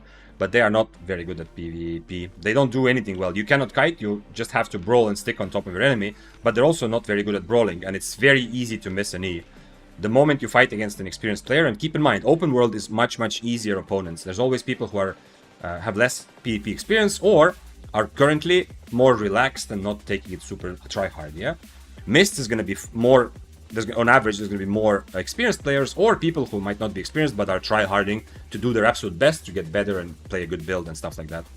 So against the try-hard opponent, the bear paws not only, I mean, they don't brawl amazingly well. Like, I will out-brawl. If a 6-3 bear paws fights me, I'm likely to out-brawl them on my spear, yeah? I don't even have to figure out that much how I kite them. But also against an experienced player, hitting your E is very difficult. I mean, the first E you hit from far, yeah, but after that, like, if we are standing here brawling, yeah, I'm brawling, you are standing next to me, I'm hitting my spells, you're hitting your spells. If I need to E, I just E. If you need to E, you will always take a couple steps back, right? Because you can't E from point blank, you're very likely to miss it. So, it's so predictable and so easy. If I'm brawling you and you're on a bear paws on top of me, the moment you take a couple steps back, I know you're about to E, yeah? So I can use my defensive, I can try to dodge it. I was doing a challenge when I was playing completely random builds, like completely random builds in open world, like a month ago or so. And I played a very weird nature staff, druidic staff build, without any specs, without anything. And I almost, the guy ran away on Wanderlust in the end. I almost 1v1 the bear paws in the open world, simply because he couldn't hit a single E on me, because it is so easy and predictable. Yeah? But they will remain popular for anyone who wants to prioritize dismounting, or, as I said, in the open world, your opponents are much easier. So there's also that they are just better against people who might not be as good. And might, like, beginners will get panicked more easily, yeah? So they will make more mistakes. In mists, people will usually play better overall. Of course, there are exceptions. Like always, there are exceptions, yeah? You will also see people in mists make big mistakes, and you will also see some people who have a lot of experience and skill go and enjoy the open world.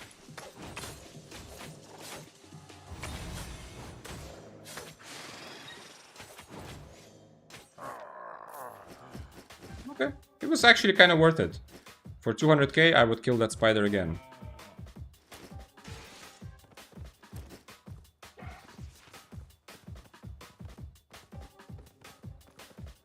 Do you get any money from Twitch ads? Because I heard they are shit. Yeah, they are shit. No, I don't. I really don't, Sharecast.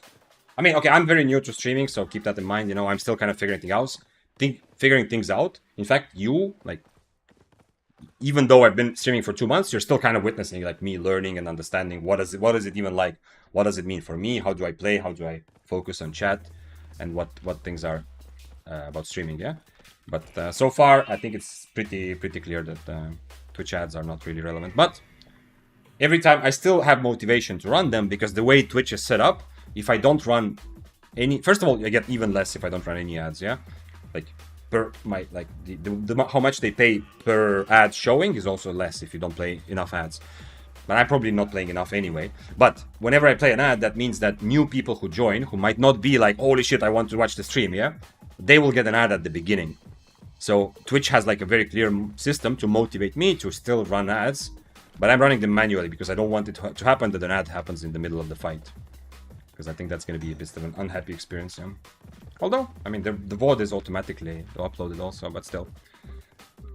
But yeah, so if you see me run ads, it's not that because I like the ad is gonna pay me like instead of 50 cents, you know, at the end of the stream, maybe, you know, 70 cents, or like instead of 2 euros, 5 euros. It's very small differences, but it is worth it still to run ads for streamers, because then new people who click the stream, who might not be interested to watch the stream if you have to wait for an ad, then they don't get an ad. So if you ever open a stream on Twitch and you get an ad right away in order to start viewing, that means it's a streamer who is probably not running many ads in general during their stream, or has not run one in a while. So on one hand, it's very frustrating, like, oh fuck, I don't even know if I want to watch this guy, why am I looking at an ad? But on the other hand, you are joining a stream of somebody who is not trying to get as much, like, you know, to kind of get as much ad revenue as possible. So there's some positive to that. Next weapon, Heron, Spear, Solo Mist. I don't know. I love Heron. I played it the first week or two of streaming. I played some Heron and Solo Mist. I don't think it's strong enough to be like very serious, but it is definitely fun enough to make for a couple of good days. Do you have any favorite non-mainstream that you use when feeling a bit crazy? Healing, Gig, Poison. What? Oh, so those are the mainstream, I mean. Favorite? No. I don't really use others too much. But with some builds, yeah, in Corrupted Hellfires, with my Hammer build, I used Hellfires. I mean, I don't even know others. I definitely have not used Stickies, but I tried Tornadoes with the Arctic Staff, and it was definitely a good decision. It felt like on the Arctic Staff, the Tornado Potion had bigger impact than a Healing Potion would have. I could also... Okay, let's go for another Rare Mist. I guess not. I could also think of that whenever I have Cultist Robe, I feel like, you know, Healing Potion is less valuable, because your Tornado essentially can become like a Healing Potion, yeah? Because if you are able to constantly kite with your Tornado, and Tornado helps that, then you can use your Cultist Robe, which replaces your Healing Potion, essentially. But I don't have a specific favorite rulebook. Are you looking to implement some weird potions into your Arcane gameplay? I mean, other than Poison. Stickies are not bad for Duo Mists, by the way. If you don't have any way to get rid of Undead Caves. I mean, Hellfire will usually still combo better if you have any sort of stun and you throw Hellfire, it's nice, but I think Stickies are not bad. Also against Assassin Jackets, obviously, but mostly like a counter to Undead Cave if you have no Purge, nothing else. I kind of thought Bear Paws were better than they are because of that. That is relatable, yeah. Like, if you watch, like, for example, Killboard 1 is trying to very clearly differentiate between solo kills, ganking kills, and stuff like that. But even there, and even in Killboard 1, you see the struggle, because Ahaha, who was here earlier as well, you know, and he's streaming as well, when, like, he has to figure out, he wrote the filter, the algorithm for the website, he wrote it himself, yeah, to decide which kills are solo kills, which kills are ganking, which kills are corrupted, yeah, because the game doesn't tell that. Like, the game API doesn't give that information. Obviously, one very clear thing is to see assists, yeah, but a lot of kills and mists will also have assists, so it's not that easy always. So essentially, at least Killboard 1 has the differentiated more or less. I don't know, I don't remember if Murder Ledger does this. Murder Ledger used to just say Stalkers and Slayers because it was originally created for corrupted dungeons. But on Murder Ledger, the weapon statistics are very much messed up. And even in Killboard 1, it's sometimes not clear. But Murder Ledger even worse. So if you just start sorting weapons by most popular, most successful, so on, you're going to get information which isn't accurate for like it isn't accurate across every content. Yeah, it's like averaging out because there's so many people ganking. It might show bear paws as a very popular weapon, but you can see me play mist, and maybe I see 1 or 2 bear paws players in a week, and they're not like high tier.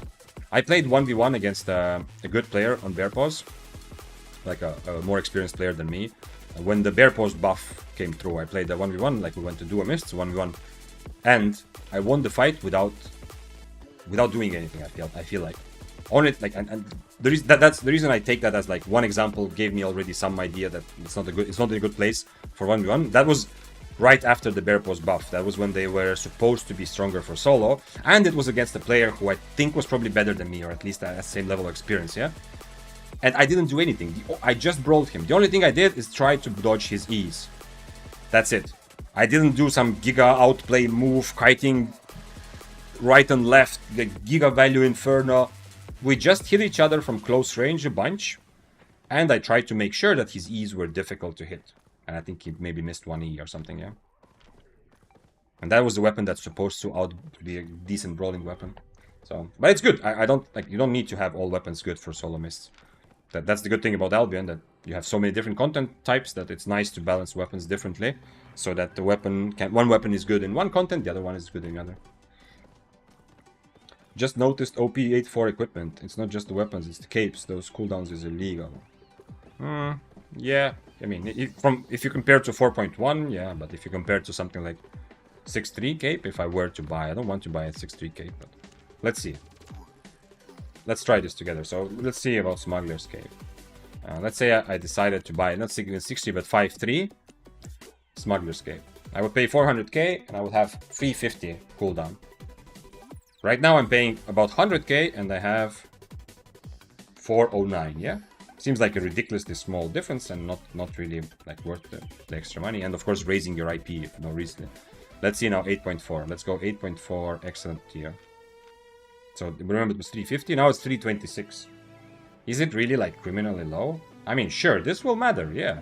I have been several times in a situation in between fights where I should, but my cape is almost ready and I kind of have to fight, yeah. I mean, that guy that teleported across the screen, I fought him and even my potion was not ready, yeah. If I had 8.4 cape, I could wait 10 seconds and maybe have ball. But maybe they changed. Try Keeper? Okay, let's try Keeper as well. We're learning together. Let's try Keeper Cape. Because they did update some of those capes and made them scale better. So I think Keeper might have been one of those. 137 for tier 4. 137 for the cheapest tier 4. We go 5.3 again. 107. It's already more considerable difference. Hopefully Smuggler's Cape will also at some point be changed a bit. 137, then 107, and now excellent 8.4. 33 seconds. Okay, this is a huge difference now because this is not just 1 minute less, but this is 3 times more than the tier 4 cape. You're also paying 50 mil, so you know it's a bit of a joke, yeah. You're paying like instead of 100k, you're paying 50 mil, but this is you're right. This is really like 33 seconds is a pretty low cooldown. But I think they publicly said at some point, and this was a change. I didn't look at the specific numbers, but it did make the change. They changed a couple of capes. Apparently not the Smuggler's Cape, but they changed a couple of capes to scale better with IP. Capes like Keeper Cape, where it used to be just cooldown. I mean, it's still just cooldown, but it used to be absolutely pointless to buy higher IP.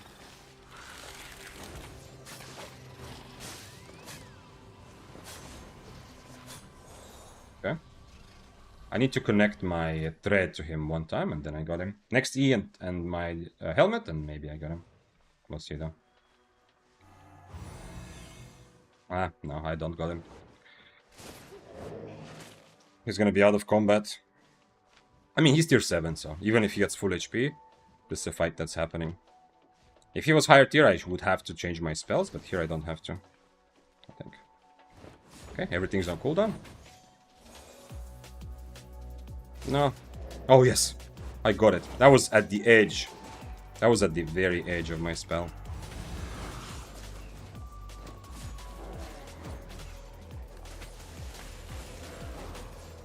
Come on. Mobs, stop slowing me. The Duskweaver energy is really a problem for me. No way. No way. Okay, he didn't. That was brave. Dismounting was very brave, but holy shit, I am constantly out of energy today. What is happening? Why specifically today? This has not been happening so often. I mean, I know it's because of Duskweaver, but still, this is way too much. The final tier is... Wait, what are we talking about? Is the 8th tier. What are you sad about? Final tier is... You don't like number 8? What are you sad about? Can you check... wait. BU, you can check builds and it's decent. What is BU? BU is a website. Shirkas, I just saw that you wrote earlier that BU... Oh, you mean but. You weren't talking about different, like, website. You were just saying that it's possible to check builds. Yeah, of course. I suggest, absolutely, go for Murder Ledger or Killboard 1. I feel like Killboard 1 is better because you can filter... It's still not completely clean, but you can filter a bit better to see that these are solo kills, these are ganking kills, these are corrupted dungeon kills, yeah? But definitely go and look through builds and see what other people are playing. You just need to be careful of a couple things. First of all, algorithm is not perfect, so it will be a bit messed up. You will see a bunch of healers also in solo PvP, where obviously they're not really playing a lot of solo PvP, outside of maybe corrupted, yeah? But also, another thing just to be careful about is that if you list it by win rate or success rate or fame-based KDA, whatever you like, something that isn't played a lot, like it's happened many times on Murder Ledger, that statistically the best weapons are just played by 2 guys. Like over the last couple of weeks, 2 people have been playing a build, sometimes even 1 person. And that person is A, an amazing super duper veteran, amazing player, and 2, they are really specialized with that build. And so they're running 8.3, 8.4, so they kill like 70 people and don't die, yeah? And then the Murder Ledger is like, holy shit, this is the best build ever, all Killboard 1, yeah? Statistics can lie that, so, you know, if it's not a build that is very popular, you have to be a bit careful about trusting the statistics right away. But it's still a good idea to get inspiration, to get a feel for what is being played, and also to kind of reality check yourself. If you think like, okay, is this actually, am I going crazy? Is this actually a good jacket for this build? And then you go see, oh, okay, almost everyone is playing Assassin Jacket, so I guess it is actually okay, yeah? Doesn't mean it's the best. If you want to know what's the best, you probably need to find someone who plays that build and talk to them, or play it yourself and become that someone, but if a lot of people are playing Assassin Jacket with your weapon, that means it's at least viable, yeah? There's a... It's not like you're not going crazy for trying it.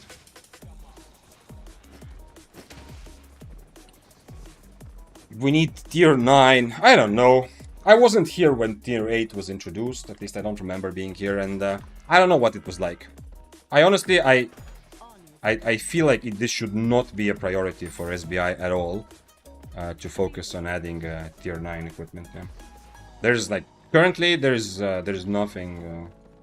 Nothing is wrong. Like there's a lot of different things that SBI could do to improve content, rebalance things, yeah, bring some new mechanics to things like mists, maybe open world as well, and so on. Yeah, so there's a lot of things to improve the game. If I think of things I would love the developer to do next, adding another tier won't even make my top 10 of things. Yeah. When was tier 8 produced? I don't remember. I don't know. I don't think I was playing that. I'm not a veteran from the start of Albion, so I don't think I was playing then. Or if I was too much of a beginner to realize that yet.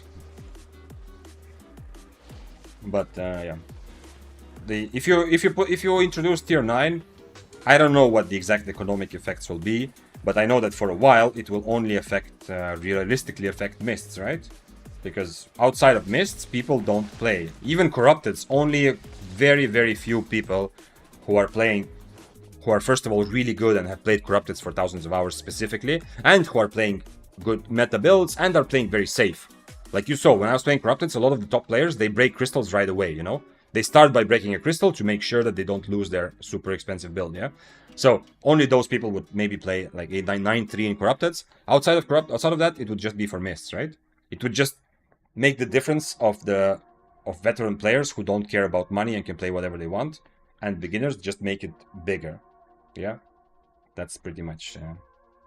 I think that's pretty much the biggest thing that would happen. And outside of that, I don't think. I mean, obviously it will have trickle down effects, which I cannot really analyze. I don't know. Obviously, it would later also down the line affect because people would also play higher tiers elsewhere. But I think primarily it would affect mists because that's where currently that's pretty much the only place where people go to risk 8.3s, 8.4s, yeah? Which is the highest, most expensive tiers. Going into 1v1 mists to fight each other, like in duo mists, or just going into regular mists. I don't think people play 8.3, 8.4 anywhere else. We're talking about lethal content, yeah? Like orange zones or yellow zones, it doesn't count in that regard. Yeah, sure, you could add them there also, but there it won't really do anything, yeah? Since there's an IP cap, it's just a tiny bit of extra strength. What is your jacket passive? My jacket passive is currently on cooldown. I kind of fell in love with cooldown after playing one-handed spear last week and seeing how much cooldown actually makes me play better. Give me more options. But I could actually, like, if I was really focused on max efficiency, I would probably change it to this for quite a few fights, to be honest. Yo, I finally got to catch a stream live. Nice, PB. Happy that happened. That you are here at the time of the stream.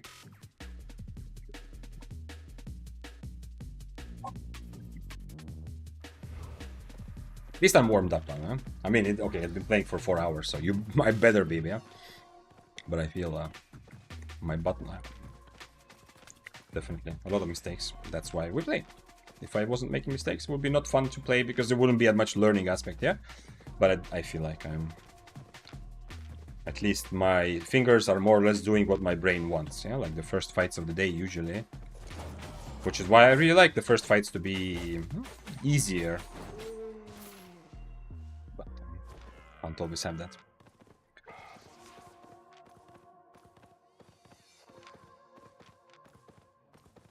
Another reason why I'm running out of energy, I mean, I do like 6-3 more than 4-4 with attunements, but that's another clear reason. If I was running 4-4, my weapon spells, because my weapon would be lower tier, yeah?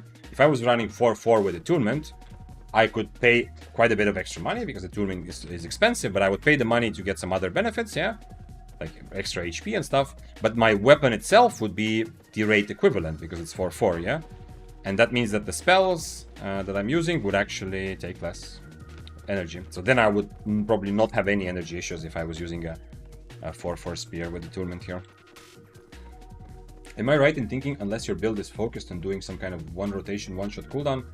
Wait, if focused on doing some kind of one rotation, one shot, comma, cooldown might always be better. Not exactly, because I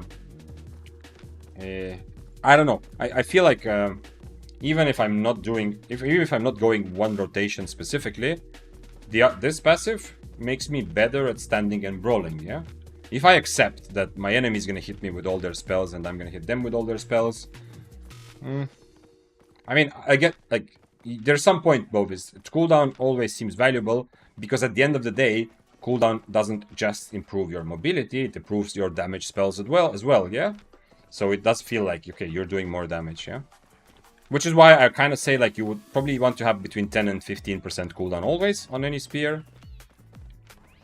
But if you're more focused on just standing your ground and brawling, then your success will depend on being able to bait people to, you know, to get close to you and then just doing crazy amounts of damage before you die. In that case, even if it's just...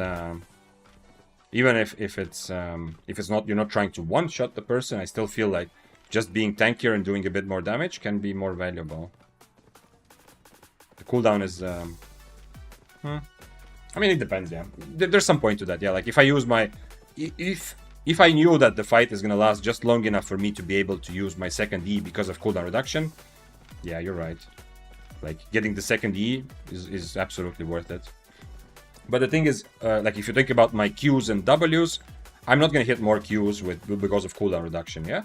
My rhythm of Qs and auto attacks is gonna be similar. Okay, from far maybe, but if I'm on top of the person, my rhythm of auto attacking and Qs is the same, pretty much. Maybe I hit one more Impaler. If you think about my E's, oftentimes in a fight, I just have to wait for my E to be ready, yeah? Like, I am maybe kiting, maybe I used my E, now I'm kiting away. I'm not trying to be like a one-shot cheese build, but still, like, cooldown reduction would just make it so that I can go back into the fight earlier. But if I have, like, if I am able to kite 1 second longer to wait for my E, then now at least my E will deal more damage and I have a bit more HP myself. I don't know. This honestly, this breaks my head a little bit because we are talking about very small differences in the end anyway. So either way, both are fine. I don't think either is bad. Either of the... I don't think one is like significantly better than other. But I feel like cooldown reduction is much more evidently useful when I'm spending more time away from my opponent, because then my damage comes all from spells, and how good of a mobility I have to keep the distance is going to be critical. If I'm standing next to the person, a lot of my damage comes from auto attacks, and the success of the fight will not just depend on how well I kite them. Let's see what he does. He has the correct spells. Now he changed everything correctly. Okay, let's go.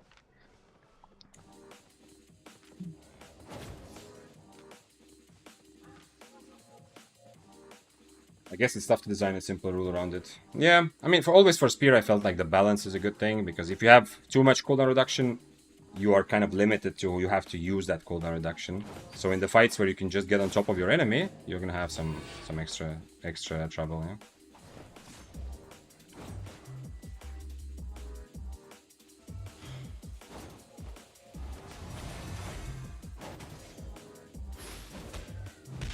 I'm winning by too much here.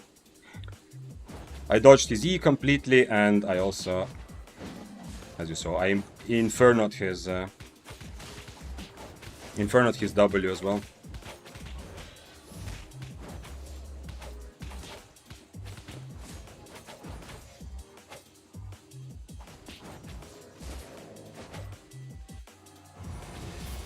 Okay, nice try. Luckily, he had Inferno, so he did turn around. If he had Invis, he would have tried to kite me. But since he had Inferno, he tried to turn it into a victory. I drank a potion, so my cape went on cooldown. And he was same IP, right? He was tier 8 overcharged. If you were earlier here when someone was asking about the matchup against Fists of Avalon, this is another example. You're going to see a lot of these examples on stream. But you see, like, did that feel like a difficult fight? No. And this is not some sort of genius outplay. Essentially, what I did is just I E'd through his E. Now, if I was 1 second too late, he would have hit his E. I would be in a bit more trouble, but I still have a good enough like potential to just brawl him, yeah? But, yeah, I E'd his E, and then I Inferno'd his W. I predicted his W and Inferno'd it. So that was... After that, the fight is kind of over. It's just a question of, can I catch him? And you saw, he was constantly queuing and not using the second part of his Q, which was smart. He was constantly ready to dodge my E. The moment he sees me start E, he's gonna jump away. Which meant that, you know, I was happy to just follow him and not risk... Because if I miss my E, I'm risking that he's just gonna run away. Especially if I E too far and he goes the other way. So I just kept my E until the very end. Thanks for following, Aga Best. But yeah, I think it's a count. Like, more and more I'm feeling like... It used to be like a matchup which is slightly favored for Daybreaker. More and more I feel like it's almost fair to say it's a counter matchup. Like, it is... You can still die to Fists of Avalon, but it is kind of close to a counter matchup because I have a lot of advantages in this fight that go over him. But of course, predicting his W with my Inferno is a good play. That's something that on any build, if I do that, I get a bit of an advantage. What do you think of Cripple for ganking? Not anymore. Third score to miss. I mean, yeah, if I am going to gank here in miss, sure, I will change to Cripple. But I don't know. I mean, it's just like you have a built-in purge, so you are free to have another purge on your helmet or have Stalker Hood on your helmet, because if you're going to gank someone, it's usually going to be, like, not usually, but often the people are going to have Invis, yeah? If it's a Gatherer, they usually have Invis, or if it's an open world solo player, they usually have Invis. So if you use Cripple to remove their boots, it kind of frees your helmet to be a Stalker Hood. That's for one-handed Spear. So one-handed Spear, you have E plus Cripple for their boots, or Stalker Hood for their Invis. On Daybreaker, you have E to purge their Invis or whatever, and Helmet plus Cripple for their boots. I mean, it's not bad, but I feel like Cripple after the nerf is... I mean, yeah, you can gank people, but you're going to do the same as before, just less, you know, you're just going to be weaker. So yeah, it's not bad. That's also why, like, I keep saying, like, as much as I'm shitting on Cripple change, and as much as I'm saying that one-handed Spear is not as good as it used to be, honestly, if you kite a lot, it's still pretty good in 1v1s. I think I proved that at least to myself last couple of streams as well, like last week. I had a lot of fun, and it was really good when I was focusing on kiting and not brawling that much. However, with all that commentary aside, One-handed spear is still one of the best weapons to solo roam open world. Open world specifically, when you have a mix of PvE, PvP, and constantly being on edge, ready to kite different players if you are in a 1v3 or you get ganked. One-handed spear is still one of the best. Battle Bracer is probably better, but one-handed spear, one of the best. And this might also come into play, that you can also actually gank some gatherers, because you're built-in purge for their boots, which not a lot of weapons have. So maybe I was a bit too critical towards Squirtimus, because I'm just comparing it to what it used to be. It's still viable to play like that, yeah. Terset asks, is it worth it to fame farm with a spear? You won't really play to get the extra item power for the spears that you do play. I think it's absolutely worth it once you have decided that you love spears and you already are kind of familiar with the game. It's worth it to level every other weapon in the tree to 100. But don't rush it, yeah? Play different weapons. If you're kind of new, play different weapons first. Try other things. It's not the biggest deal in the world, but it will absolutely help you long term to spend less money on items because, you know, your IP is higher, yeah? Like, if we are both tier 7, you and me, I will have a big advantage, right? Because of this, because of all my spears being 100 and you maybe only having one spear, yeah? I will just be stronger, or you will in order to be as strong as I am, you will have to spend more money, so... It's definitely a good goal to have, but don't rush it, don't focus on it too much. And what I would do, and what I did, is instead of playing every spear... Oh shit, they are on the cliff. Ah! Too bad. Now I don't have boots anymore. What I did, instead of playing every spear, I was playing the 3 spears that I really enjoy in solo PvP. I was just playing them and then using the fame credits and all the tomes, the untradeable fame tomes that I got, to level up other spears, yeah? I've not played Glaive or Pike on EU, Trinity only for a challenge, and Spirit Hunter not at all, but I have them all at 100.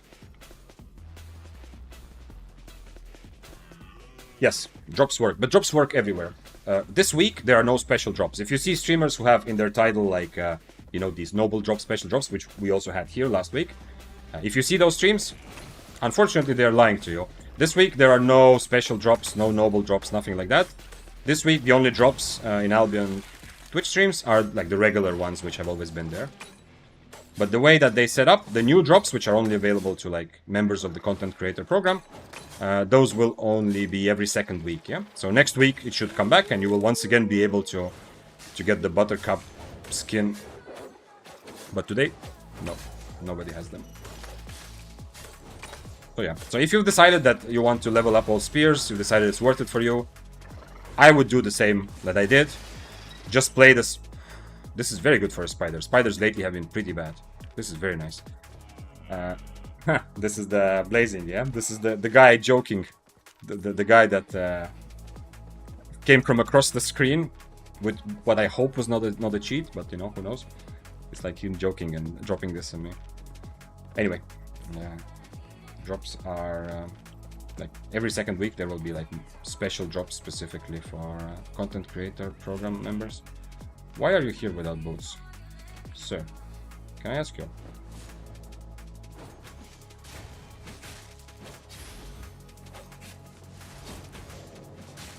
I don't think the bow is that much of a deal, but who knows?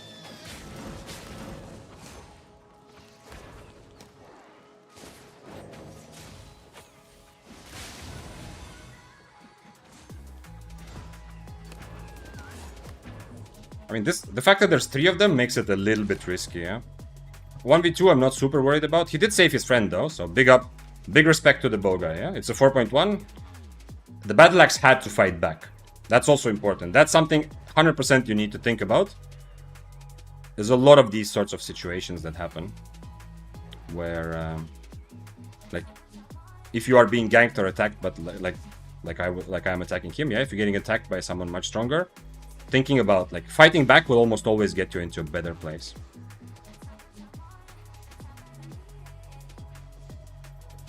What is this guy using? Shadow Edge? Okay. So if I see Shadow Edge, I can just Inferno.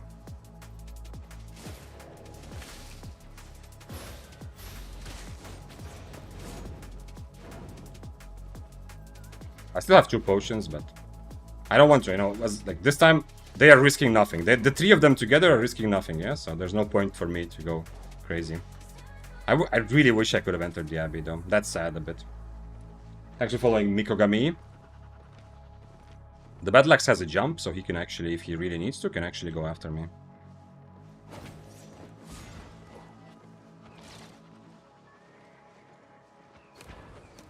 They're trying to decide who is gonna attack me when. I need to keep my spells. He says no.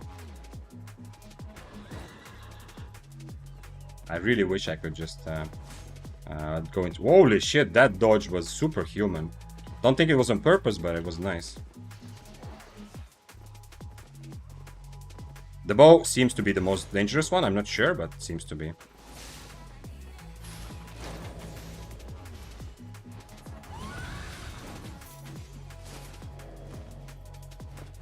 I mean, he was playing the most dangerously. In terms of how strong they are, none of them are really dangerous, but I guess the Battle Axes. In terms of how strong they are, he's higher IP and he's the one build that can actually do something to me, yeah?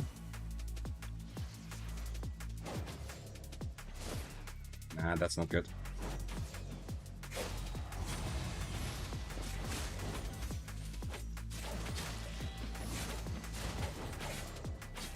I'm keeping my Inferno for the guy, for the dual daggers. He didn't get his third stack. He should have waited for his third stack there.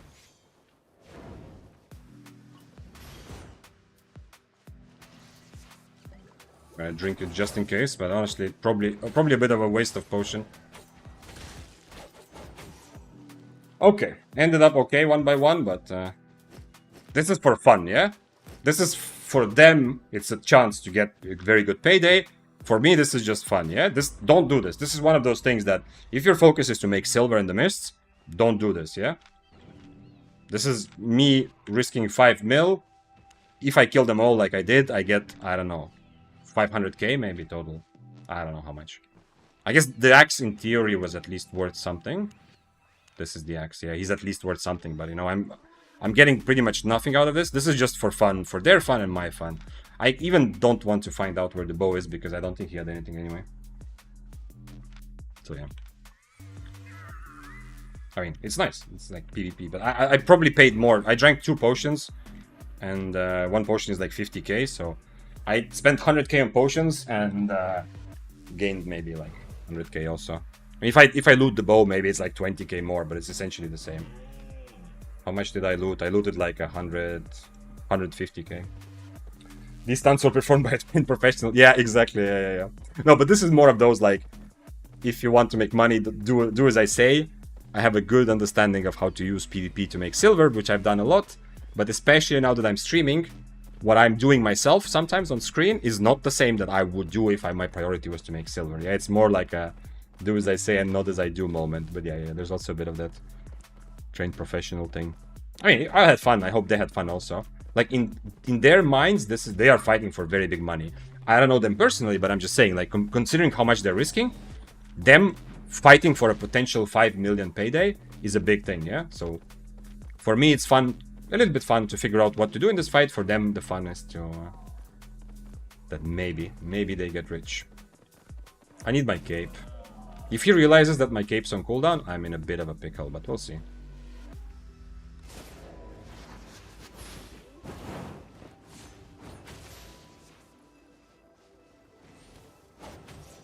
I don't love this. Wait, what? He has Mercenary, what? Why are you playing Mercenary, my guy? I need completely other spells for this. When my boots are ready, I'm running away from here, I think.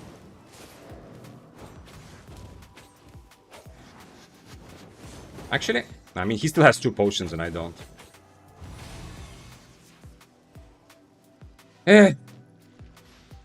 Wait, actually I can't run away, right? Because of his boots. We'll have to see.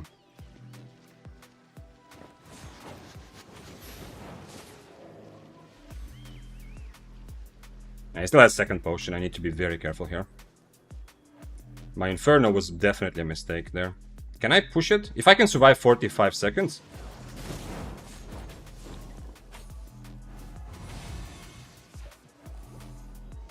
Yeah, I should be dead here, but we'll see. I need to somehow fight him before his E is ready again. Nah, I should be dead here. I should have waited. This is the 2nd time I die today because I don't wait for my potions. That's very sad, actually. I needed to wait for cape. I was being way too cocky again. And also, as you saw, this is actually a pretty simple matchup if I'm also using the correct helmet. Nice try. Yeah. I should have just mounted up right away, at least change helmet. Like, I'm giving him too many advantages. First of all, I'm fighting without potion, and secondly, without the correct spell for my helmet, yeah. And you've seen this several times. He was on shield, it's nice. Like, for him, both options are okay. For me, definitely need shield. Killed by fire. Yeah, it's fire playing fire, yeah. He streams also. It's unfortunate, but... Did I have stuff in me? I probably had stuff because I'm worth it a lot again, but... I don't know what I had. Oh, I didn't deliver this yet, okay. I'm bad at banking my profits also on stream, but it's okay, it's whatever. Okay. Somehow, by the way, during my time streaming, I've become so much better at not trying to big dick everyone and being careful with my life. But somehow we still end up in this situation. I need to instill myself. Wait for cape. I wait 30 seconds. The fight is... He can't really win. After... I mean, he can overcharge still. But my experience with Flamewalkers is like... You saw the kill last time. And this was a much like a guy who plays Flamewalker a lot. He's not here anymore. Anyway, my experience with Flamewalkers... Yeah, the kill went too far. I don't think he can win anymore. Like, it's very difficult. If he hits all his Qs, yeah, but... He has to be very careful. Like, he can't just spam E randomly, yeah? I would just try to brawl him and try to dodge his Qs. Yeah, if he hits every Q, he still wins, but other than that, no. And also, if I fight close range, he doesn't have boots, and I can use my boots to dodge. Whenever my E is ready, I can use my boots just to dodge his Qs. But yeah, it feels a bit bad because it would have been a good fight if I kind of messed up the fight by starting it right away, by trying to big dick into his face. It's like, you dismount on me, I will fight you. Yeah, but actually, I could have just waited for my cape easily. Spells? Same spells. I just need to change helmet. This is much better. The shield is much better. I don't need this. I don't need Duskweaver at all, especially when he's on Royal Boots. I'm not kiting him. I get full value from my shield. I can even always shield whenever he uses his W, yeah? I can try to predict his E, but I can also just shield whenever he uses his W.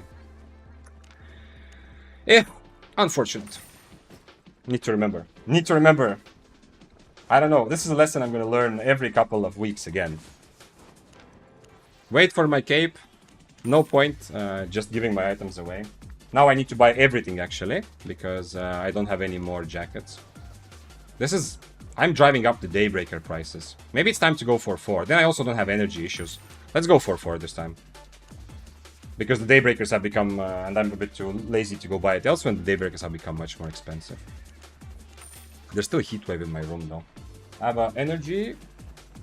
Let's do an awakening. Awakening run.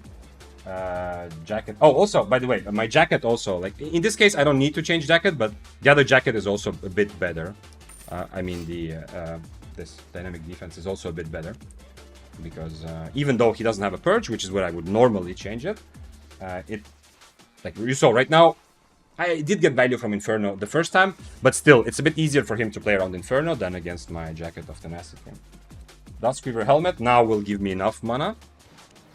That's a big plus for Awakening, actually, compared to playing 6-3. And for boots... Hey, Froggy, what's up? I'm working, but I'll lurk around. When I was eating today, I was watching a bit of you as well. I'm happy I saw you were back on the bow. And the 15 minutes I saw you earlier, I saw like you were running around like you owned the place for open world, which also like made me happy, but it felt a bit like you know, the bow. Like you said, like you said earlier that you decided to play higher stakes, and for higher stakes, you know, you wanted to play Bloodletter, which I understand, but I'm feeling like I don't know. Maybe you had a different experience, but I'm gonna let you work. But I feel like the bow is also giving you, like, you can go high stakes with bow, right? It is good enough, yeah. At least during the time when you play. What boots am I using? Demon boots. Against Royal March, I mean, changing to Demon boots, he's just gonna play from 10 to 15 meter range, and I can't get on top of him. That sucks with Demon boots. If I change it against him. If I change it to try to match his crazy mobility, kind of sucks. I could have also just crazy brawled him. After he used his E, that was like, that was the unhappy moment a bit. After he used his E, I was a bit in between. Like, I was so much hoping to disengage reset and take the fight with proper spells and with my cape ready. But because of that, I ended up not really fighting it properly at all, which sucks. Because after he used his E, essentially knowing which boots he have, I just have to full brawl. There's nothing else I can do. I kind of know I'm not getting away. So after he used his E, I pretty much just have to full brawl and try to kill him in the next 16 seconds. Yeah. Let's do some awakening. It is time. This is usually not an awakening stream, but I'm sick of running out of energy, and this will help. I'm back to bow, and damn, it was good. Yeah, okay, nice. Yeah, I mean, that's what I felt. I said, the 15 minutes I was, after gym, I was having, by the way, good gym day today. I'm trying to stay, to keep myself on track. But anyway, after that, I was having a meal, and I put you in the background. And you were opening a chest, like, in the middle of people and attacking, and it really felt like you are the king of that specific map of the open world. So that made me feel good about the bow as well. What did I want to get? Oh, a satchel. Do I have a satchel? No, I don't. Okay, let's buy a satchel to awaken a bit faster. No bag. Yeah, spring stuff. I don't need a bag usually, but I'm going to get a satchel to awaken faster.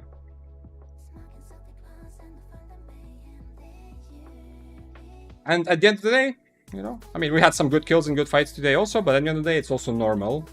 I hope that my streams, like when we do die and take these stupid fights, not waiting for cape and stuff like that, I hope it also kind of normalizes that. I mean, this is life, yeah? This is Albion. Oh yeah, you probably have seen it. If you've been into my streams before, you've seen this idea already and heard it before many times, but yeah. But, even if I wasn't trying, like, if I wasn't reading chat and thinking and, you know, trying to kind of be a bit more of a big dick man because of stream and stuff like that, even if that wasn't the case, like, these mistakes would still happen, like this kind of underestimating the enemy, thinking like, whatever, you know, I can fight you without healing potions. Like, which is actually kind of twice. Like the previous, the one where I died, where we reviewed and it looked like the dude was hacking or had like some crazy lag at the correct moment, you know, to blink 50 meters. That fight, at the end of the day, yeah, sure, okay, there was something weird happening for sure, yeah, that was a big part of it. But if you were here, you know that fight also, a big part of it was me being big, not even waiting for my cape, but not even waiting for one healing potion to be ready after the previous fight, yeah? So, the second time already, kind of like the healing potion messes me up. And in the end, like last fight, I ended up not really fighting. But if last fight I start with 2 healing potions, then I think it's okay. I don't even, like, I need to either swap my spells correctly, or I need 2 healing potions. And then I'm just full YOLOing into his face, and probably winning it. Even with Mercenary, which is kind of interesting idea. Probably not the best, but hey, it did work out. Even with Mercenary, I'm still probably just YOLOing into his face and killing him.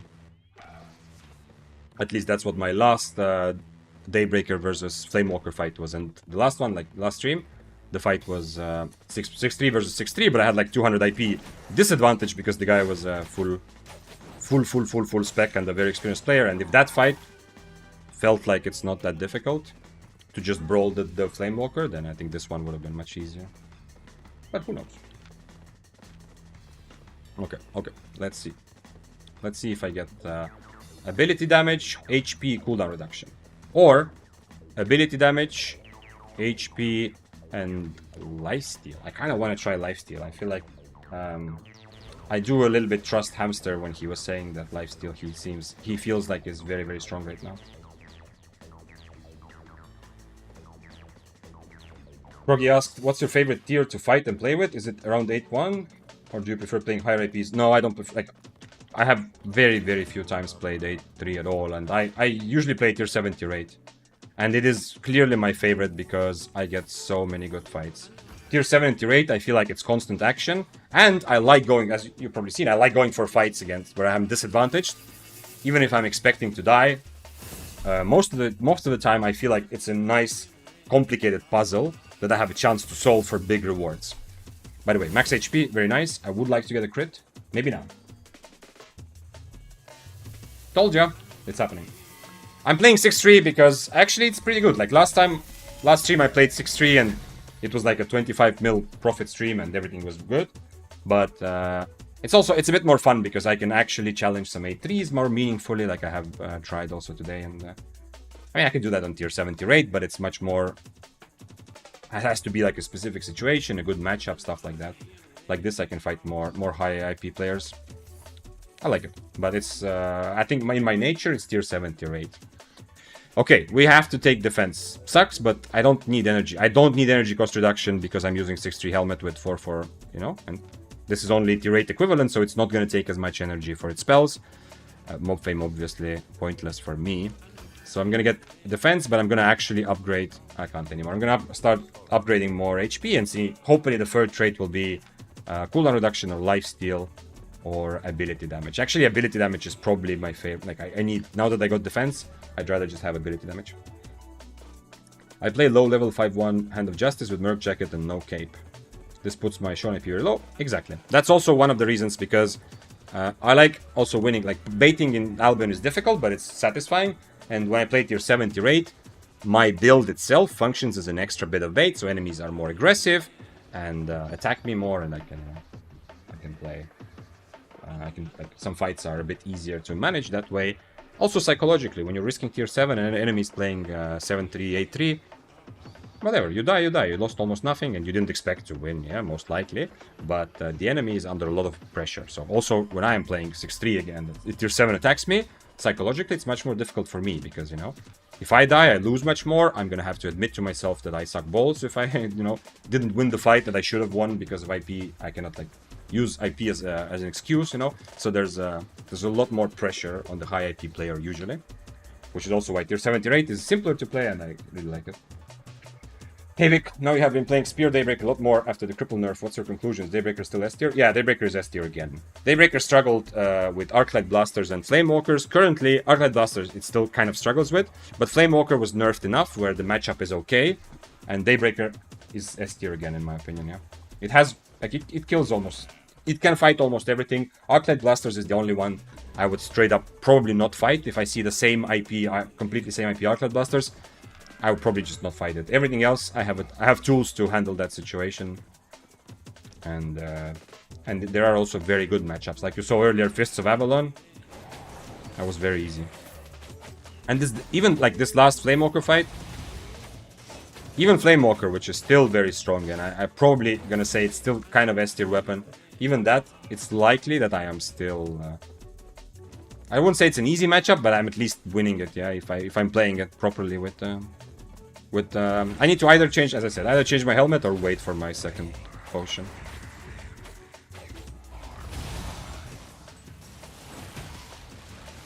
I wonder if the guy will come out of that hole. Nice, he did.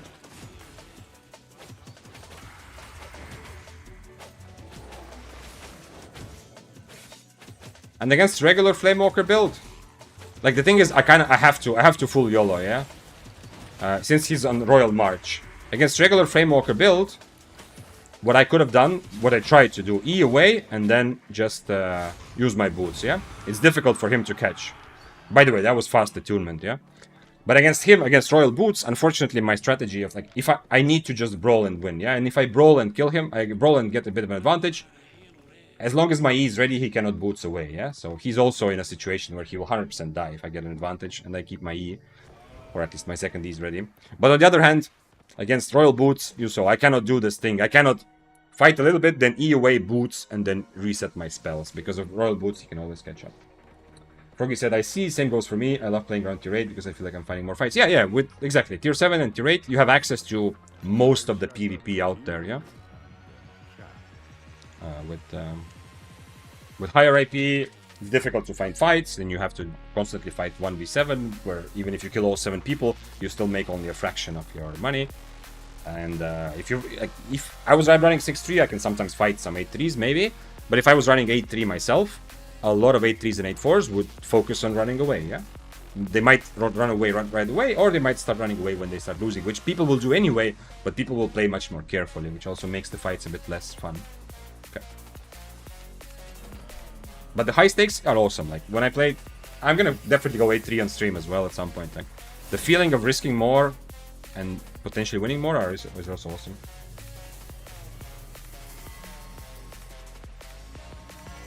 Nice, another crit. Does replacing traits have some kind of penalty, or is defense okay enough so you don't care to roll it? Rerolling does have a big penalty, yeah.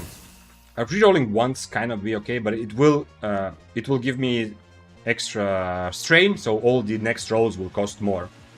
And rerolling more than if you reroll once, okay, maybe if it's a good weapon, that's okay. If you reroll more than once, you might as well just start a new weapon or don't do it. If I got like constant crits and I was really happy with the weapon, I could consider re-rolling it a bit more. Come on, one more crit. It's happening, and then after that we can add the next one. Hopefully it will be ability damage, we'll see. Okay, this is very nice. 440 HP is a lot, and I put a lot into this. Not gonna up it anymore. Ability damage or cooldown reduction, or at the very least cooldown reduction / lifesteal, but mostly ability damage. Ability damage, ability damage. Nice! Okay, this weapon has become suddenly a bit better. A couple more crits, and this will actually be a good weapon. And I'm spending way too much on this, yeah? It would have been much cheaper to buy a 6.3, even at the higher prices. But at least I'm not going to run into energy problems. And the extra HP, yeah, I do a bit less damage than I would on 6.3. The big thing that turns me off from Awakening, not just throwing so much money away, which I'm obviously doing, but also that I cannot overcharge it, yeah? So if I do want to fight someone higher IP, I'm a like I would have 6.3, I would be able to overcharge, and I would have 7.3 weapon, which is a lot of damage, yeah? Now I will just have the same IP weapon, just overcharge everything else. Thanks for following, Plagalas. Oh, come on, come on, come on. Where is my crit? We're gonna put a little bit more money into it, but not that much. Gamba moment, yeah. Maybe we should, yeah, okay, yeah, that would have been a good Gamba also, whether I get ability damage or not. If you have good ideas for Gambas to put in chat, then let me know. Can you switch gear then jump on them so they can't switch up? Yeah, Philip, in theory, yeah, but I mean, when he dismounted, like this fight, when he dismounted on top of me, or close to me, I just need to mount up and switch up. Either wait for my cape or switch my helmet. But I decided to attack him because I decided that I am the manliest man in the mist. That was not a good decision in terms of silver, but it was, I mean, at least we learned something. Yeah?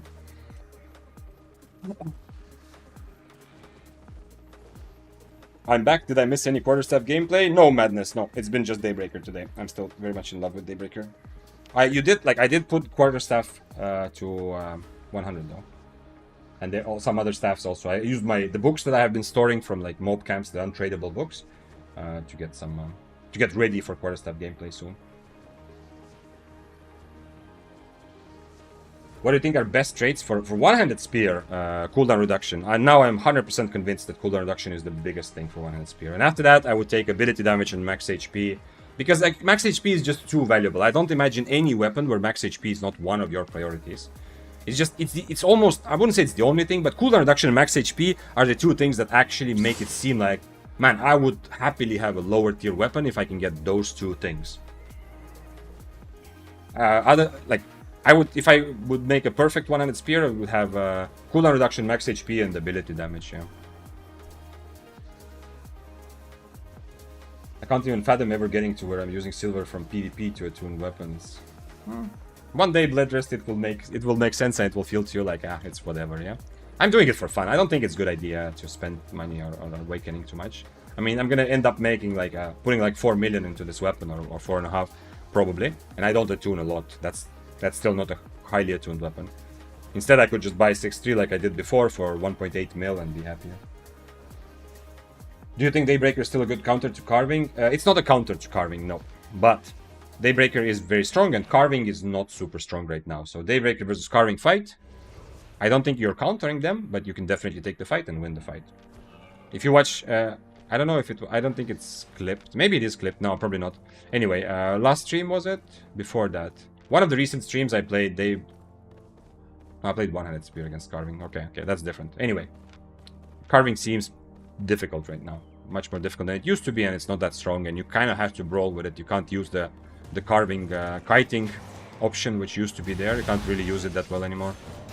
So if I see a Carving, I'm happy to fight them, but not because I'm a counter matchup, just because it's a good fight both ways. You can't unsee Awakened. Yes, correct. You cannot overcharge Awakened weapons. Which means that if I overcharge now, I become 7.3 instead of 6.3 in all of the item slots. Well, except cape, obviously. But for my weapon, I will still be 4.4.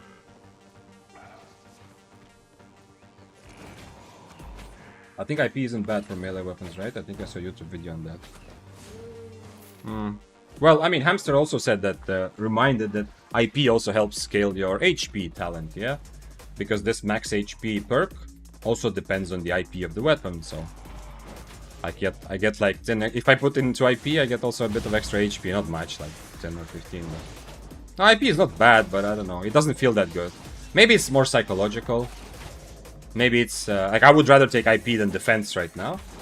But I would... like, if I get IP, I feel like, okay, I might as well have just bought a higher IP weapon, yeah? Like, I will be paying like $1 million to get plus 60 IP, where... no. Something about it feels off. But in reality, yeah, it's probably not that bad, yeah. Exactly, but their weapon is more mana hungry. Yeah, yeah. That's one of the reasons why I decided right now to go for Awakened weapon. I don't usually really like Awakening. I don't know why, but I mean, I know some reasons, but overall I prefer to play like flat 6-3, even if I hire like ladder flat 7-3. But because I don't like to put like millions and millions into one weapon, I'm much more embracing the fact that the weapon is a consumable and I'm gonna run in and die. But one of the reasons now that I decided, first of all, Daybreaker price clearly has gone up for 6-3 Daybreakers, which I bought already a couple today. And secondly, because I've several times today with Duskweaver Helmet run out of energy, which will not happen on Awakened weapon because it's a lower tier. Ability damage doesn't give more auto attack damage. Yes. Did we say it is? Did someone say it did? Also, what's up, Hamster? Glad to see you. Actually, auto attack speed is underrated on Spear. Yes and no. I still have to do that, Vitus. I still have to play. Like, I was thinking that whenever I awaken a one-handed Spear, if I get a Spear that gives me auto attack damage, I'm gonna keep it and then play it with like full auto attack build and just to have fun. And yeah, I understand what you're saying, but even more so now that I played last week one-handed Spear and had so much fun and success with fully kiting, or like not fully, but prioritizing kiting, this even more puts me off the idea of focusing on auto attacks, because it doesn't help you kite. Yeah, it's good when your enemy is when you're brawling, when your enemy is next to you, obviously. And yes, for a brawl, auto attacks is a significant amount, a significant part of Spear damage, very significant, yeah. But there are just too many situations where I feel like the attack speed doesn't actually help me, yeah.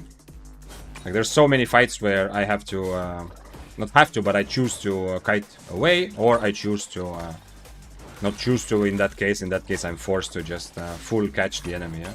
Like bows and froster stuff, or like curse staffs and things like that, where I choose to spend a lot of the fight kiting them. And for those portions of the fight, the auto attack speed will just feel like a wasted part of my weapon.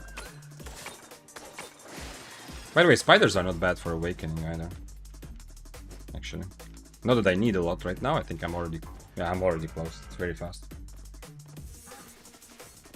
I always go IP on melee and ability damage and ranged weapon. I mean, I still want ability damage. I think ability damage is still very valuable for me here on Daybreaker anyway.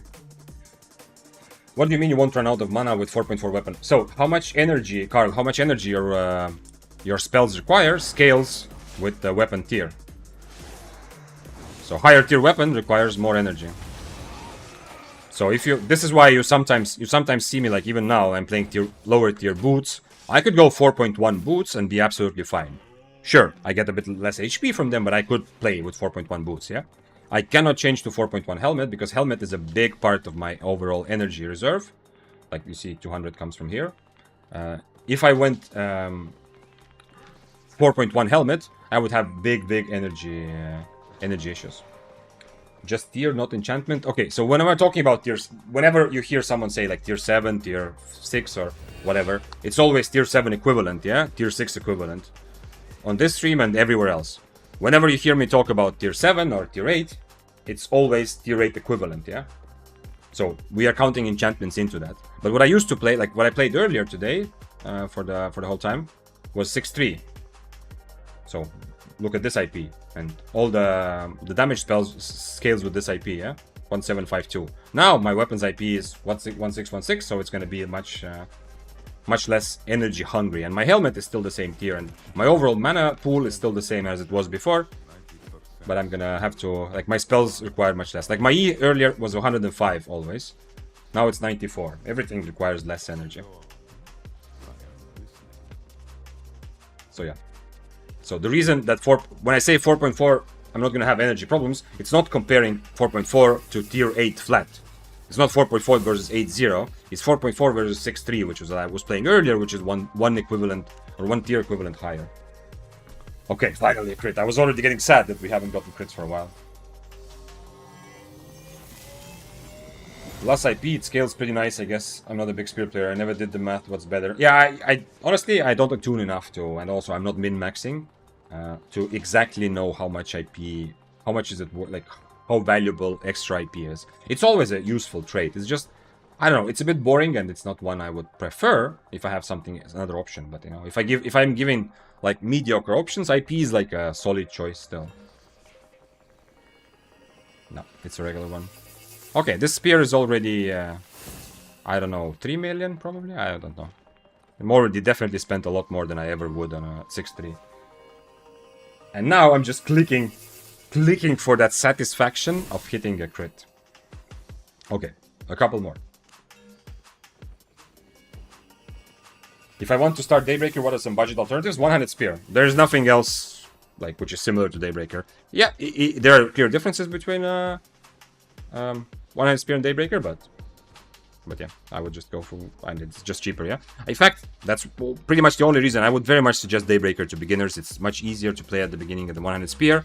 It's better in 1v1 based content. It's not better in open world, but it's better in 1v1 fight based content. However, you kind of you just pay more. Victor Balls, what's up? What's up, Snipes? Hello. Okay. Do I replace defense? It's gonna be very expensive and potentially unhappy, and I don't want to put a lot of money into this weapon anyway, after this. I usually get myself to like somewhere between 60 and 75 strain. So I think I'm just gonna do this, and I'm just gonna play with 2 perks. We got a crit, and I'm just gonna put a couple rolls into defense because the first rolls are more valuable, and after that... This is very nice crit. Okay, a couple rolls in this, because, you know, if I get a crit, it's gonna be actually decent. And then after that, I just stop attuning. This is already taking... This is already like 5-6 mil soon, yeah? This weapon, from all this clicking. Come on, 1 crit. This is how you... This is a perfect silver sink, you know? I'm the hamster, just pressing the button over and over again, throwing silver away forever. Okay, we got a crit. After this, I think I'm done attuning this. I'm gonna remove the satchel. Not a big thing, this defense, but whatever. 2 good traits is already okay. Unfortunately, some people will be less likely to fight me. This is also another reason why I like 6.3. I don't think 6.3 is like significantly weaker. Like, yes, I do get big advantages from the first and second perk. That's a big thing. But I do less damage, you know, overall with my auto attacks. Yeah, so it's like, it's iffy. With this amount of money put into it, yeah, I would say this is probably better. Not probably, but this is better than 6.3. But still, like, it's not considerably better. But I feel like people would be more willing to fight me if I had the build I had before. I don't know why, but it's less scary to a lot of players. Especially because you don't even have the time to click at the enemy's weapon and see, is it like crazy attuned? Have they put their whole family fortune into it? Or is it just starting to it? I mean, some people, of course, sometimes you have time, but sometimes people don't click and will decide not to fight me just simply based on the fact that I have an attuned weapon.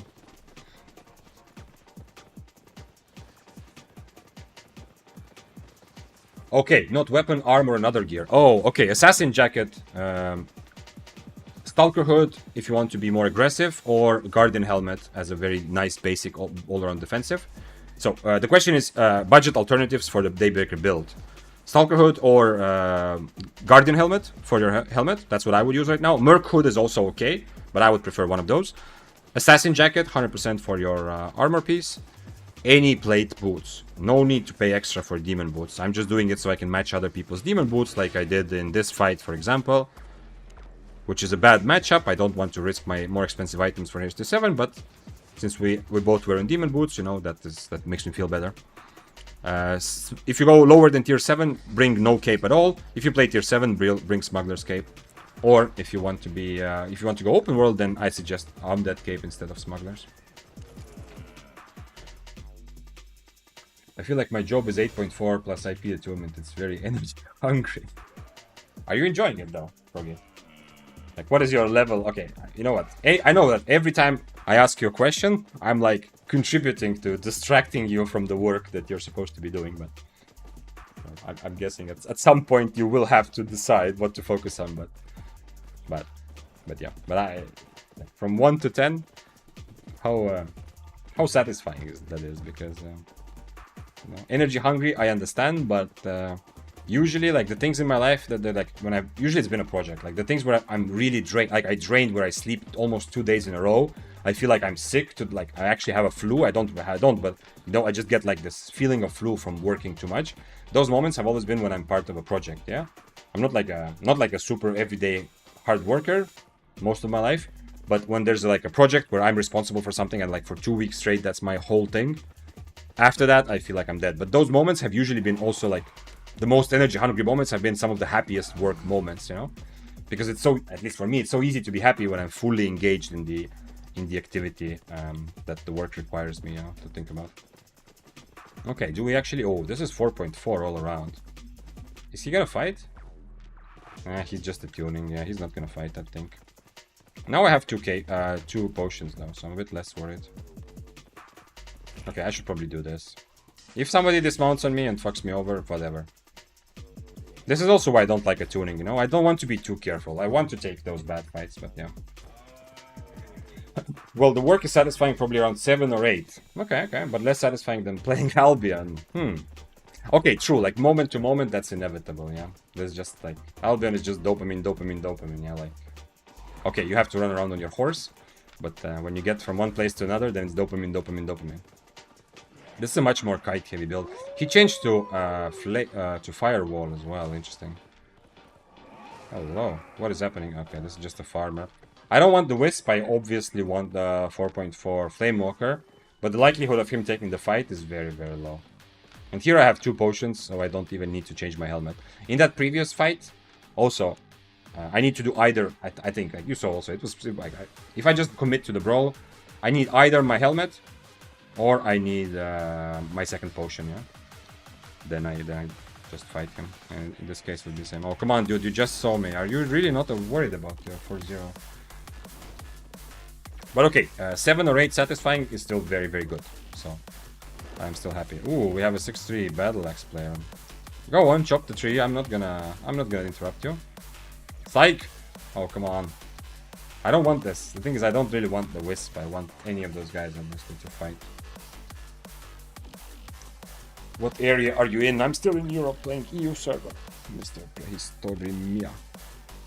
Dante Manalo says, I heard someone say in a video, can't remember who, and I haven't verified the info, okay, that IP increases the base damage, whereas ability damage increases the percent damage, so AP is better.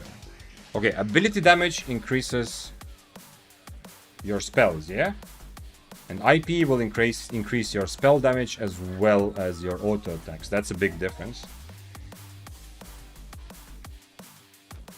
But so if that's what you meant by base damage, they meant the damage that your weapon does, absolutely. But if we're talking about ability damage, there might be some part of the calculation I don't fully know. Yeah, like if you are not talking about auto attacks at all, and you're just talking about ability damage, like how much does my Impaler do damage? And now compare ability damage percent versus IP. That's a very interesting one, but I don't actually know.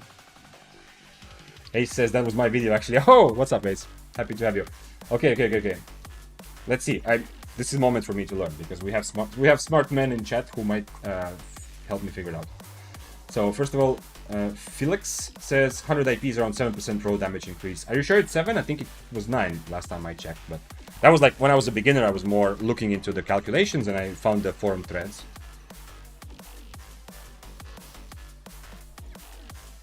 Hamster said, IP is better when you have a lot of damage modifiers already. Okay, so that is the point, yeah? That is the point that Dante was making in YouTube chat, and that Ace said it from his video. Do I understand correctly? We're talking only about ability damage. Yeah, only abilities. And you are saying that if like let's say I have already 30% from Assassin Jacket, yeah, I might have some passives for extra damage, maybe I have food for extra damage. IP will kind of, since it increases base damage, it will make all of my other damage boosts better, yeah? Am I making a correct calculation? So if I was playing Cloth Armor, the 10% ability damage would be less valuable than getting, for example, plus 100 IP, which would give me like a somewhere near 9% base damage extra, yeah? Am I understanding? Tell me if I'm talking more or less sense here. Ace says, IP is almost always better than ability damage, especially on melee, since it also gives HP. Yeah, okay, understand. I'm already planning a better explained video about it, since the last one was quite rushed. But on abilities, IP and AD's ability. And ability damage increase is close to equal regardless, so in melees you should also aim for IP. Okay. I mean, the specific number, just to be clear, when we're making this calculation of which is more valuable, the specific numbers are also relevant, right? Like, you are talking about, let's say, I can't open it right now, but if I was looking at, like the max potential I have for ability damage on the weapon and the max potential I have for IP, I don't know if it's just my experience because I don't put that much money into it, but I feel like getting 100 IP extra is more difficult than getting the 10% ability damage, but maybe I'm wrong here. We can actually go out and check it out quickly. Why I have so much soup? Very soupy boy. Yes, thank you, Ace. That is correct. Okay, nice. So we are at least finding some common ground and logic. I don't think he's gonna fight, right? I don't know if I need to even change food against him. Let's see if he fights. I'm not gonna change my helmet for sure. Okay.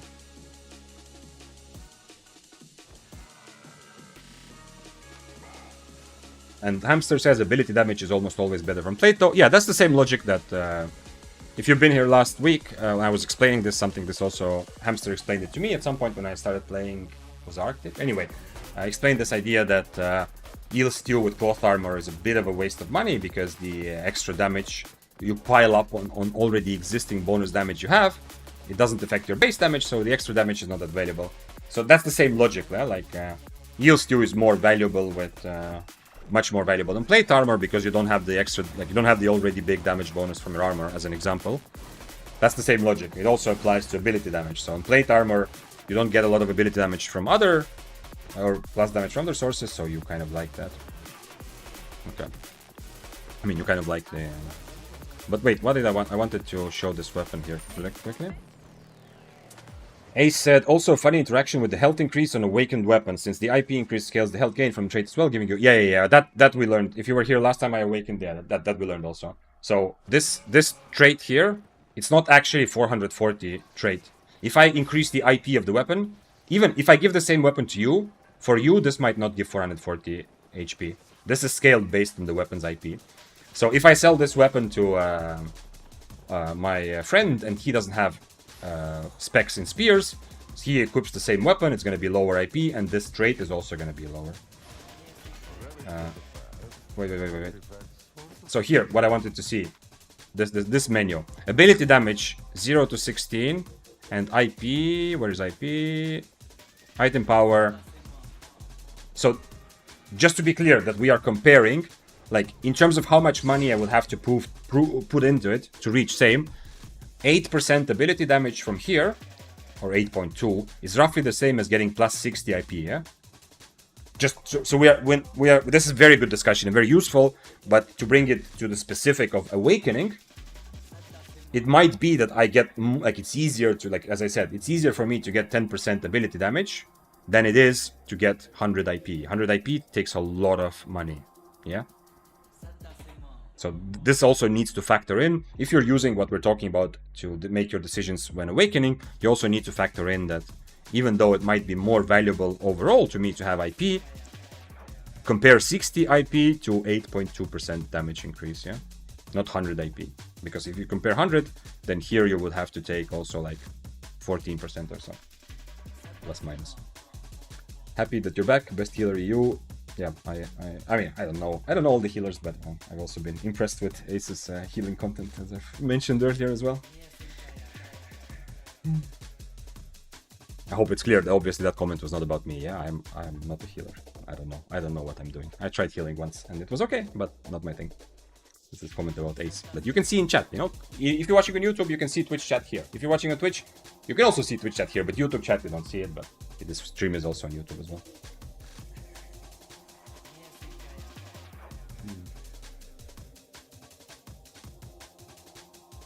Does the tuned weapons get any advantage in IP cap places?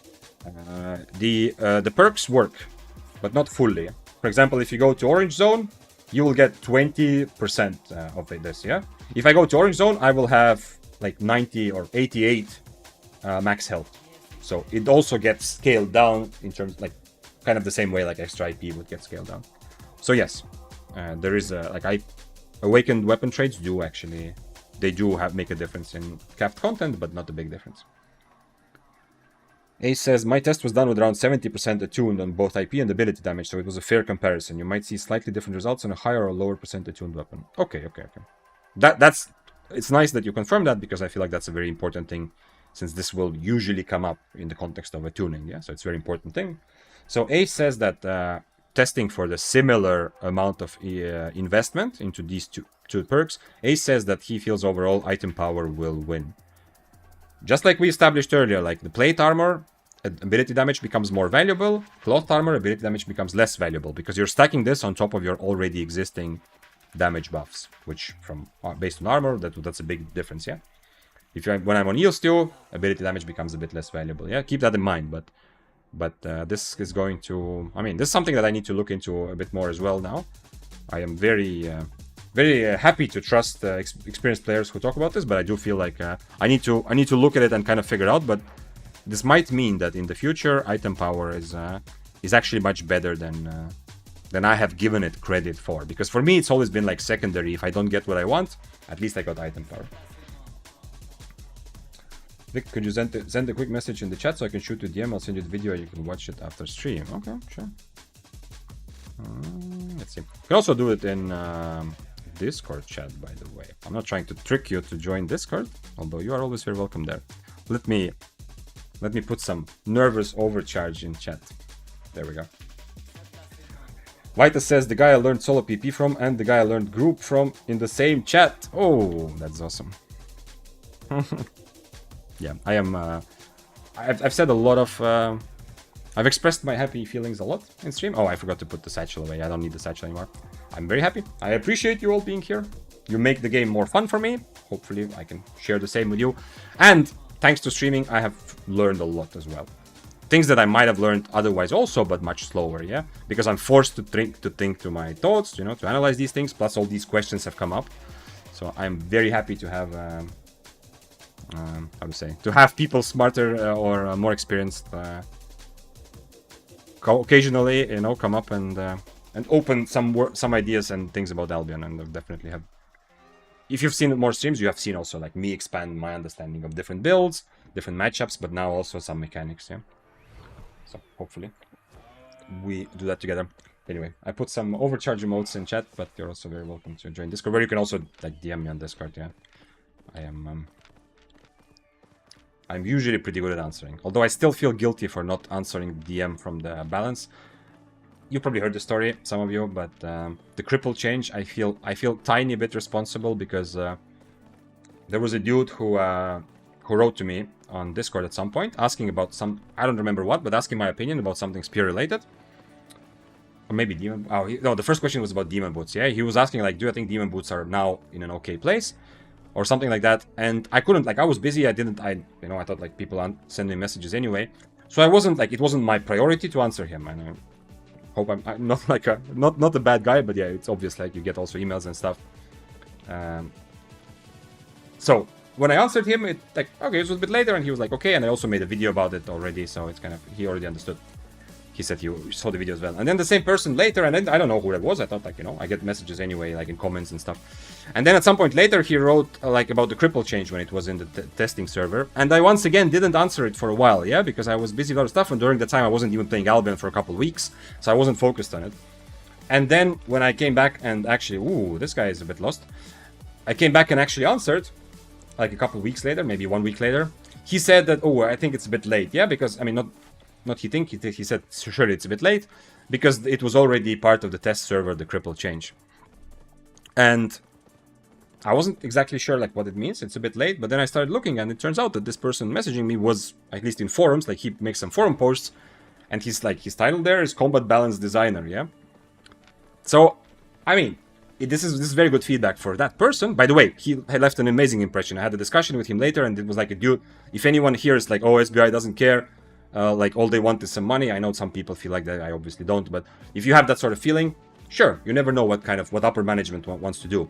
But this guy who has some say in balancing decisions, probably not the last word, but you know, some say, he left an amazing impression on me, like as a guy who really legitimately wants to understand, yeah?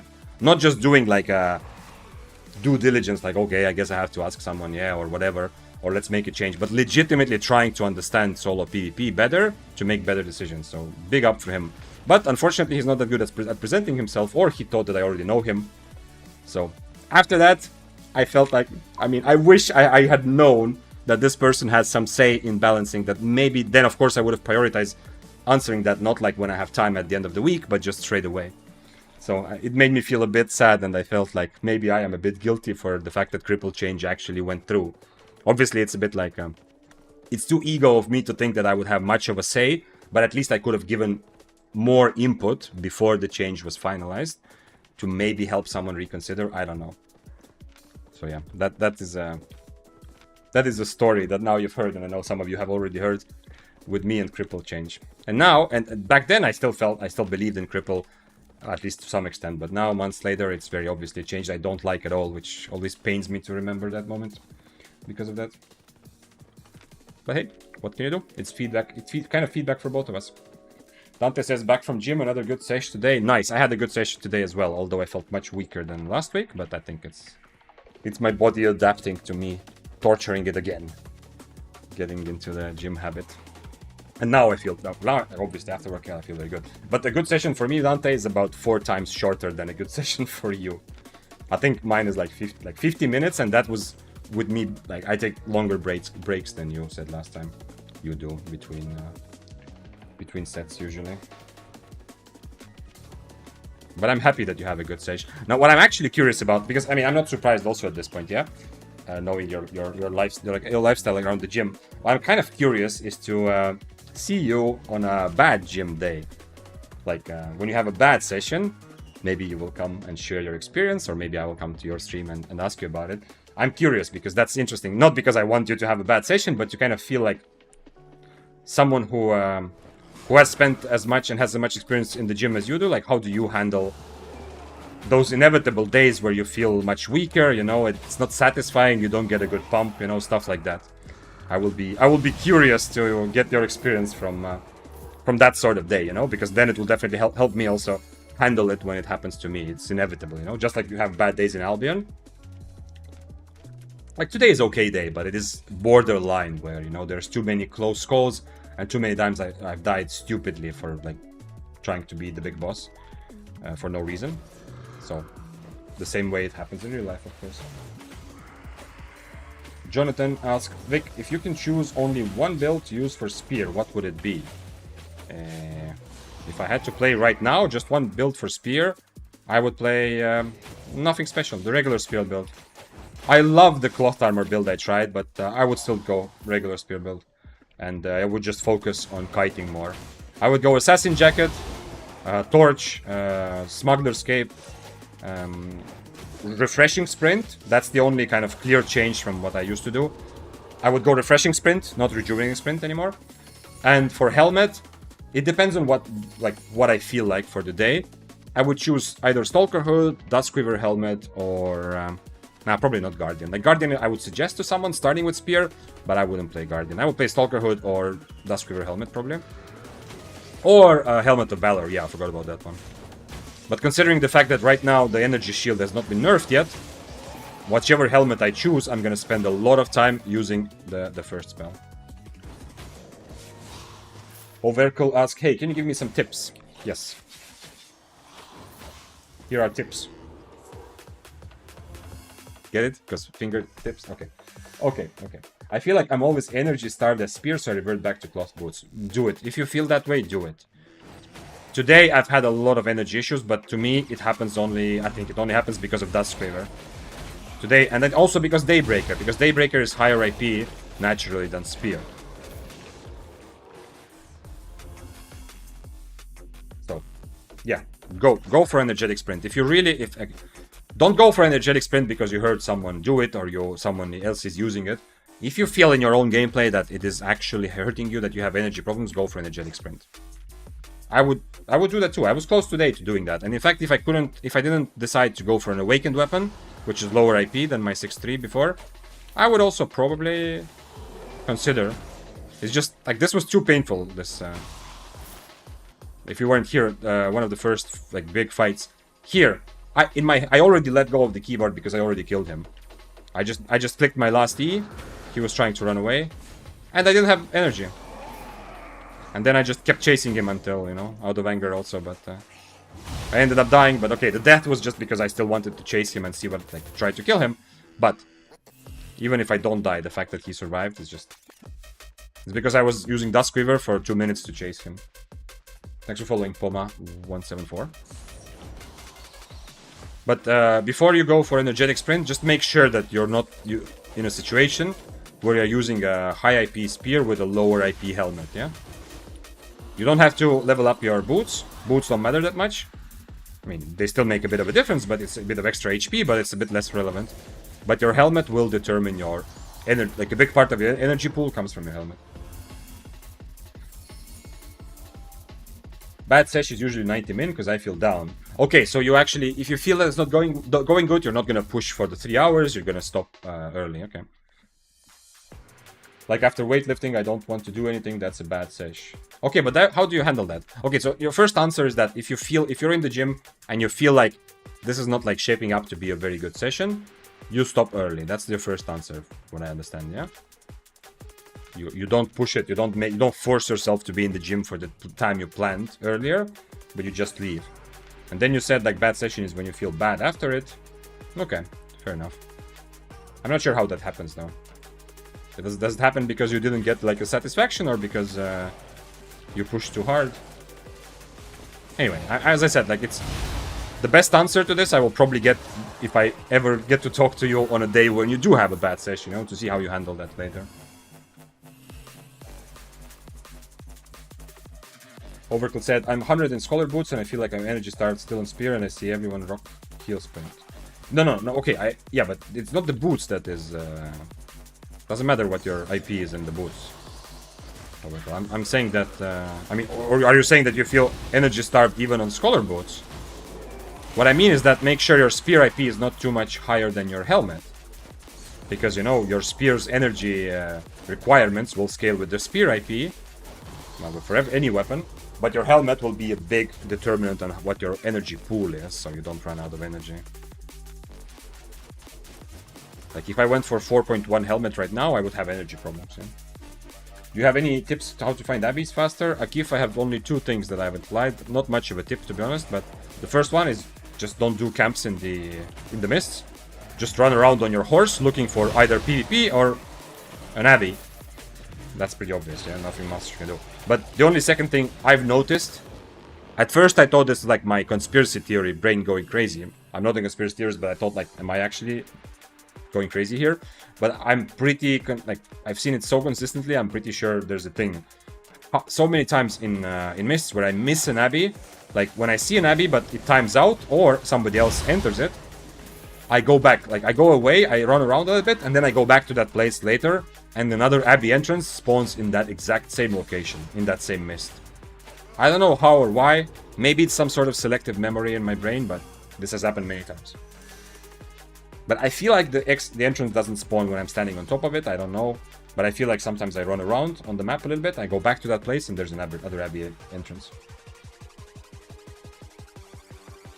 Dante says, so we're having 2 conversations. By the way, we're having like obviously Spear Albion conversation, but just if you're joining, we're also having a bit of a gym conversation, you know?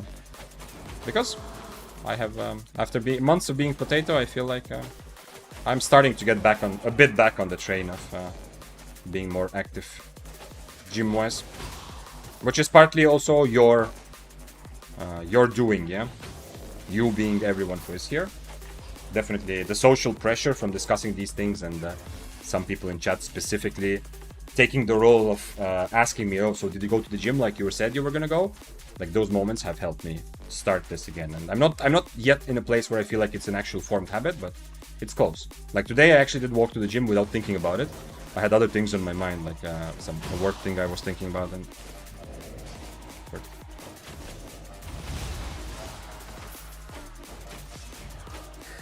sorry, wording was wrong. I feel better with the energy sprint. Also, I'm 100 spec helm 5-2.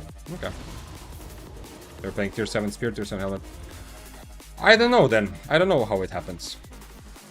I did not feel energy problems when I played 100 spear last week. I played quite a bit of it. I really would like to get a red buff. It's pretty important. 10 stacks is not terrible. Not 15, but it's good enough. Okay, someone is hitting mobs somewhere. But where? Down here? No, not here. Okay.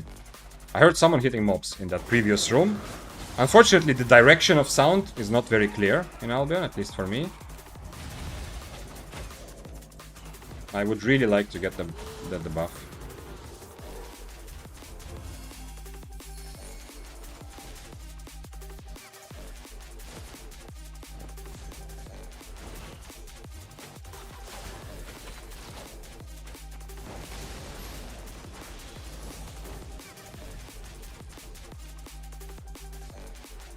I need my boots. He's doing a lot of damage because he's on Ray of Light. Unfortunately, I thought my E was ready. Everything went wrong there because I was sure that I still have my E.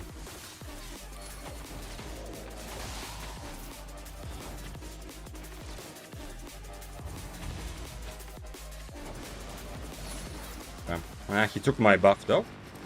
Okay, I would not expect to get 3 mil for that. He had somebody else's items as well. I don't think I'm not even sure he overcharged. Anyway, at least I get a red buff. Unless someone comes now, I should get a red buff here right away.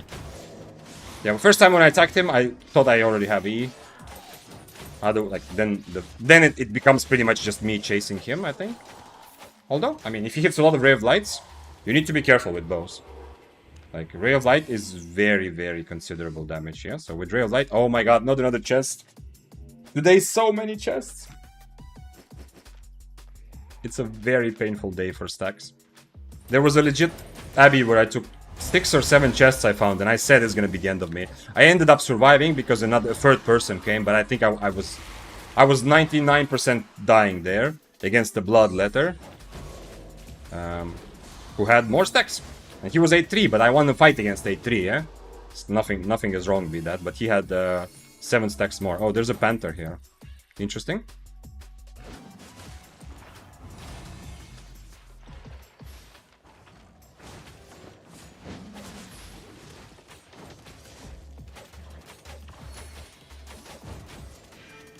Unfortunately, I don't have my cape.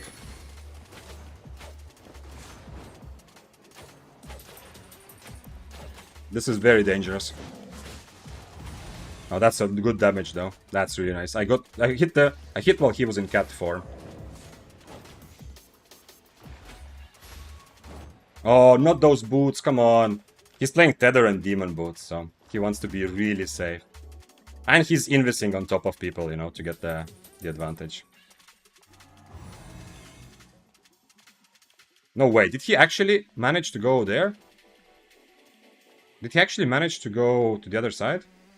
Okay, if he comes back, I will have to... and also, I was on wrong food, obviously. I'm actually going to change my boots, so next time this doesn't happen. It's him, yeah.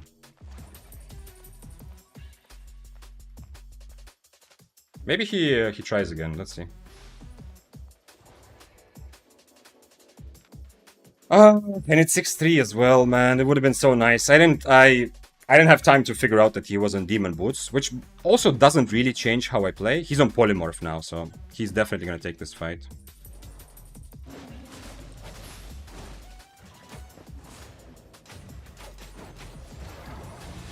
A bit early, but his Polymorph also very bad here.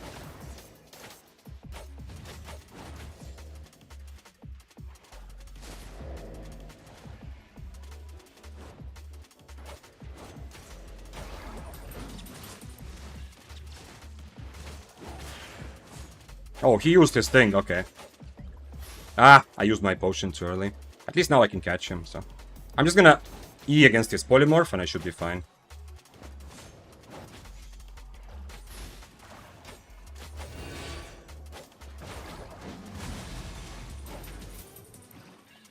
Nice.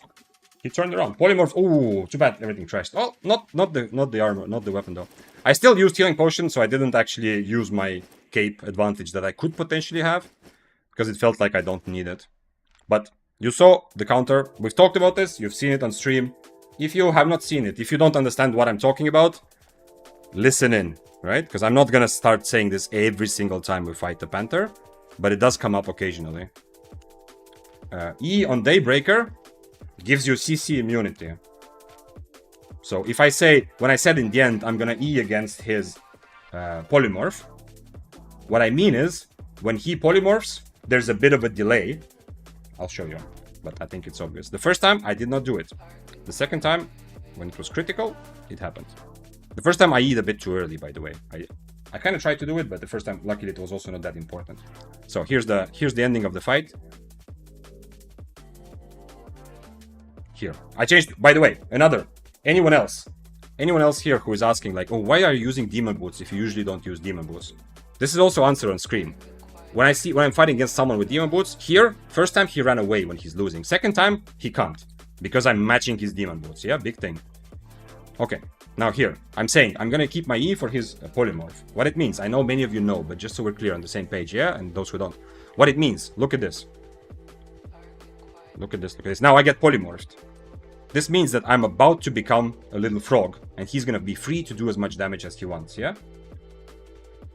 Since polymorph doesn't trigger instantly, you can see here, I hit the polymorph, but I'm not instantly mouse. I can time my E, I time my E correctly here, and I don't get polymorph. And because of that, I don't get polymorphed, he gets a lot of damage in cat form, and, you know, he dies. Yeah, Trash Rate is a bit unhappy. He was definitely worth more than what I got from him, but... Let's see if he opened, if he cleared the chest, actually. But very interesting. Like, I love, like, this is an experienced player. I've seen his name for sure. I love people trying out weird builds. This build doesn't instantly strike me as like, okay, I understand, yeah? 500 IQ. Well, honestly, Zombie, it's not crazy 500 IQ move, yeah? Like, everyone who has played either Panther or Daybreaker a significant amount of time, everybody knows this is an interaction to look forward to, but it's not always that easy to pull off, and I have definitely failed this as well, just by mistiming it, essentially. So yeah. But in this case, I didn't fail. It worked out. It was a happy kill. And I don't know if that surprised him or not, but it's definitely... Like, he also cannot fully play around it, yeah? Because what is he gonna do? Not polymorph me, you know? Like, it's not like he can counter this somehow crazily. The absolute giga brain best players in the world, if we fought 1v1 many times, Daybreaker versus Prowling, I'm sure that sooner or later they will start faking their transformations. That's what the best players in Prowling have already done for a while. So that he would, for example, he would polymorph like he did, but then he would either not transform at all to see what I do, or transform and instantly become human again to fake out, so that if I hit my E, because if I hit my E there and he's not in cat form, sure, I'm probably still winning, but I don't get that much damage, you know? Cat form is very, very weak. Where's the writing notes emoji? Ooh, Overkill. Thank you. I have a note. Writing notes emoji. Nice. I'm gonna add it. I'm gonna 100% add it. That's a very good idea. I have a notepad file to put all kinds of ideas that or kind of to-do list for stream improvement. Yeah. And your suggestion just went up there. That definitely will make for some funny situations. This noted emoji or something along those lines. Let's put the rest of this thing in. Need 7 TV emotes. Yeah, I probably need at some point to befriend someone who knows more about that sort of stuff, so that they can take care of it for me. Oh, I still have Siphon also to put. Screw the shapeshifter weapons. Well, they have been screwed enough. Don't screw them anymore. Oh, not here, not here. Wrong tab. Shapeshifters have been screwed enough. Stop screwing them. They are already in a place where they are pretty balanced. And by the way, this is one extra argument why Daybreaker is so amazing and multifunctional. My E is a purge. My E is very good damage. My E is mobility. my E is CC immunity. The CC immunity part doesn't come up as often as the other parts, but it is like it is still there. Okay, looks like we're ready. Imp is strong, but the rest imbalanced. Based on what a lot of good players are playing right now, I don't think Imp is strong in solo PP. Imp is strong with healer. Is Daybreaker better than one-handed spear for mists? Yes, Akif, I think it is, yeah. I think Daybreaker is legit S tier weapon right now. It is, if I had to rank, I would say Death Givers are currently S+, and then we have a bunch of S tier weapons. The S tier weapons, it's not completely clear which is better, who is better than who. But in the S tier category, we'll definitely have Daybreaker, Arclight Blasters, Flamewalker, Fists of Avalon, Sky Strider. Like, I feel like those are kind of good candidates. Like, some of those might not be fully S tier. It's kind of difficult to evaluate because not a lot of people are playing them. But I feel like Daybreaker is definitely there. Sky Strider and Fists of Avalon feel S tier, but there's fewer people playing them than others, so it's a bit difficult to correctly judge them, in my opinion. So you avoided polymorph with your E because of the purge of E, or is it timing? No, it's timing, Fabio. It's not the purge, it's the CC immunity that helped me avoid it. Because polymorph is CC, crowd control, yeah, like a stun or slow or whatever. However, polymorph comes with a delay. He hits the polymorph, you see the effect, and then after, was it 1 second? We can actually look at it. You actually get polymorphed in the affected player. Wait. It doesn't say here. It doesn't say. But anyway, it takes a tiny bit of time before the CC hits him. You can do same thing with Devastating Combo. I've said this many times. That's also one reason why Daybreaker is a counter to Fist of Avalon. But you cannot react to Devastating Combo with your E, right? You have to E through them and hope that they Devastating Combo you as you're Eing, yeah? Like here, there's a delay. I don't think with Devastating Combo you can E after they have already hit the spell on you.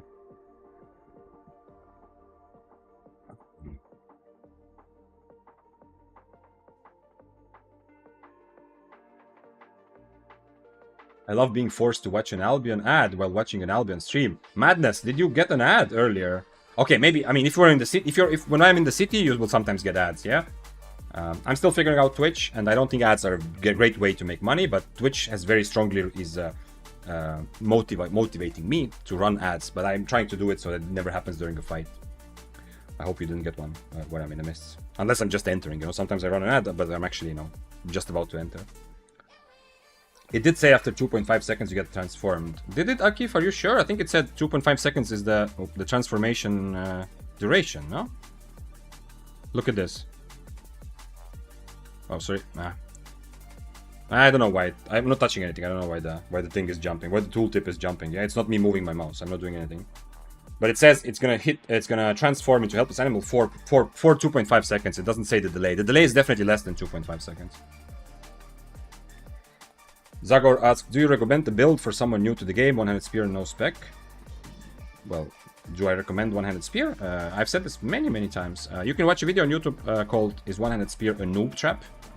To get a better understanding. I believe one-handed spear is very good for you as a beginner if you come from a hardcore competitive background.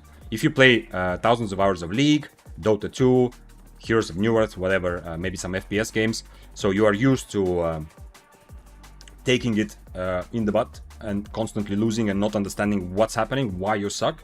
If you're okay with that sort of learning curve, because you know you're gonna get good in the end, you know that you're gonna suck for a while and then you're gonna get good, and then you're gonna be so happy that you sucked because you were forced to learn quickly to get good. If that sounds like an enjoyable experience, Spear is amazing for you.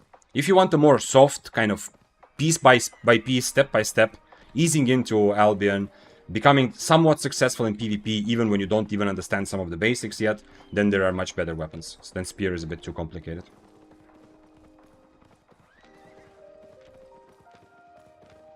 I'm kind of curious why they are on top of each other like this. I definitely want to fight the fists, but I don't want to give my items to the next one. I think the delay is 1.5 or 1 second. Yeah, something like that. I don't like the way that these guys are together. Right? It's been I have too many like traumas. Not these guys, but I mean the guys with why do I need to change my boots also? I mean this guy and the fists. I have too many traumas of people like legit teaming up on me. when I know that the other guy is more valuable, and I'm assuming that, you know, it happened in the moment, whatever, but then they are legit trying to kill me together. And the fists here would be a better target, but I don't like the fact that this guy is following me. Like he knows something I don't, even though he's just tier 7 and not very scary. I heard a good tip for ads was to definitely take off the starter ads. Most people leave it. Well, that's the thing, Overkill. I cannot disable starter ads. Yeah, that is 100% true. Yeah, if someone joins the stream right now and they are just joining, they will get an ad. Bro, is he actually he actually wants to 1v1?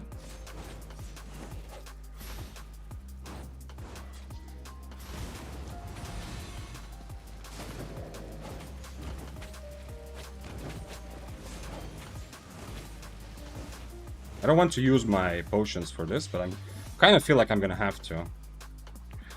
Now my cape is on cooldown. That sucks. I mean, he's gonna die to mobs, so it sucks more for him, I guess. I hope I still get the Abbey. Really didn't want to use my potion, but because of that, I kind of put myself in a bad situation that if someone else does show up, I'm dead. Also, the E on Cleric was a bit early. Come on. Oh, the Abbey actually timed out. Come on. The Abbey would have been better.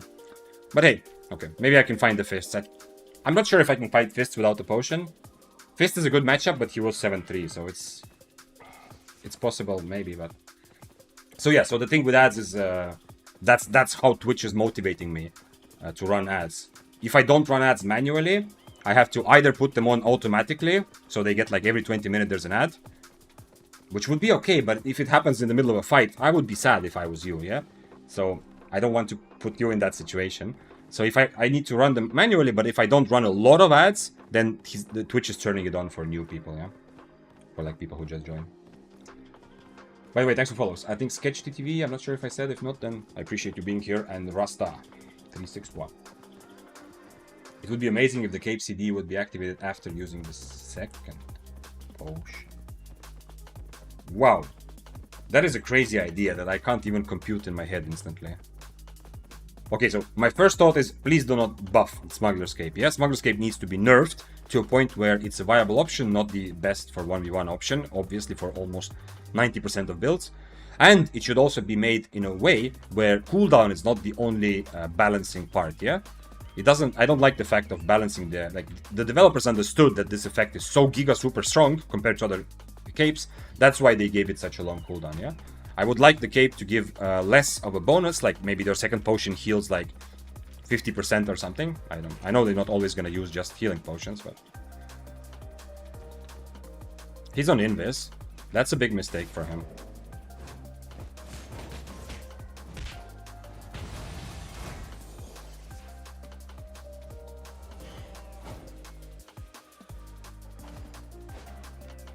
He has 2 healing potions, so I can't be as aggressive as I am usually, because he has 2 healing potions and I have only 1. I could also run around for a minute and a half. It's kind of okay to that way. By the way, I don't normally, you've seen this, I don't normally like Dusk Weaver on top of the enemy like that. The reason I did that is because he just switched spells, so it looked like his spells will be on a bit of a cooldown there.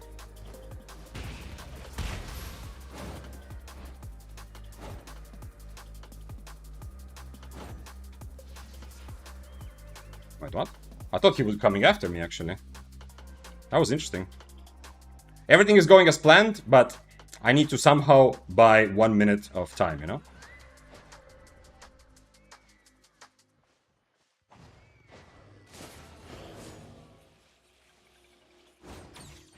And after that, I am much more balls to the wall.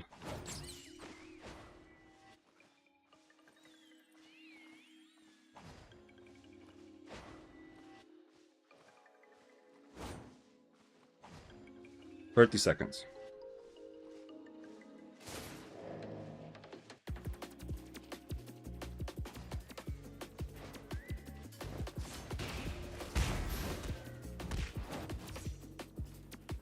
It kind of sucks that he can do this, but honestly, it's not the worst.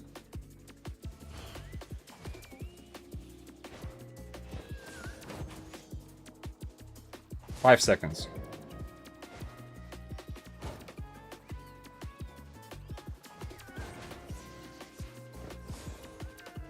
Okay, I have 2 potions now.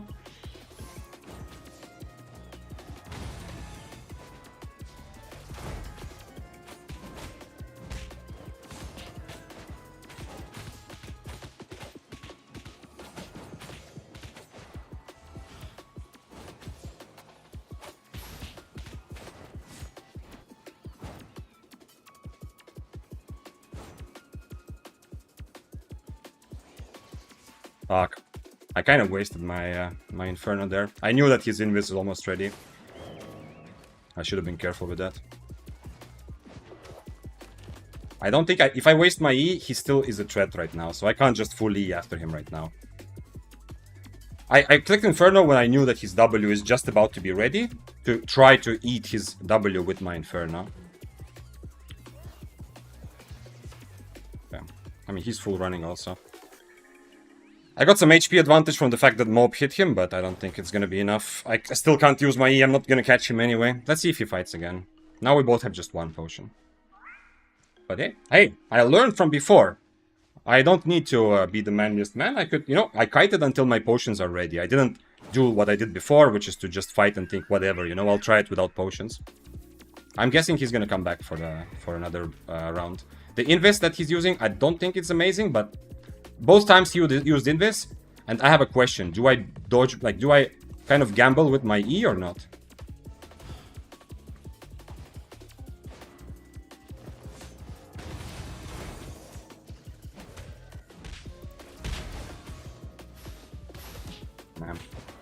Now I'm in a bit of trouble, but I can't get away from him, yeah? And luckily my Inferno is also good here, but I might have just died here. We'll see. Because this time I didn't use all my spells the way I would like to.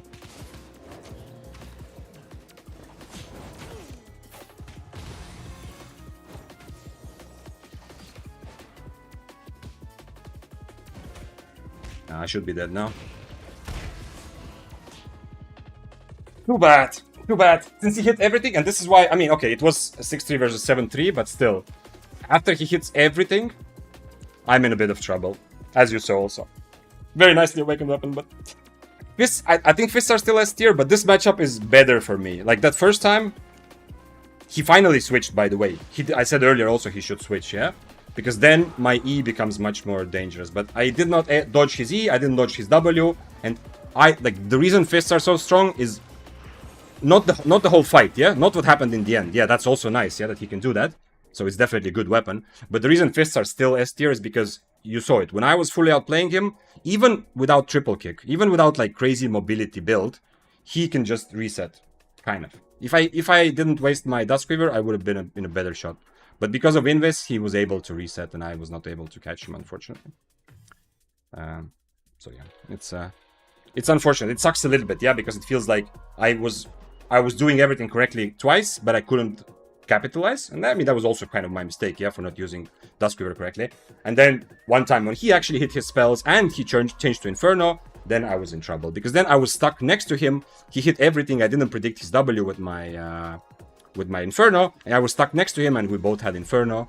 And for just brawling, I am not bad. I am good. I'm as good as him for just brawling, but, you know, he is still 7-3, and his brawling is not bad. It's not like a bow or something, yeah? Or something that if I'm on top of it, at least I know I'm slowly winning the fight. He was watching your stream and changed from Invi to Inferno. Who knows? Maybe. I mean, I still this fight. I'm still winning this fight even when he's on Inferno.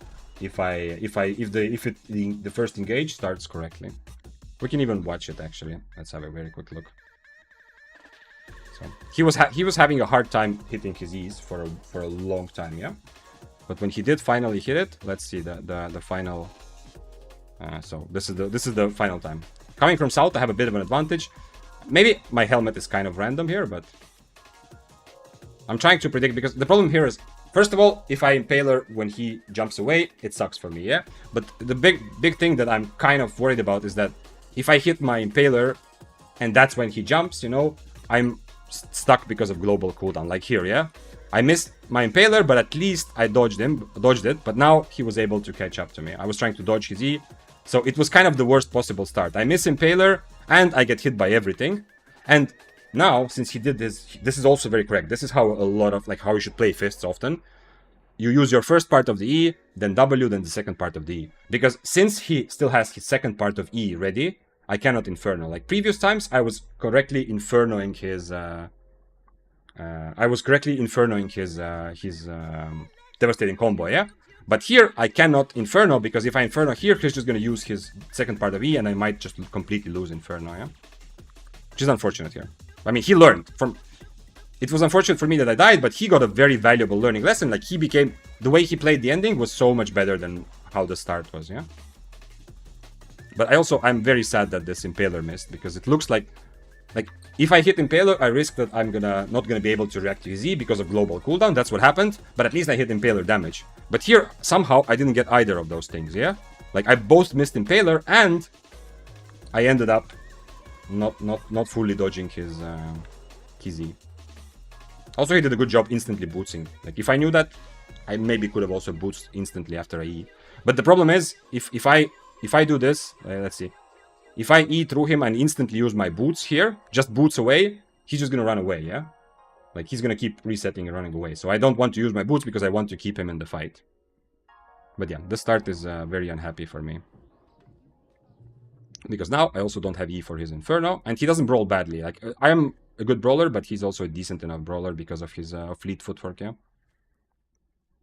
And now he has W just as my Inferno runs out. So everything goes very well for him. I mean, if I didn't get rooted, maybe I could take one more step, but not really. I have to E because I don't have Undead Cape. I have nothing here that I can do, yeah?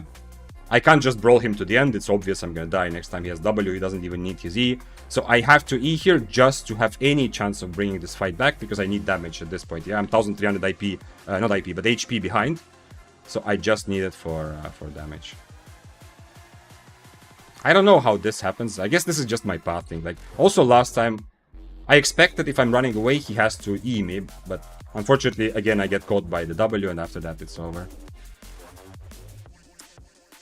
Unhappy. Unhappy, but hey. This was not a tilting death, yeah? It's a kind of... I know that fists will often run away if I start winning. That's logical, yeah? And they have the luxury of trying several times, but I still have an advantage. And at the end of the day, also... I am risking much, well, not much less, but I'm risking a bit less, yeah? This is considerably more money in his weapon than I have put in mine. You know, I don't awaken very high, and he's 7-3, yeah? So I also can't expect, I have an advantage even more than I could reasonably want to have. Because I will win more if I kill.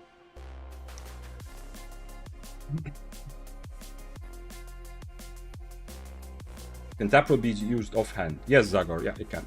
But I don't suggest it for mists. But yeah, it can be.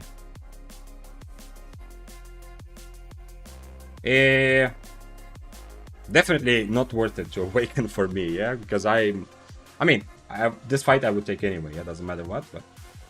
I enjoy taking a lot of fights and dying more, not worried about my... like, not worried about putting 4 extra million or whatever into them.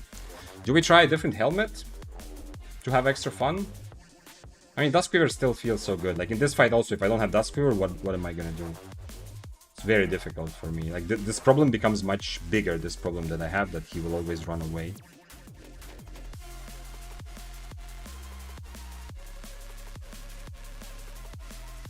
Let's go see if there's 6-3 available.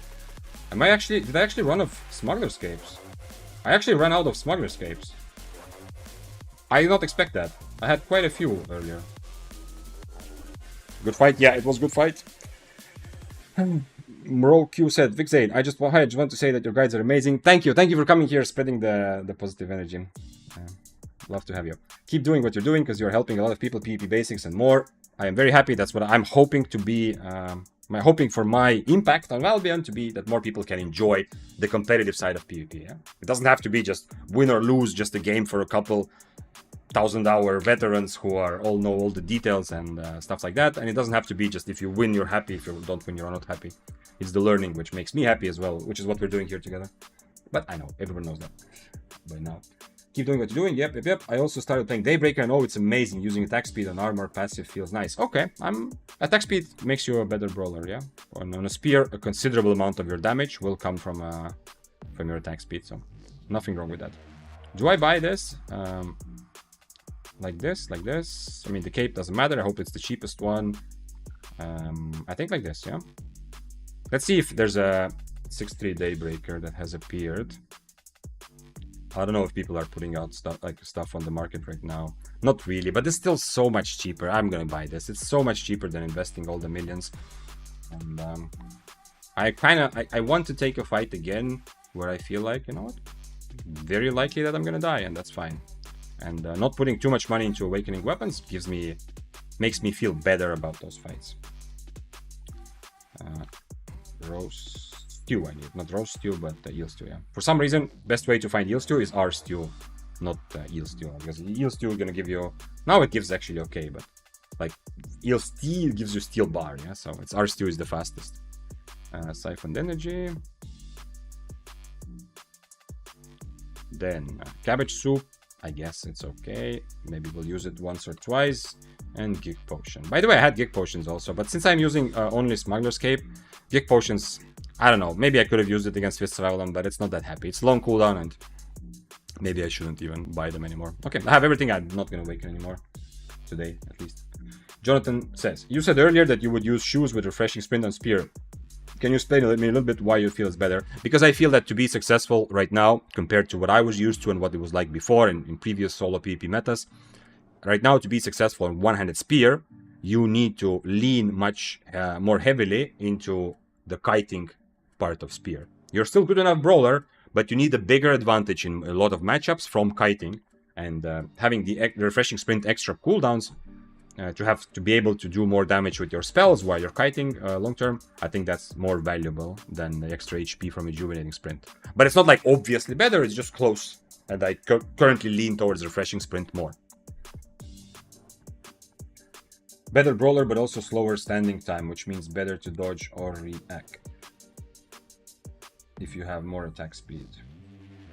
Is that really a big thing? I don't know. I guess I haven't felt it clearly enough to, you know, to flat out say, yeah, do it like that. Yeah, you can feel the difference. Interesting. Okay. I am planning to, but I don't know when I'll get around to it, but it is on the back burner as one thing to try at some point, to just go more heavily into attack speed in general. Maybe even awaken a spear with attack speed and yeah, use all the different attack speed passives. It's interesting. Interesting. Maybe it's worth trying it, but yeah. But yeah, the unhappy part is that, so yeah, so you said you said that you feel better dodging stuff close range. Fair enough, but and you said you're better brawling, but also it's easier to dodge. And yeah, I'm willing to trust you, yeah, on that, yeah. But just to be clear, that is still only applies for when you are brawling, yeah. So it's still like the having some more attack speed so you can sidestep a bit more often is also going to be more useful. Like, obviously not more, but it's only going to be useful when you're on top of your enemy. What's putting me off from attack speed in general is that so many fights, attack speed is only a small part of the fight. Yeah, because brawling is not such a big part of the fight. Because so often I have to catch people and chase after them. So often I have to kite away from people because I know I'm buying time for my next E against the sword, waiting for their stack to end, waiting for curse stacks to end on me. All kinds of situations where I feel like I gain so much more from either cooldown reduction or having a bit of extra damage and tankiness, where attack speed doesn't help at all. But then there's of course a couple fights, like some of the fights, which become more brawl heavy. So I'm not discredit, like, not saying that you are wrong. I'm just saying that in the bigger macro picture of things, I feel like there's so many situations where I don't want attack speed that like, I guess this I could also just change back and forth, yeah. But there's so many situations where I don't want attack speed that it kind of outweighs. And maybe like the way that mists are at the moment, it also like changes on the, if I'm constantly fighting swords like I used to be, I would be much more willing, yeah. Because mists used to be so full of swords, it was pretty much just swords and mobility weapons, yeah, for a while. During that time, I would have been so much more willing to go for full attack speed, yeah? Especially with the old cripple, because there were so many matchups that, like, carvings and stuff, and well, dual swords to some extent, but mostly carvings, and some other people who thought that they're brawling me, but actually I was happy to brawl them, and that I would be much happier with that. But right now, I don't brawl that. I don't brawl as much as I would like to, anyway. But yeah, at the end of the day, it's not like a huge difference, yeah? So, it's not like a huge handicap either way, I think. Thanks for following, by the way. Alex Ndrb and ZL Rafox. Pretty Unicorn says, does cast speed influence the speed of your initial auto-attack speed as well, the first one, or just subsequent ones? Cast speed influence the initial. Well, the moment I hit a Q, I can auto-attack. I mean, sorry, the other way around. The moment I auto-attack, I hit Q always, yeah? So what you're asking is, if my cast speed is faster, can I attack faster after I hit my spell? I don't think so, no. What do you mean? I'm not exactly sure what you mean. Oh, attack speed. Oh, sorry, you can't play it. Does attack speed influence the speed of your initial auto-attack? I don't know. Oh, okay. So you're just wondering if attack speed changes the attack animation or only how often you can trigger the animation. That's essentially your question. By the way, this question for YouTube chat, well, that's why I don't see it up here, yeah?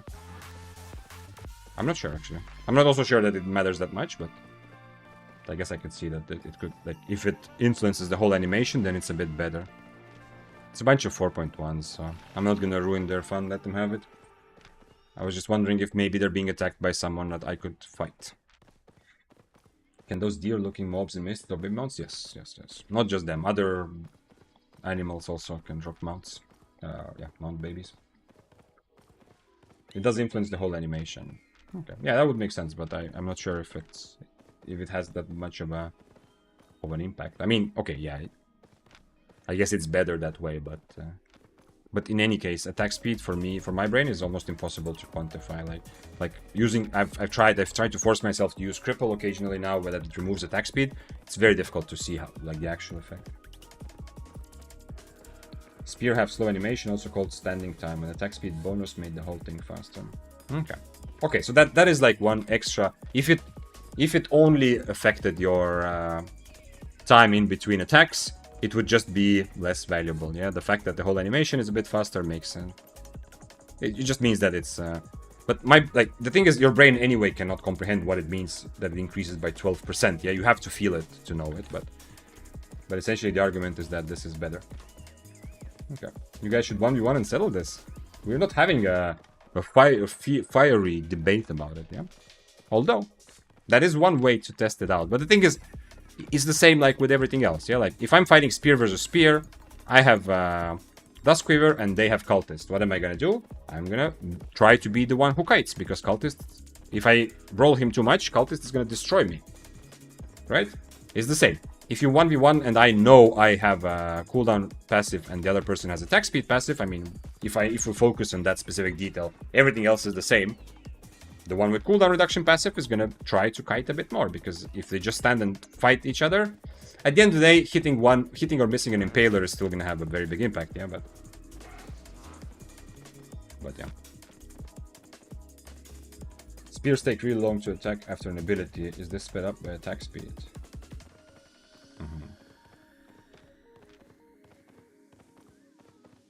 Come on. Where's the next fight? I need revenge. I need revenge for this. Not a lot of people play Fist, though. That's the only thing that makes me kind of consider that maybe they are also slowly falling out of S tier with all the nerfs, because I don't see them as often anymore.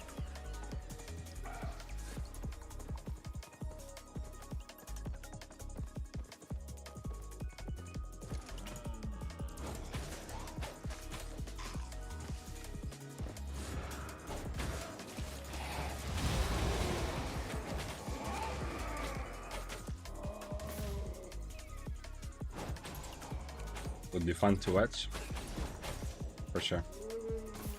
Like, there are not always, but sometimes the mirror matchups. Like, if you play the same build, sometimes, surprisingly, you would think that that's the most fun way to fight, yeah, because you are at least there. You can say, okay, we both have a equal chance to win, and that's true. If you have exactly the same items, you know, everything is equal in theory. But sometimes in my experience, those matchups actually end up being pretty boring. It depends on the exact situation, of course. It's fun because, you know, it's skill-based. If I fight spears with spear, a big part is who's going to hit more impalers, who is going to hit their E with 3 stacks, if one person hits E with 2 stacks, whose purge is more valuable if they have a purge, stuff like that. It's very fun.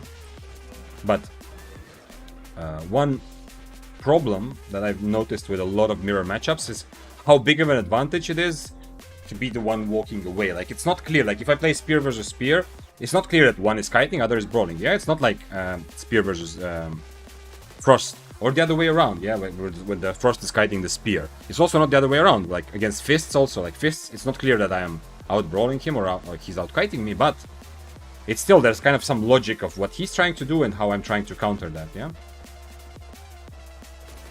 It's an 8.3 wolf. But... and who are you? You are 4.1. I don't know if I can kill a wolf with this. Like, wolf can be pretty risky, but... I mean, without swapping spells, I mean. But we'll find out.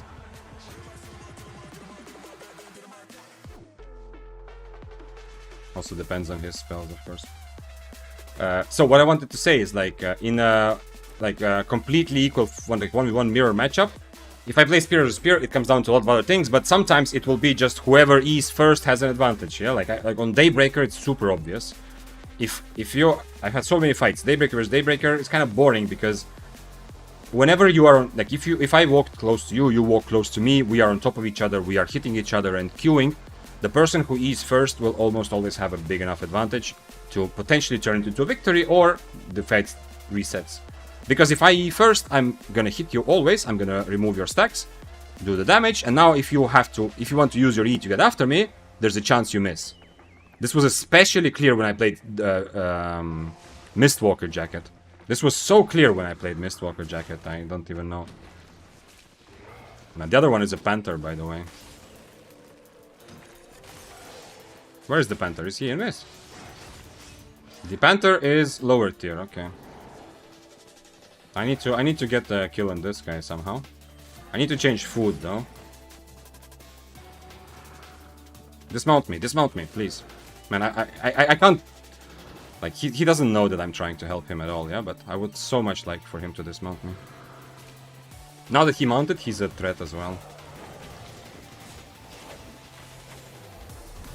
Nah, that's not good.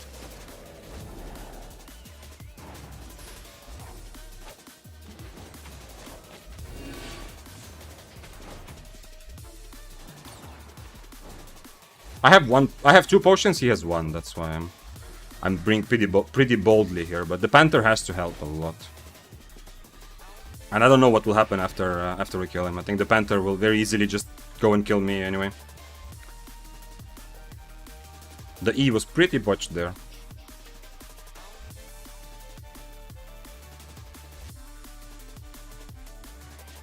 Too bad. Now I'm overcharged, so I would definitely want to fight one of these guys, but... Tether makes shapeshifters reasonably good for mists, for whatever happens in mists. Oh, it's not actually even... it's not even 5-4-8-3, right? It's 8-2.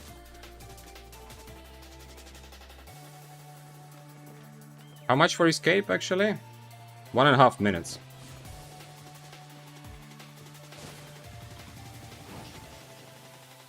The helmet is not good, but he is also using... okay, his helmet is not bad either. The Panther. Yeah, there's no way I'm gonna get this fight without both of us dying. If I win this, I will die anyway to someone waiting, unfortunately. When he gets second potion, I'm gonna be a bit nervous about this this result as well. About the end result of this fight. Oh shit, not this. That's not what I needed, I need this. He's gonna have... if I make it into a fast fight... What is he doing? Oh, it's just because he saw some other guys there. Let's see. Is he just full running, or is he still gonna try to turn? He might be full running because he knows everyone is gonna try to kill him and not me, yeah? Rat. Okay. He's gonna have 2 potions now, but hey, who knows? I don't think it's hopeless, but I do think it's difficult, yeah. I mean, rats will be there anyway. Very difficult. So yeah, so what I want to say is mirror matchups sometimes suck because, and this is not just who uses the E first, but if at any point we are fighting like spear versus spear from a distance, if you are walking after me, I have a big advantage because my Qs essentially have like 1 or 2 meters extra range because you're gonna walk into my Qs. So oftentimes the one who starts spacing away, even if you do it without E, will instantly even be in a better position. And it's not just with spear. Arcane versus Arcane, very good example as well. And a lot of those like long range Qs, like Arcane versus Arcane. If I'm using Arcane, you're using Arcane, you are walking after me. Well, I'm gonna hit my Qs and you're gonna miss your Qs because you know you have to stand every time you use it, and it's the same range, but you know I am far away from you. This guy is tier 8, by the way. I'm 6-3 overcharged now after that wolf situation. So when he's chasing me like that, I'm not sure what he wants. Looks like he didn't want to fight.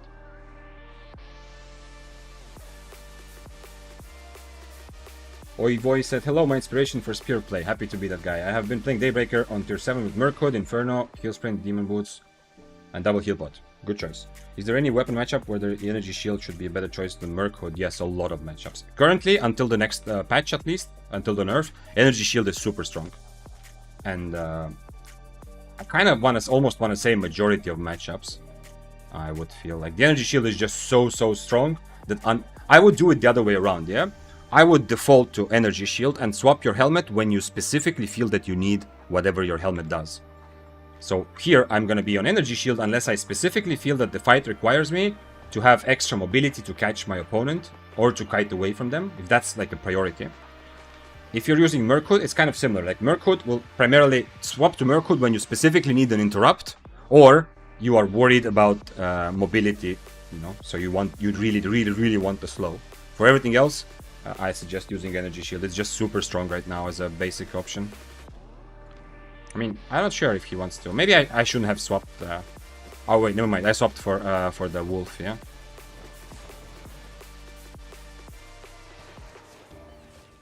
And I have the wrong helmet for this.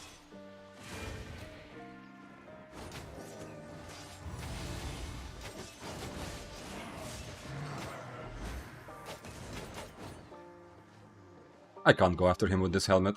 I also have wrong food for this, so... He has already boots ready, so nothing I can do. If I was Duskweaver, I would have some chance, but... Now the Axe wants to be part of it. The Axe could also consider overcharging and just fighting me, obviously, honestly. But okay. I guess we go Abbey. This is such an interesting mist, though. So many interesting potential people to fight. This tier 7 hammer is gonna give me a run for my money, much more than a normal tier 7 would, because I will not catch him in a million years. Yeah, it will take so much time. So the problem is, I start fighting him, he dismounts the battle axe. The battle axe is on top of me while my E is on cooldown. I mean, it's not terrible, like, I'm still 1 tier higher, yeah? 2 tiers higher right now. Okay, I go tier 8 Abbey then. Bye, guys. So yeah, and then the moment Battle Axe dismounts, I have to deal with the Battle Axe. It's dangerous, they both have a purge. And then the hammer, I cannot finish the kill, that's the problem. Because he will always be able then to just work away. So he will come back with full HP while I'm fighting the Battle Axe. But it's okay, this is tier 8 Abbey. It might be very much worth it. If I find someone here, even if they're high tier, they might be pretty low to mobs as well. So I need to keep myself healthy and be on the lookout of potential opportunities to kill someone. I want to bring Spear to my 3-3 team in depths. Heron or Daybreaker? Heron. Daybreaker also okay, but I personally would go Heron. If I was joining a 3v3 team and I remember I got knocked to this last time. The slow is crazy from these guys. I would go Heron. Also, with Heron, I feel it's so satisfying when you hit that big stun. If you have the patience for the to wait for a moment for the enemies to line up, either you bait them, or your healer or your other DPS, they bait the enemy to clump together for a moment. Ooh, it's so sweet to hit that nicely timed Heron stun. And for 3v3, I would suggest going Impaler, but even Forest of Spear is not like ridiculous. Yeah, for solo PP, don't use Forest of Spears, but for 3v3, it's not like ridiculously bad either. Thanks for following. Boo Boo Alex. Happy to have you.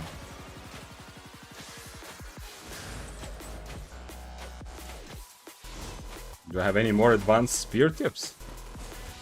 Well, I'm full of spear tips, but they come out naturally. Some of these are things that I remember from the past, but you see them on screen whenever I play spear also. Heron on clap, Daybreaker on brawl. Yeah, okay. I mean that's also sounds like a more correct, better answer. Yeah, if your team wants to do a big damage burst, so you know, to clap one of the enemies, 100, like I mean, maybe even more than 100%. Then there's no question. 100% only Heron. Yeah, Daybreaker doesn't really work for that. If your team is brawl, or you just want to take a fight and slowly whittle down your enemies, type of, yeah, you can still go Heron. Yeah, Heron is still good, but that's when Daybreaker becomes viable. As I've said many times in group play, I think one of Daybreaker's special roles is being able to. It's not too difficult to purge more than one target, which not a lot of weapons can do. Obviously, some still can, but and that becomes extremely valuable against the nature healer and much less valuable against a holy healer build or trio. Against nature healer, you can win the fight with Daybreaker. If you find a good moment and you E through 3 of your enemies and you remove the nature stacks, that can be the difference whether you get the kill or not. The first kill. So for duos I use Daybreaker since I'm with healer. Yeah, I don't think Heron will work with healer. Daybreaker is also not amazing in duo with healer, but it's okay. Just make sure you use cloth armor, okay? Like leather armor generally better on Daybreaker, but not when you're doing with the healer. No? It's your healer's job to keep you alive. You focus on doing as much damage as you can, because compared to some other meta duo weapons, like some shapeshifters and swords, you are gonna lack the constant damage, pressure, and output that a lot of those other weapons might have. I really did not mean to tag all these mobs at once. I don't want to risk this set by being half HP from mobs, so I need to be careful. I don't like this, but at least I have soup equipped. If I see someone, I can quickly eat soup. Also, I should probably change to this, but I do want Duskweaver in case I run into someone. This is kind of a tricky one, because I want... Oh, someone is clearing that. Holy shit. I wonder if they saw me. This is one of the worst rooms to clear. I have to fight that, but I don't know what buff he has. I didn't see. He has blue buff. He might not fight this, we'll see. He has a good helmet for this, no? Okay, I'll try to force it. He's risking more, so it's kind of in my interest to make this fight happen.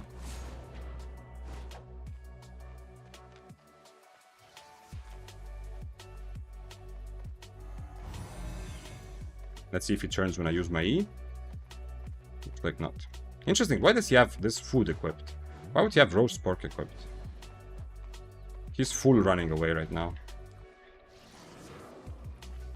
He's using the energy shield on his helmet, so he's not going to run out of energy. But he is using green sprint for some reason. I guess I just need to let him get a red buff and then he will fight. But I need to be so much more careful in this Abbey now that I know he's here. You know, if he finds me when I'm 80% HP, he will kill me. And I won't be able to reset or run away. Even with Duskweaver, he has good mobility to stop me from doing that. Is this a red buff? I would love to have another. He also had 5 stacks, by the way. This is blue buff. Let's see if I can find a red buff quickly, because the chest is coming up and maybe he will fight me on the chest. So then for duos I use... Okay, yeah, we talked about that, yeah. Yeah, I think...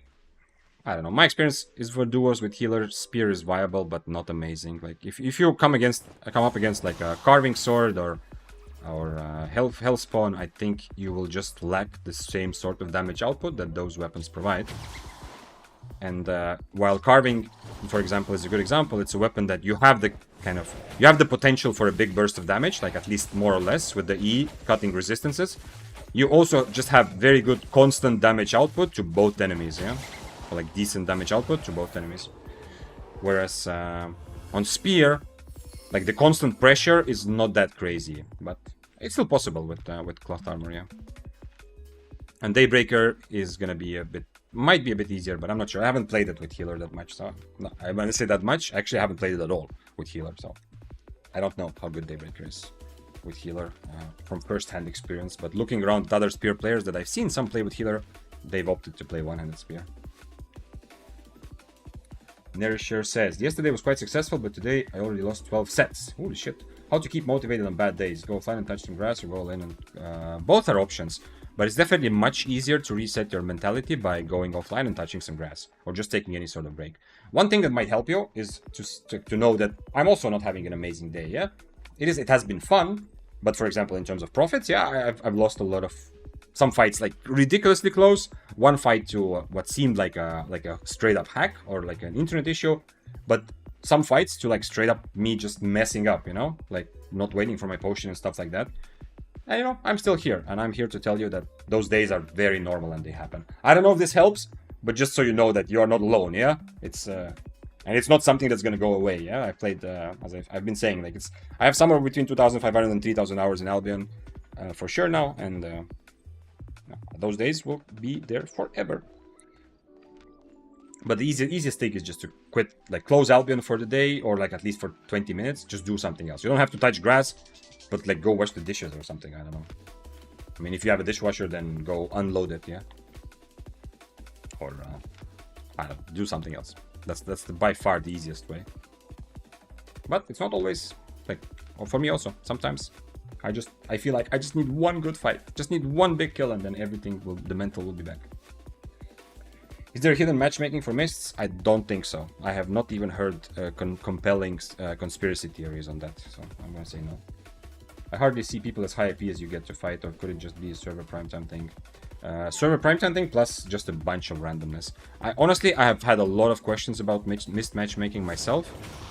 I've asked this question a lot, like, from the pub, like, into the ether, yeah? I haven't asked anyone specific, but I've asked this on stream if someone knows, and no one has really given me any sort of answer of what kind of matchmaking there is, if there is, and how does the mist... Is there any consideration, how does it decide who goes into which mists, and how many mists exist at one time? I don't know any answers to that. And it looks like no one really knows a good answer to that, unfortunately. But there's also a lot of randomness, because I've had times when the statistics show that the server should be very, very low, like low activity time. And I go into mists and I have 2 mists in a row, absolutely full of people having fun, you know? And like constantly fighting. And it also happens the other way around. Sometimes it's like one mist is very active, the next one is almost empty, then very active. So there's a lot of randomness that you can just be put in a mist, which has a lot of people.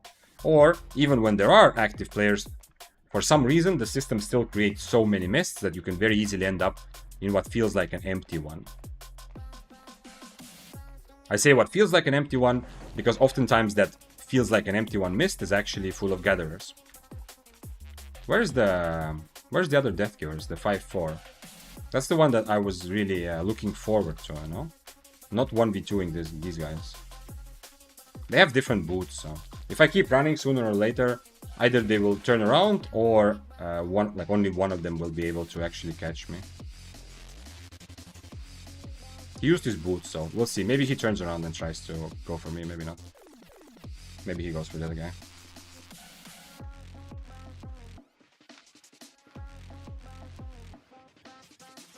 Someone is fighting. There's a tier 6 bike. Oh, there we go. There's my friend. He only got one. This whole time I was not with him, he only got 1 stack. But my buff is timing out, sir. You can fight this. He has well-awakened weapon. If he inspects me now, he sees. My buff is almost done. He's still walking away. Like, if he starts fighting now, there's no way he's gonna proc my buff in 35 seconds. I am a little bit confused why he's still not fighting. Right now, if he fought fast, he might have procced his buff. Now we're gonna both be without buff. Okay, there we go. Let's see if he changed something.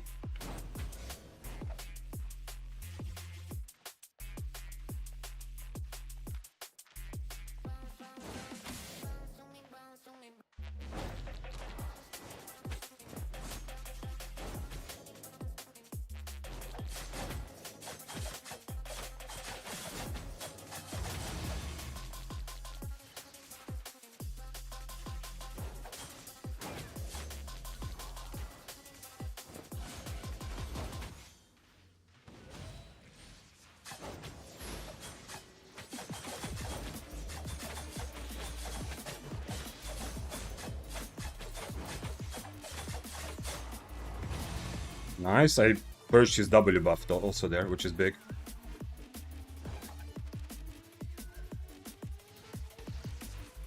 Both drank 1 potion. If we are going exactly even, it's a bit better for him, in my opinion, because first of all, actually no, he doesn't have more HP. He doesn't have HP on his weapon, yeah? If we go exactly even, his kill pressure, if I mess up, is more dangerous, yeah? Like, if I mess up, I will die much quicker. I think for him, it's a bit safer. But it's not a huge thing, yeah?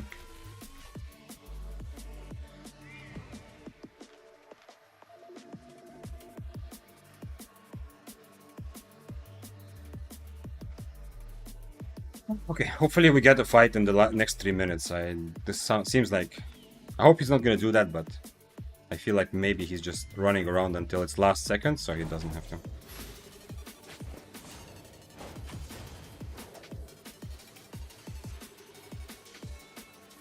Okay, that was not a bad start, because I get to keep my E here.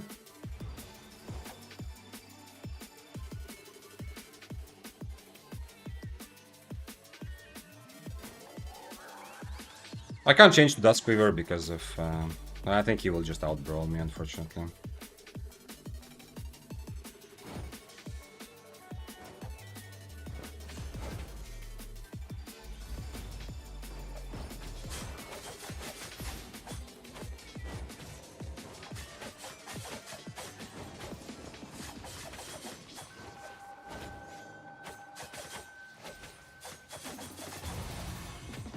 He can just run away now. I messed up a bit there. I used everything kind of well to win the brawl, but I am winning the brawl by way too much.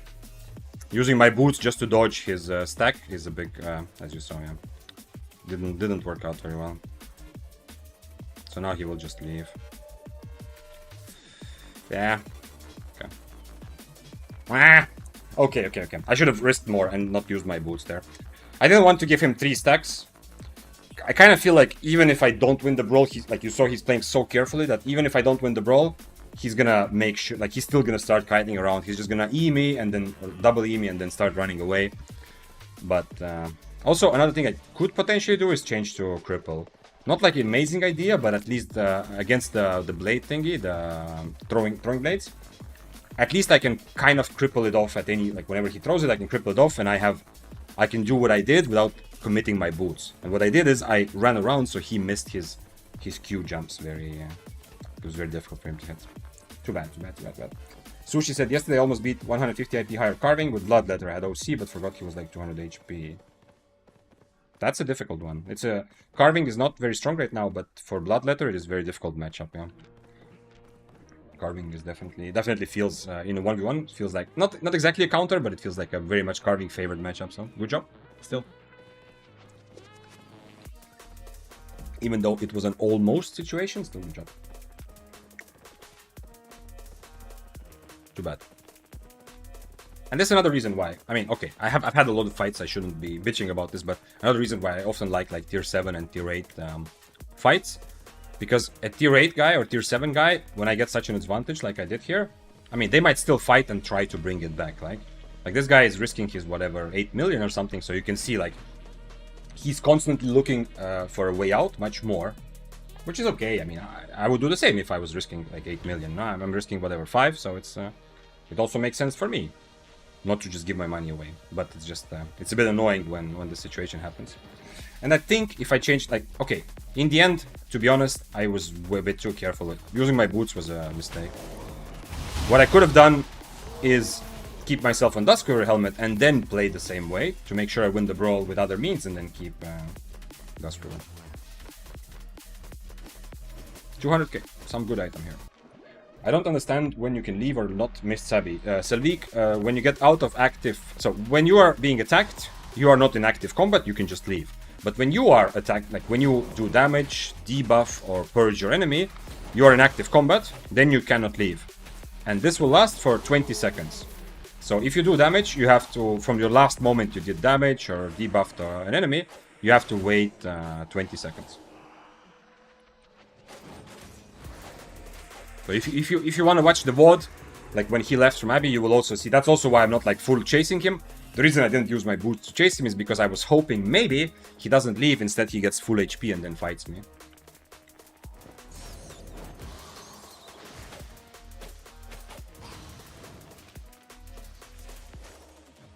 I wish I had Duskweaver now. Let's see if I can get him to go to the exit. I hope he doesn't know that he can just run away. He probably does, though. Oh, wait. He actually tried to hit me with his cowl. Okay. Interesting. He probably knows that he can just get away. It's a 4.1. It's such a waste of time, but this same 4.1, if I want to fight the Deathgivers again in this Abbey, the same 4.1 is going to mess up my life. So I'm very happy that he's left.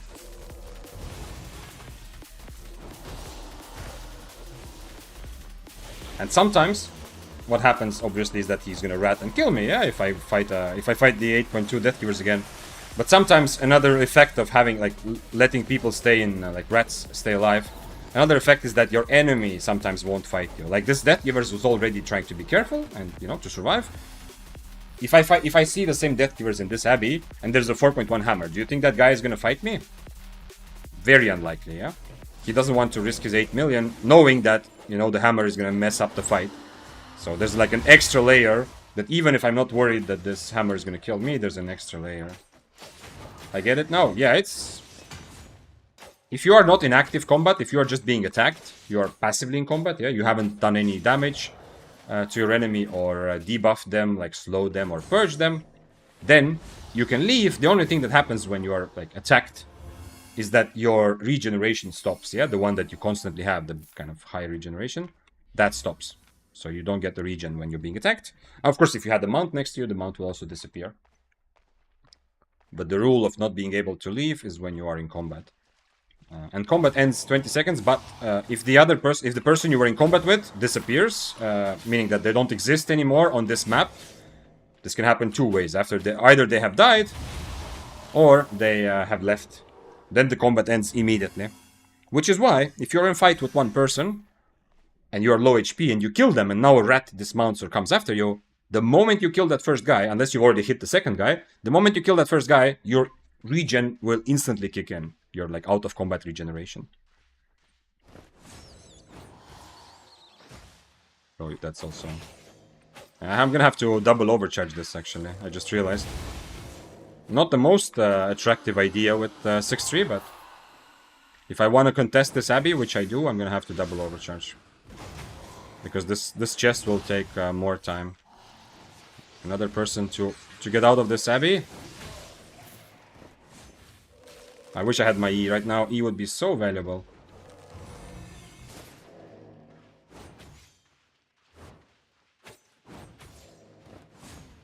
Okay.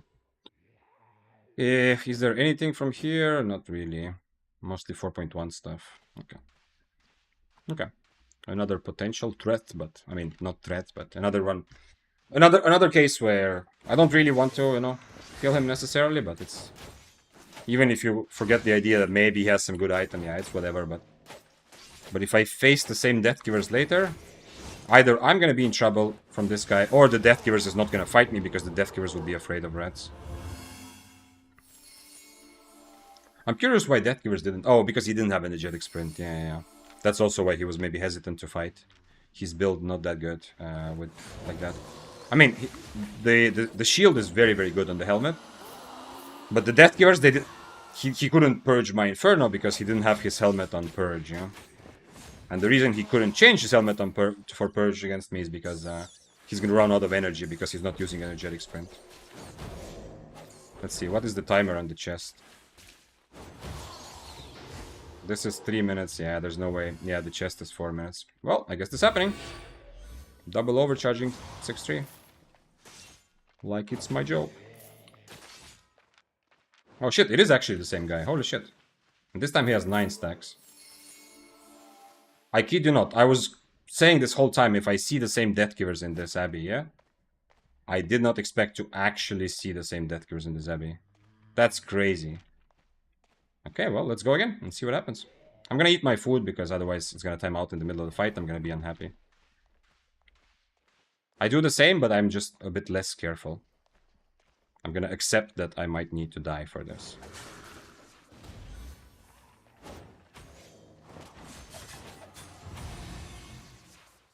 Okay, then. Man, I still get a pretty good start. But obviously his E is still ready now and mine is not. And this is why I also, last time, like, I still feel kind of good for not giving him too much of an advantage and actually making sure I win the brawl, because I can see that the way he's playing is going to be like this, you know? Like, even if I let him take E's, E me, he's still going to play like this. Like he's playing right now. I can see that this is kind of his MO. He's kind of being a little bit of a bitch, but he's risking much more, yeah, than I am. But he's kind of playing in a way where he will only take the fight, it looks like, when he's sure that he's winning, yeah? He's gonna try to make sure that he's not losing. Like that's his priority. It's kind of like a double-bladed player playing Death Gears.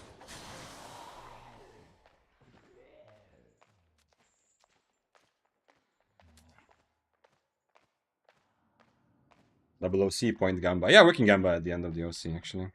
If I don't die here, we'll see. It sucks. I don't know. Maybe do I actually just change my do I actually just change my helmet?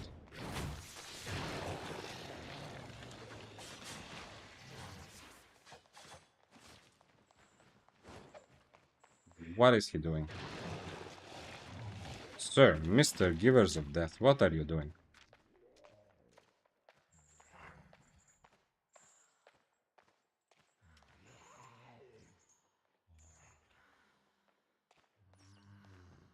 Okay, okay, go eat the go kill the mobs. Take your stacks, buddy.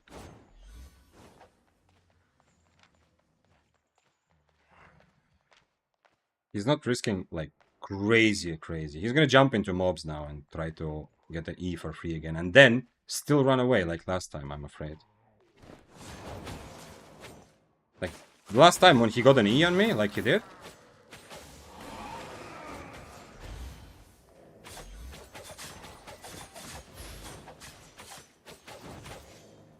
Where are you going? I'm not gonna chase after him. I'm gonna keep my boots to see if he comes back.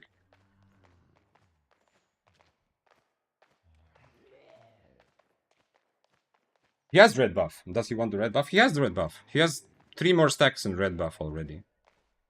He has a lot of the advantages here already. I think I hit my Impaler before his shield though. I ate his E with my Impaler, okay. Not my Impaler, but my shield.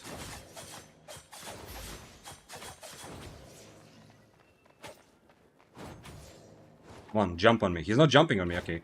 Now he's just gonna leave. Yeah, this is how we play. Never mind, he's not leaving.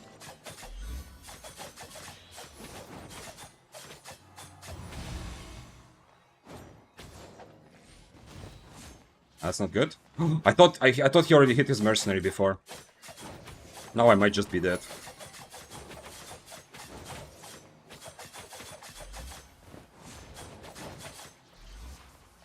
He's not actually E me? Why didn't he E me? And now he doesn't have his stacks.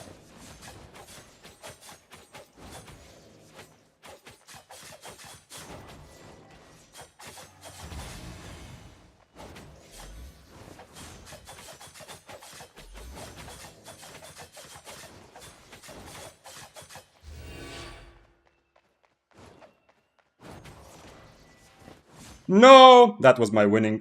That was my winning Impaler. Oh, that Impaler was my win. I thought he's gonna come back for the W or E. That Impaler was my win. So nice and so close. Ah, unfortunate. Good fight. Very good fight, although I don't respect the way he was. He wasted like, across 2 Abbeys, he wasted like 10 minutes of my time trying to make sure only take fight when he's sure he's winning. But at the very end, the last time we actually fought, it was good fight, and he did risk. Obviously, if I hit my last Impaler, he's just dead. This is me not fully feeling the cooldowns. I was so close, yeah. You know, sometimes you have days like this, like everything that is just close enough, everything, like all these 50-50s today are not going my way.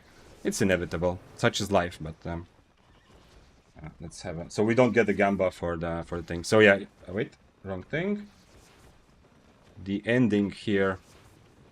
I can kind of brawl. I don't know about his E though. Yeah, I have to be a bit careful with his E. But I think, did I miss this Q as well? Yeah, I missed this Q as well, which also puts me in so close in range.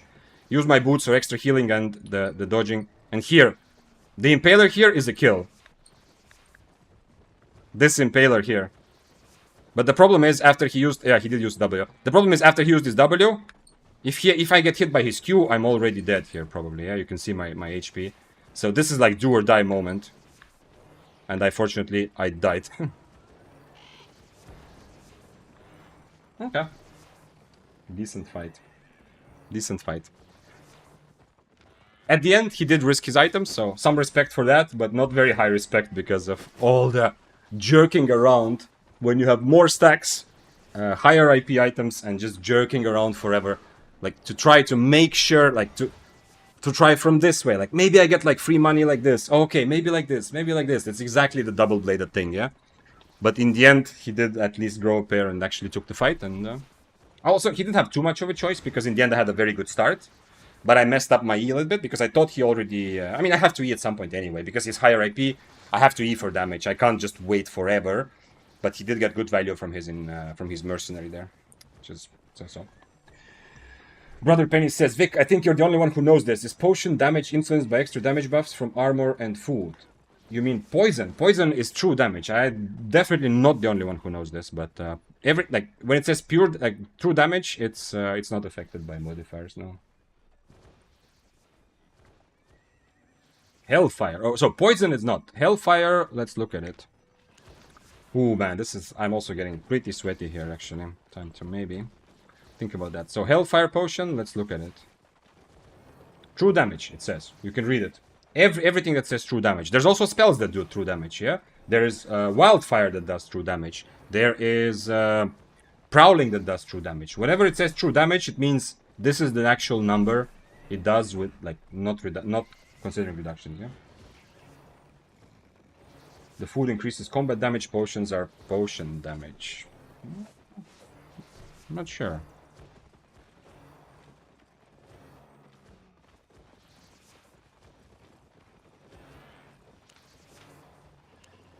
I mean, you can try it out. You can try dueling a friend and throwing a poison on them, and then you will have the exact answer.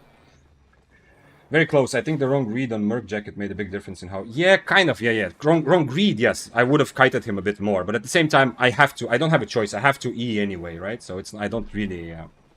I can't... I cannot just hold on to my E, because I have to respect the fact that he has a fully awakened... almost. Like, more than I usually awaken, yeah? He has an awakened 5-4 and they 2... Actually, I'm same tier, so it's not as bad as it thinks, yeah? So, but I still kind of need to E for damage, otherwise I will just lose the brawl while he's Eing me. As you saw, he started every fight with the E, like, and he actually didn't, like, that's the only thing he wanted to do, just run around and E me and then just run away again, yeah? Which sucks, and that's why I didn't end up feeling like, oh, nice fight with a respectable opponent. It's more like, little bitch for a long time, but in the end, he did actually take a good fight. But anyway, he started his fight with E. I kind of need to E also, so I can't wait. If he's never going to use his... if he's never going to take use his mercenary jacket, well, I can't just hold on to my E forever. But the fact that I didn't realize that he hadn't used it yet is a bit like... it changes a bit how I play, but... At the end of the day, I mean, that last Impaler, if I hit it, he's dead, yeah? At least he had the balls to come and kill me in the end, yeah? Because he was like 150 HP or something, so... The way he was playing before, he might have just as easily in the end also not actually even attacked me and not try to finish the kill. But anyway, good fights. Plenty of good fights today. Unfortunately, a lot of 50-50s going wrong way. Or not 50-50s, but like you saw, like 10 energy missing some dude teleporting across the map. So, or me not even waiting, like fighting without potions, because I'm the biggest guy. I feel like a lot of frustrating deaths in the end, but I hope this stream doesn't just show that it's okay to die and still have fun, but also that like we all have stupid days like this, and it's kind of fun to still play like 6-3, you know. If this sort of day happens in tier 7, it's nothing, yeah. Like dying 10 times in tier 7, it's worth it, yeah, because I'm constantly going, and most of the deaths also I am going for a lot more, yeah. So if I win, the benefit I'm getting is usually bigger on all of these fights. Not this one though, to be honest. But yeah, anyway, I think it's time. It is time for us to say goodbye. And for me to think about tomorrow, and also think a little bit about because tomorrow I need to wake up early and make a video. I have definitely enough time to do other stuff as well. And we're going to raid Dante. I can see he's online, and it's been a while since we raided him. And I think there is going to be, like, it's been a while, yeah. And Dante is very, very, very, very good continuation to this. Hopefully he's having a better day. I'm sure he's usually playing Spear of Daybreaker. If you don't know who he is, go ask him. But I mean, you must, if you really, like, if you like Spear content, Dante is definitely one of the top players to watch and to learn from as well, because he has a lot of experience and plays a lot of 8-3 or even sometimes 8-4 one-handed Spear Daybreaker, and is constantly among the most successful, most active players on EU server right now. So very good guy to and just to be clear, if you haven't seen him before, you probably have, but he speaks English and Turkish on his stream. Like, whenever you ask things in English, he's going to answer in English, and the conversation is mostly English. But just don't be discouraged if he's saying something in Turkish. Doesn't mean that the stream is not for you. Just write something in English in chat, and he's going to change language and be happy to have you. All right? Okay. So I know I'm leaving you in a good place. If you're on Twitch, then stay for the raid to get extra points so that you can make me do weird stuff later. If you're on YouTube, thank you for being here, and I'll see you again soon. And wait. Where is it? Should be happening just about now. Good night. Yes, thank you for being here. Your stream helps my brittle ego. Yeah, I mean, that's one of the... That is, when I say that, my hope that my impact in Albion is helping people enjoy PvP, first and foremost, even more so than getting better or stuff like that, but enjoyment at the end, having fun. That's a part of it, Wisdom. That's a part that is also sometimes difficult for me, right? That is, it's not just... Enjoying PvP doesn't just come from being better and learning and stuff like that, but it also comes from not worrying about making stupid mistakes, yeah? Even in front of people, even for big stakes, even against your friend, whatever might be something that is important for you. Anyway, could you answer my battle axe question before ending the stream? Okay, very last thing before the stream is over. The question is, do you get battle axes so often in your abbeys? If so, do they provide you any challenge? No, I get them rarely, and no, they don't provide a big challenge. They are pretty easy to kite. There's very few battle axes that have put any sort of pressure on me. Usually when it happens, it's because I attack a lower IP battle axe because whatever, and nothing else to do, and they fight back, and they fight back surprisingly well. Wait, did the stream happen? Did the raid happen? I hope it happened. Let me see. Are you still here, or did the raid happen? I think it happened. If not, I'm just gonna click. I'm gonna write it again. Okay. You're here still. Damn. Then the fact that I didn't click start raid meant that... Did we actually... Voodoo is there. Okay, bye anyway. I don't know what happened. I hope the raid happened. I see Voodoo is there.